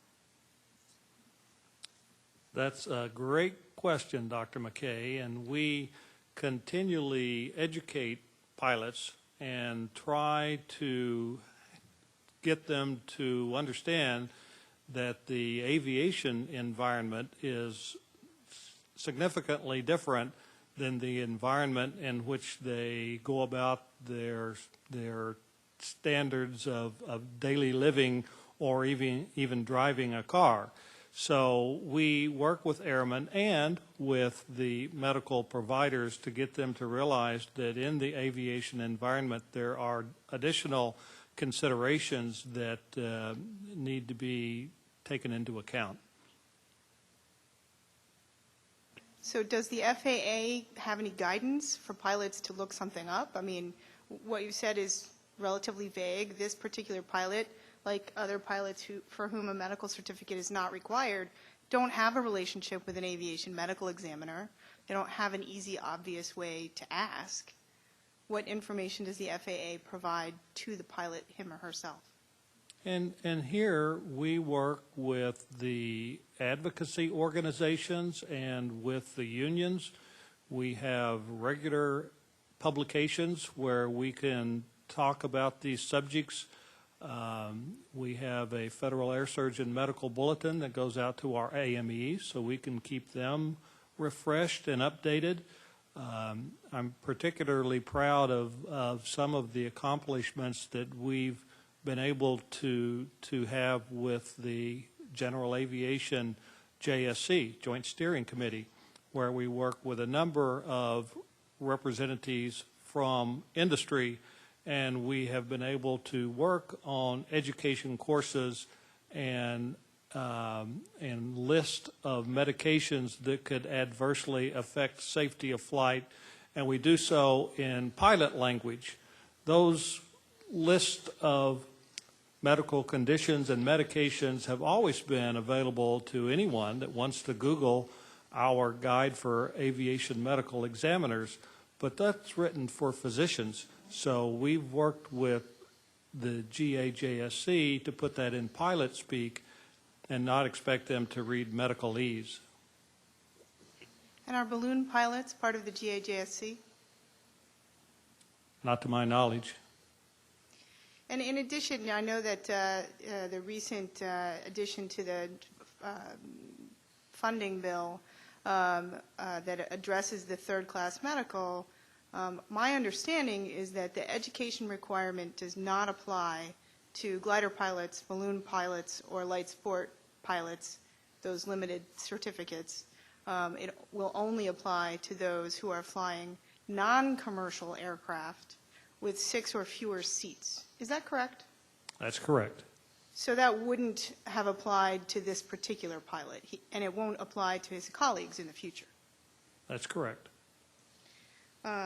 If I may add as an example of what Dr. Frazier's talking about, we have at CAMI have just begun gathering information on trade magazines and trade journals that pilots might be reading to insert an article once in a while on drugs over-the-counter drugs as well as prescription drugs, just to give them another avenue to find out about this, how drugs affect the body.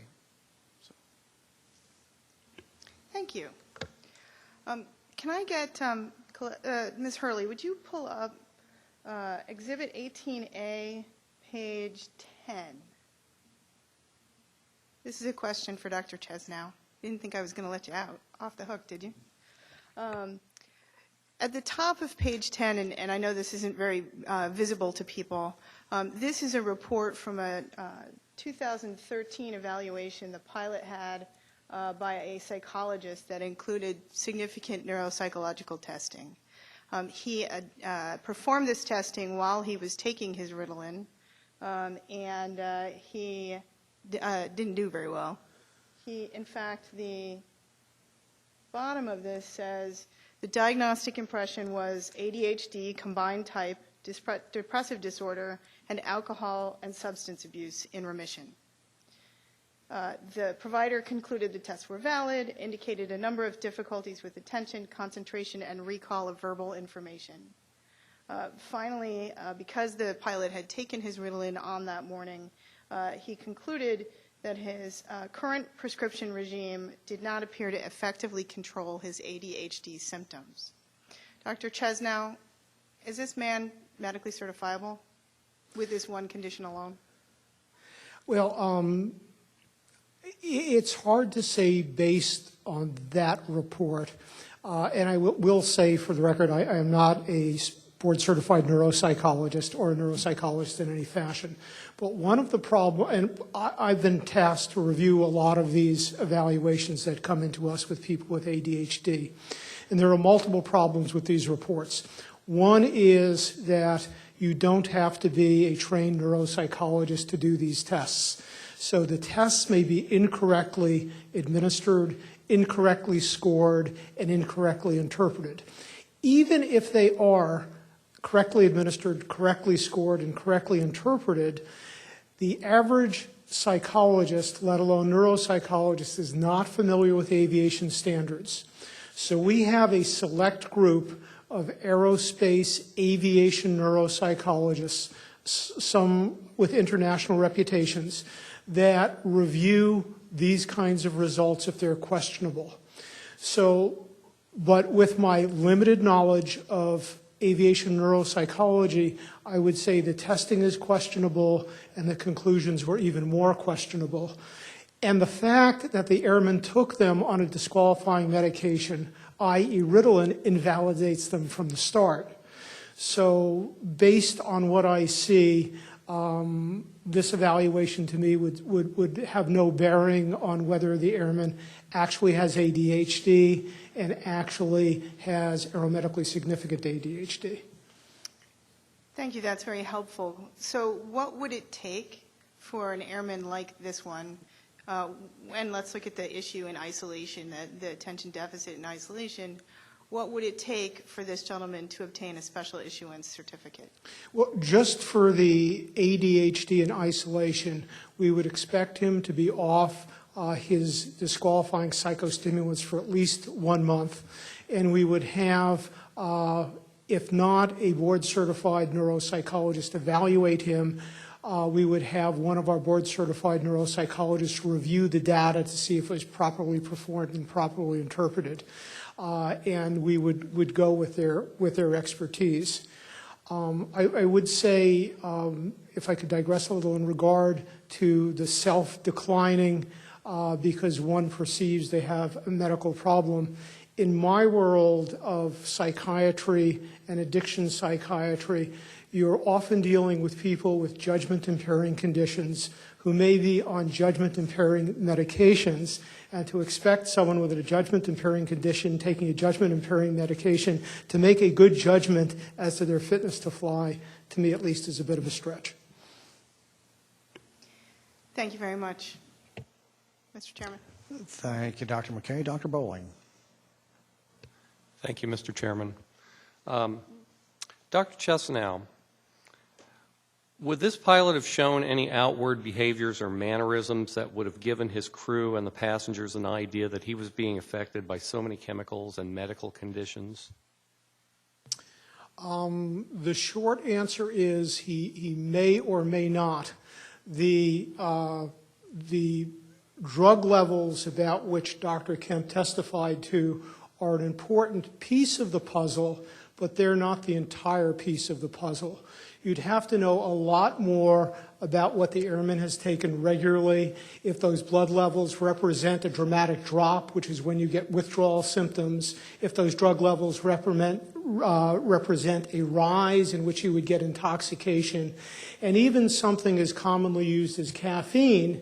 If you use, and I know plenty of people that drink 10 plus or more cups of caffeine a day, even that little simple, generally accepted medication or not, substance can create withdrawal that can create difficulties in impairment and vigilance. So that's just one small accepted part of the total puzzle here. It's very complex when you're dealing with one medication alone. To give you an example, people metabolize these things at different rates. For antidepressants alone, the rate of metabolism between two different people can be tenfold. So that means that one can take a standard dose of the medication fluoxetine or Prozac, and if you're a fast metabolizer, you only get the response of 2 milligrams. If you're a slow metabolizer, it's the equivalent of taking 200 milligrams a day. That combined with all the other drugs, and when Dr. Kemp mentioned that they could be additive, I would like to add to that when you think of drugs that are additive, if you take one drug that you say has adverse effects of a degree of class 1, and this is metaphorical, and another drug with adverse effects of degree of class 2, if you take them together, additive would be a 3 level of adverse effects. Many of these drugs act synergistically, so they're more than additive. So instead of taking 2 drugs with 1 and 2 and adding up to 3, it may add up to 6 or 9, depending on what drugs you have. And because of the cocktail, or what I would refer to as a witch's brew of medications this guy was taking, it's almost impossible to figure out which drugs create more impairment and which drugs create less impairment. Okay, thank you very much. You may have helped answer my second question, which is, would this pilot have been of the personality to stop and reconsider flying on that day had he been confronted by a passenger or crew member? Well, if we had a little bit of the data about this pilot, for example, just the fact that he was alcohol dependent, allegedly in remission, we would have evaluations to determine whether he was in fact in recovery satisfactory to the federal air surgeon. That may bring up a whole new door to the other medical conditions. He may admit to some of them, he may not. It's hard to tell, but we tend to, if someone doesn't have documented proof of recovery, we tend to at very least engage them in a program we can monitor very closely, including alcohol and drug screens. Now, if you're an alcohol dependence in recovery, it is contraindicated to use opiates. It is contraindicated to use diazepam, Valium. It is, depending on your view, and some people would say perhaps the methylphenidate wouldn't be contraindicated. In a clinical situation, it's certainly contraindicated as a disqualifying medication for aeromedical purposes by my department. So the answer is probably we would have found out a lot more. And if this airman truly didn't require these medications for his condition, there is a possibility he would be eligible for a special issuance, but there are a lot of questions that would have to be answered before we could say definitively one way or the other. Well, thank you very much. And for you, Dr. Frazier, in your experience, have you ever come across a commercial pilot flying without a medical involved in an accident that resulted in 15 passenger fatalities?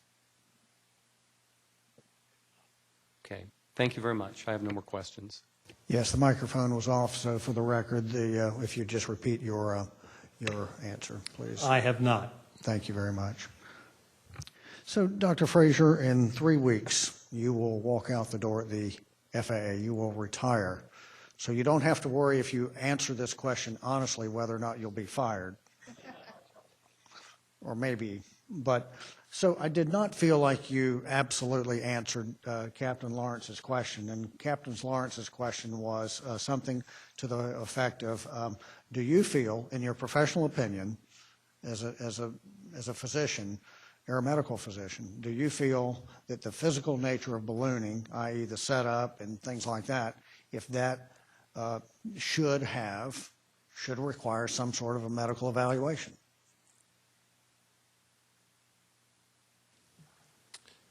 Yes, sir, Mr. Chairman. I feel that a medical evaluation is a part of a holistic plan to keep the national airspace safe. Thank you for your candor there. Dr. Chasnow, it was interesting to hear. I was wondering about that, the cumulative effect of these multiple medications. 1 + 1 does not equal 2. It could be 3 or 6 or 9 or whatever. We know that there were multiple conditions that would have disqualified this pilot from being able to fly. We know that there were multiple medications that would have disqualified him to fly. Is there any way of knowing, given the cocktail of medications that he was taking, any type of performance increase or decrement associated with this cocktail? Is there any way of predicting that? To know retrospectively with certainty, I would say no, but given the fact that there are a multitude of disqualifying medications, I mean, it's possible, for example, diphenhydramine, Benadryl, as Dr. Kemp said, is sedating. If you continue to take it for 4 to 6 doses, usually the sedation wears off.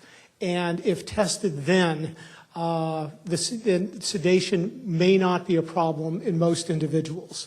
Likewise, several of the drugs that would be impairing in the intoxication phase or in the withdrawal phase would create serious problems. Whether they maintained in a steady state phase, whether there would be problems after sufficient time would be less clear. We would still look at them as disqualifying.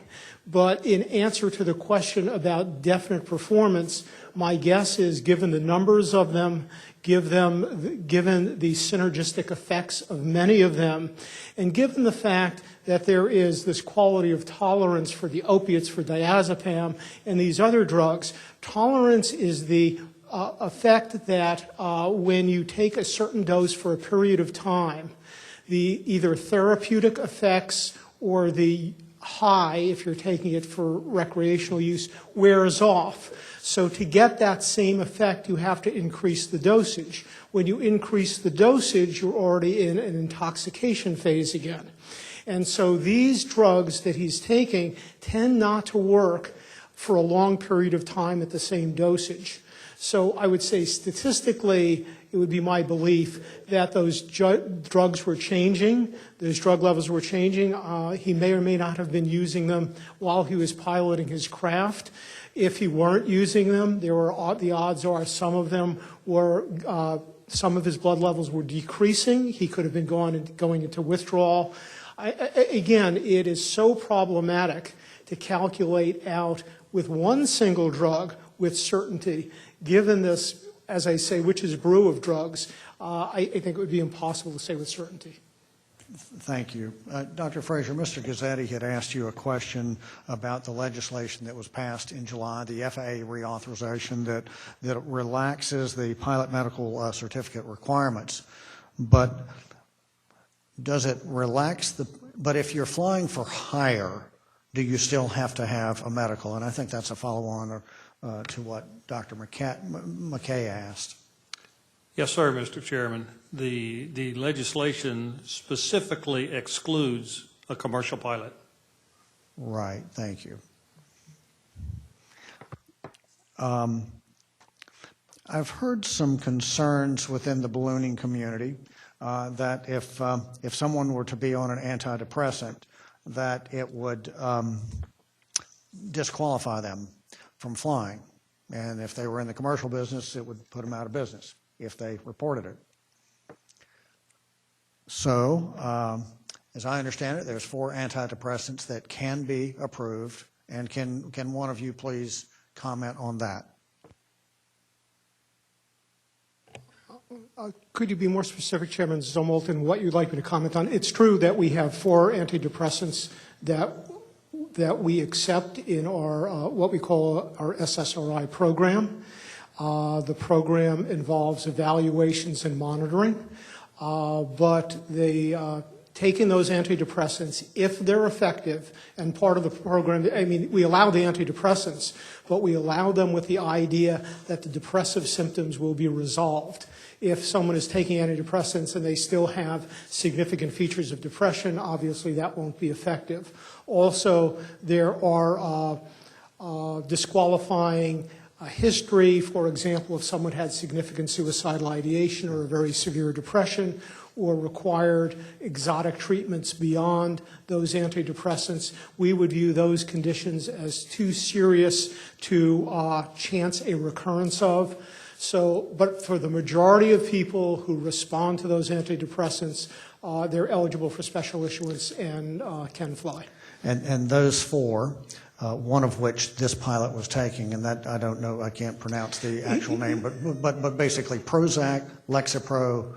What are the other 2? Prozac, Lexapro, Zoloft, and Celexa.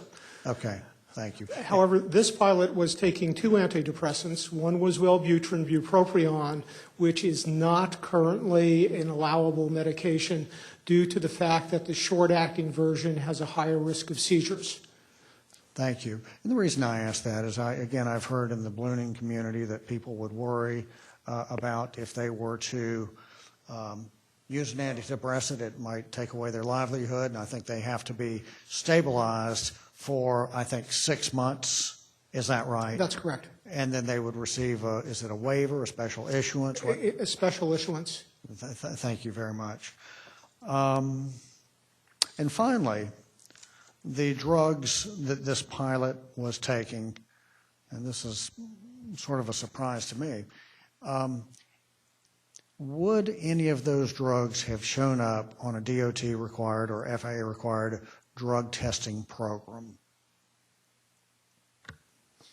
Well, the diazepam, the Valium, definitely would. The methylphenidate, the amphetamine, would show up as an amphetamine positive, given the technology of the particular laboratory.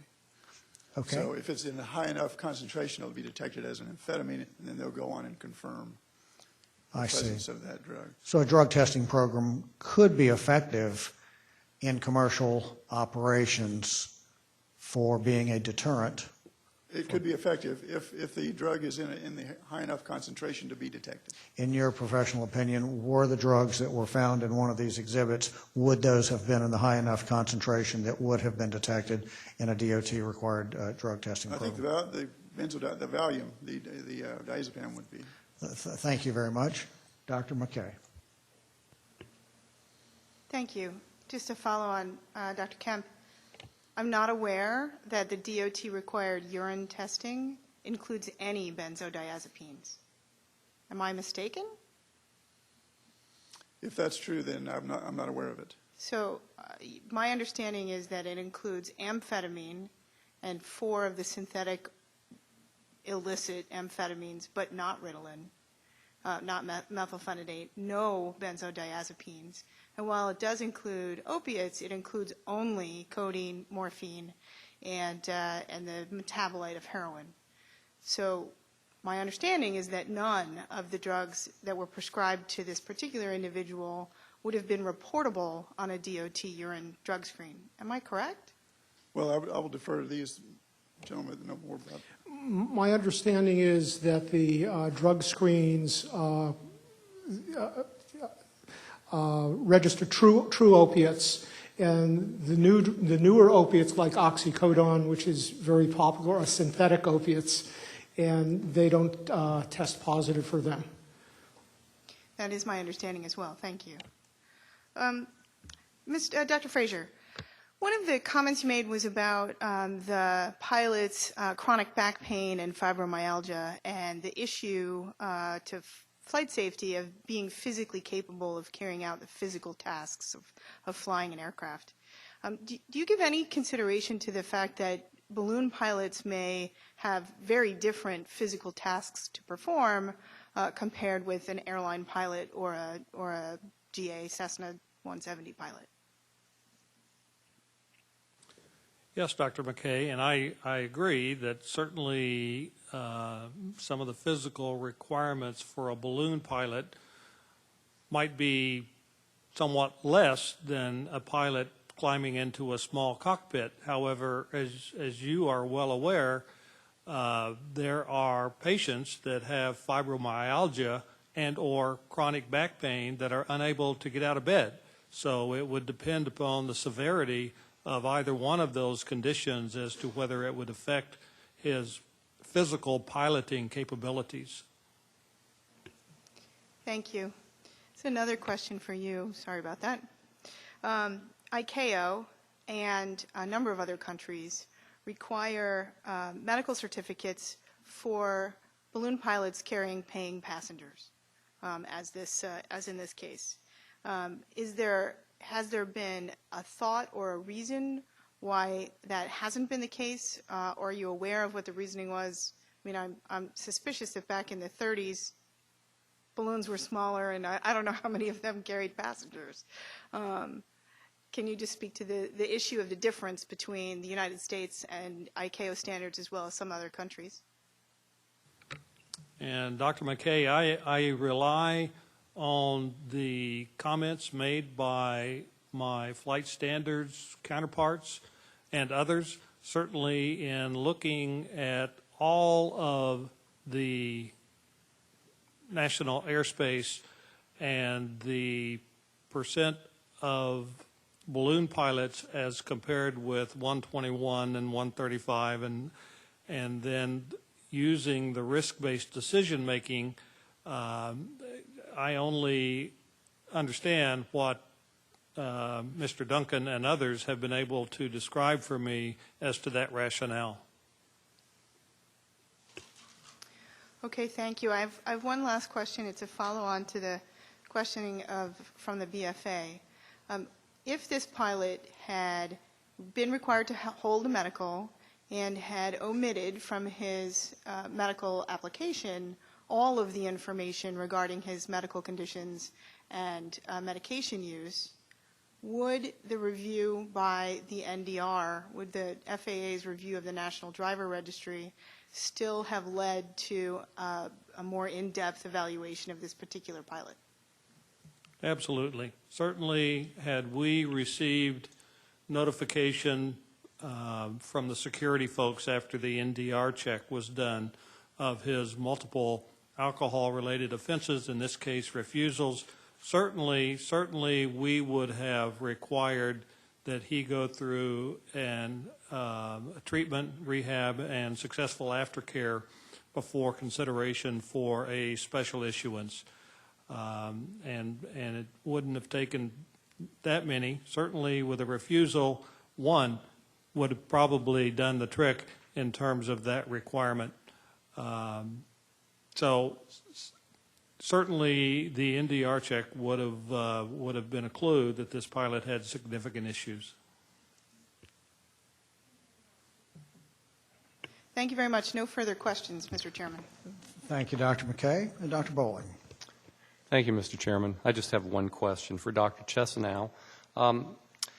If somebody has been diagnosed with major depression, can you describe the process of how that person would obtain a special issuance medical certificate? Well, yes. If they were diagnosed as having major depression, one of the factors we would consider is major depression is broken down by the DSM-5 system into mild, moderate, and severe. So if they had a mild condition that responded to, say, psychotherapy or behavioral therapy, and we felt it was in remission, we might regular issue them with a warning. If, however, there were more than one event of major depression, if it was a recurrent depressive condition, because recurrent depressions have inevitable a greater than 90% chance of recurring again, we would require, and we have not been issuing medical certificates for people who are untreated with recurrent depressive conditions.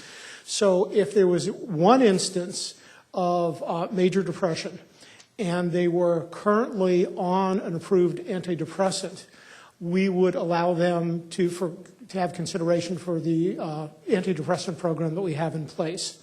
If they had a major depressive condition where it required treatment, but they were no longer on antidepressants and they were no longer symptomatic, we would probably simply special issue them and require monitoring for a recurrence.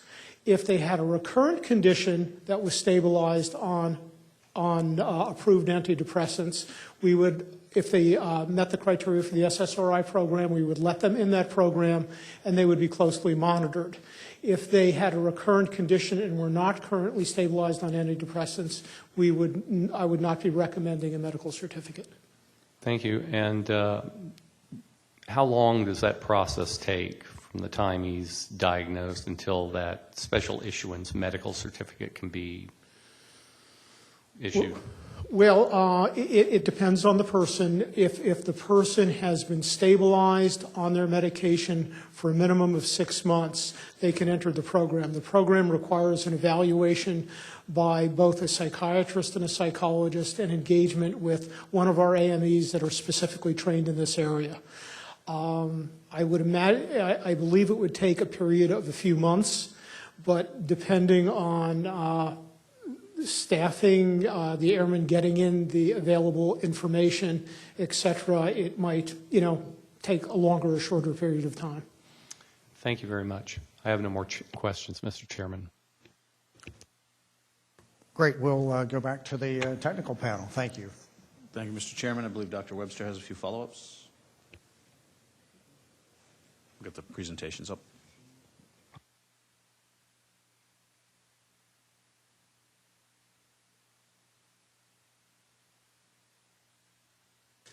If you could bring up 18A, page 5, please.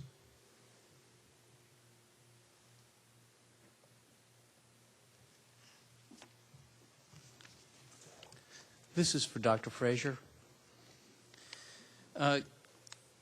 If you look at the section named in the medical factual report, criminal history and driving record, this pilot was arrested twice for drug possession.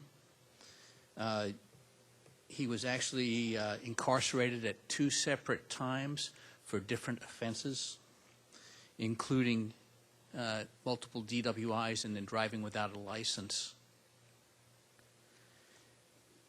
If he had a medical certificate and you learned of these, would multiple arrests, convictions, and incarcerations affect your decision on certifying an individual like this? Absolutely.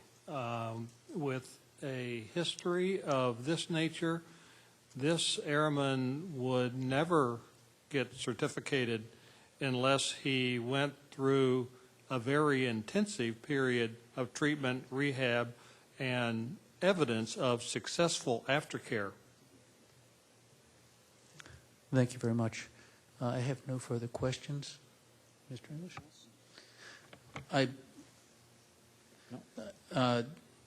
We have no further questions. Right. Thank you, Mr. Chairman. Yeah, the tech panel rests. Thank you. Thank you very much.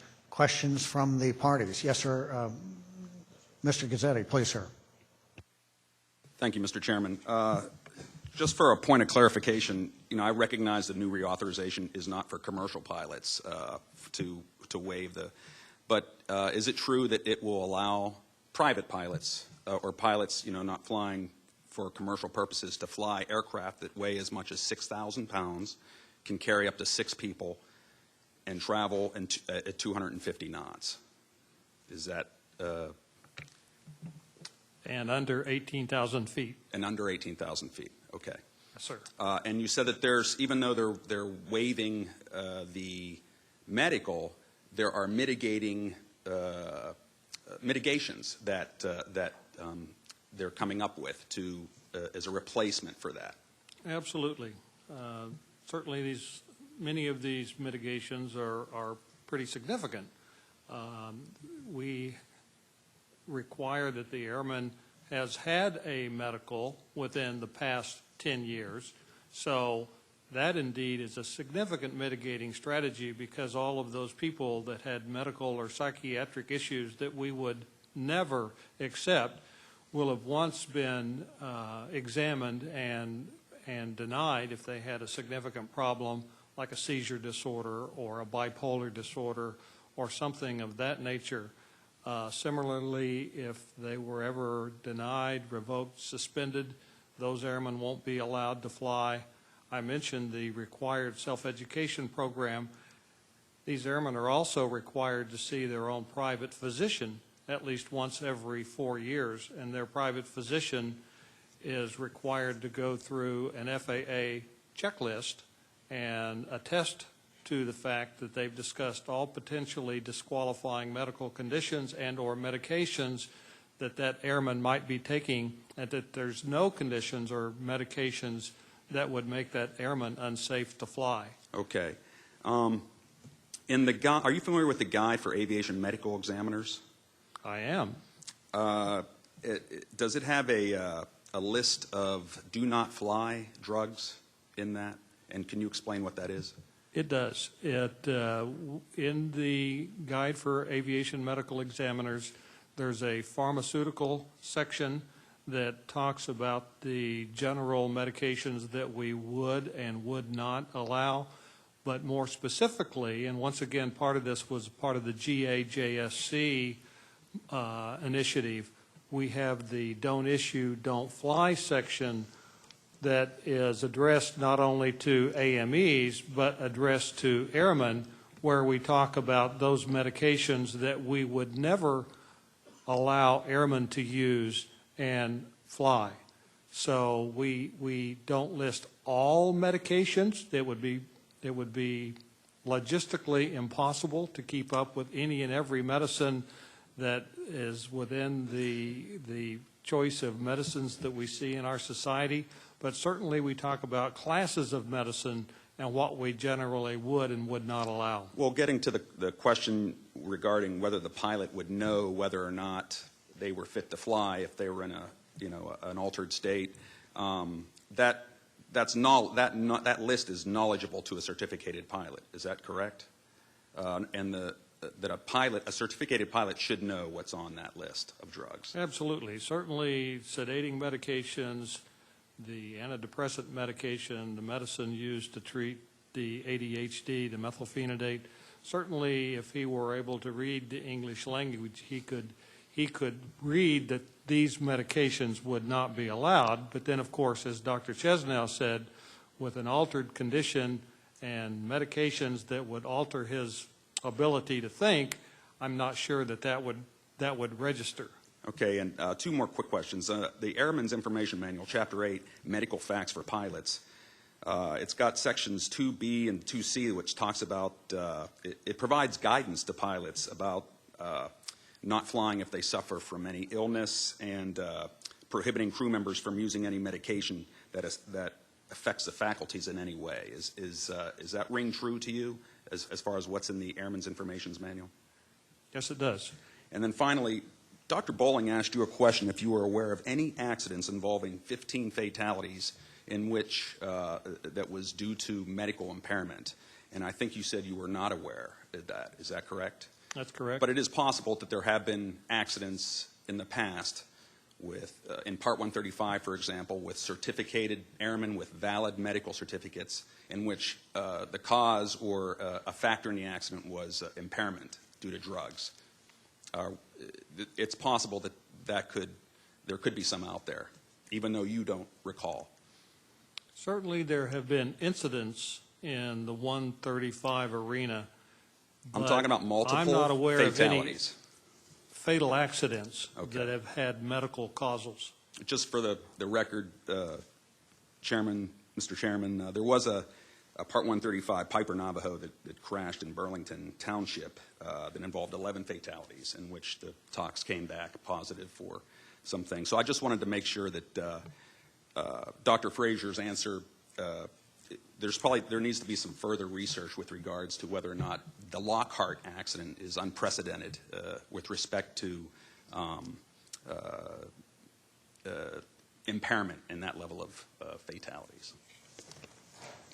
If I may, Mr. Chairman, just to clarify, the question was, in your experience, have you come across a commercial pilot flying without a medical involved in an accident that involved 15 passenger fatalities? Without a medical.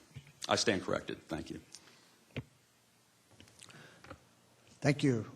Any more questions from the parties? Technical panel? No, sir. Board of Inquiry. Well, that brings us to the closing comments. I want to thank the witnesses, and you'll be excused in just a moment.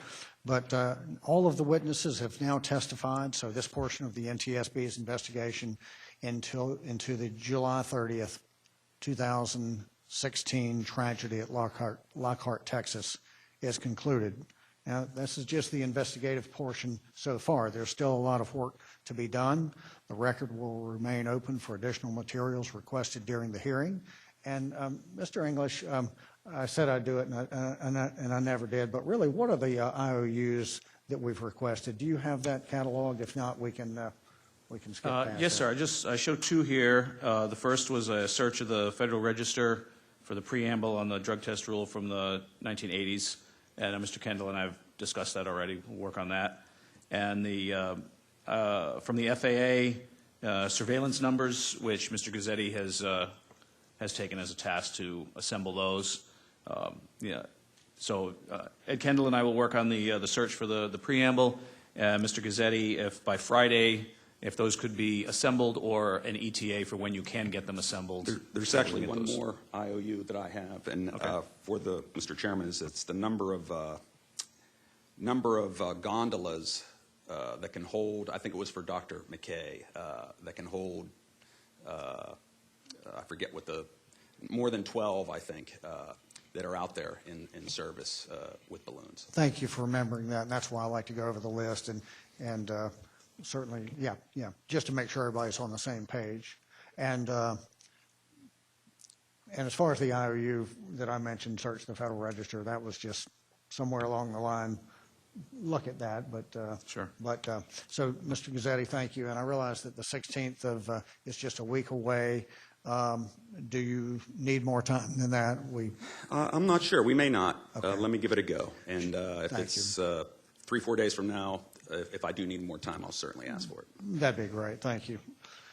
So the hearing of the transcript of the hearing and all the materials entered into the record will become part of the public docket, along with other records of the investigation. And the archive, the audiovisual archive, the webcast, if you will remain on the NTSB's website for about 90 days. From the evidence collected in this hearing and from the investigation as a whole, the NTSB will determine the probable cause of the accident and make any recommendations necessary to prevent similar accidents. The final report will take several months to finish up. But safety recommendations, we can issue safety recommendations at any point during the investigation. From a personal point of view, my term will be expiring soon on the NTSB, and there's a good chance that I will not be here when the final report is issued. So I just want to challenge the staff to keep up your great work, and remember what a friend of mine has told me is that we at the NTSB, we are a voice for those who don't have a voice, and I think that's so important. I've spoken to the families of the victims, and this was I think this could be a watershed event for the commercial air tour balloon industry to up the ante on safety, however that gets done. And I think if we don't take it seriously, we're missing a tragic opportunity to correct it. I realize the industry doesn't want overburden. I understand that. But I think also we have to weigh the potential burden on the industry versus the rights and the safety of those who are paying to fly on balloons. So on behalf of the NTSB, I really want to thank the parties. BFA, thank you all for coming here. FAA, thank you. Kubitschek, you've come all the way from Poland, and Mr. Kubitschek, as a party, thank you very much for coming. I not only thank you for your help today, but throughout the investigation thus far. So on behalf of the Board of Inquiry and the technical panel, I want to express our sincere appreciation to the witnesses who have provided testimony. And I say we can't turn back the hands of time and prevent what happened that tragic morning, Saturday morning in Lockhart, Texas. But our commitment at the NTSB is to learn from this accident so that we can keep it from happening again. That's why we are here. And we've got a saying, it's out at our training center on a plaque, from tragedy we draw knowledge to improve the safety of us all. And we have to take this tragedy and improve safety for us all. This hearing is adjourned. Thank you.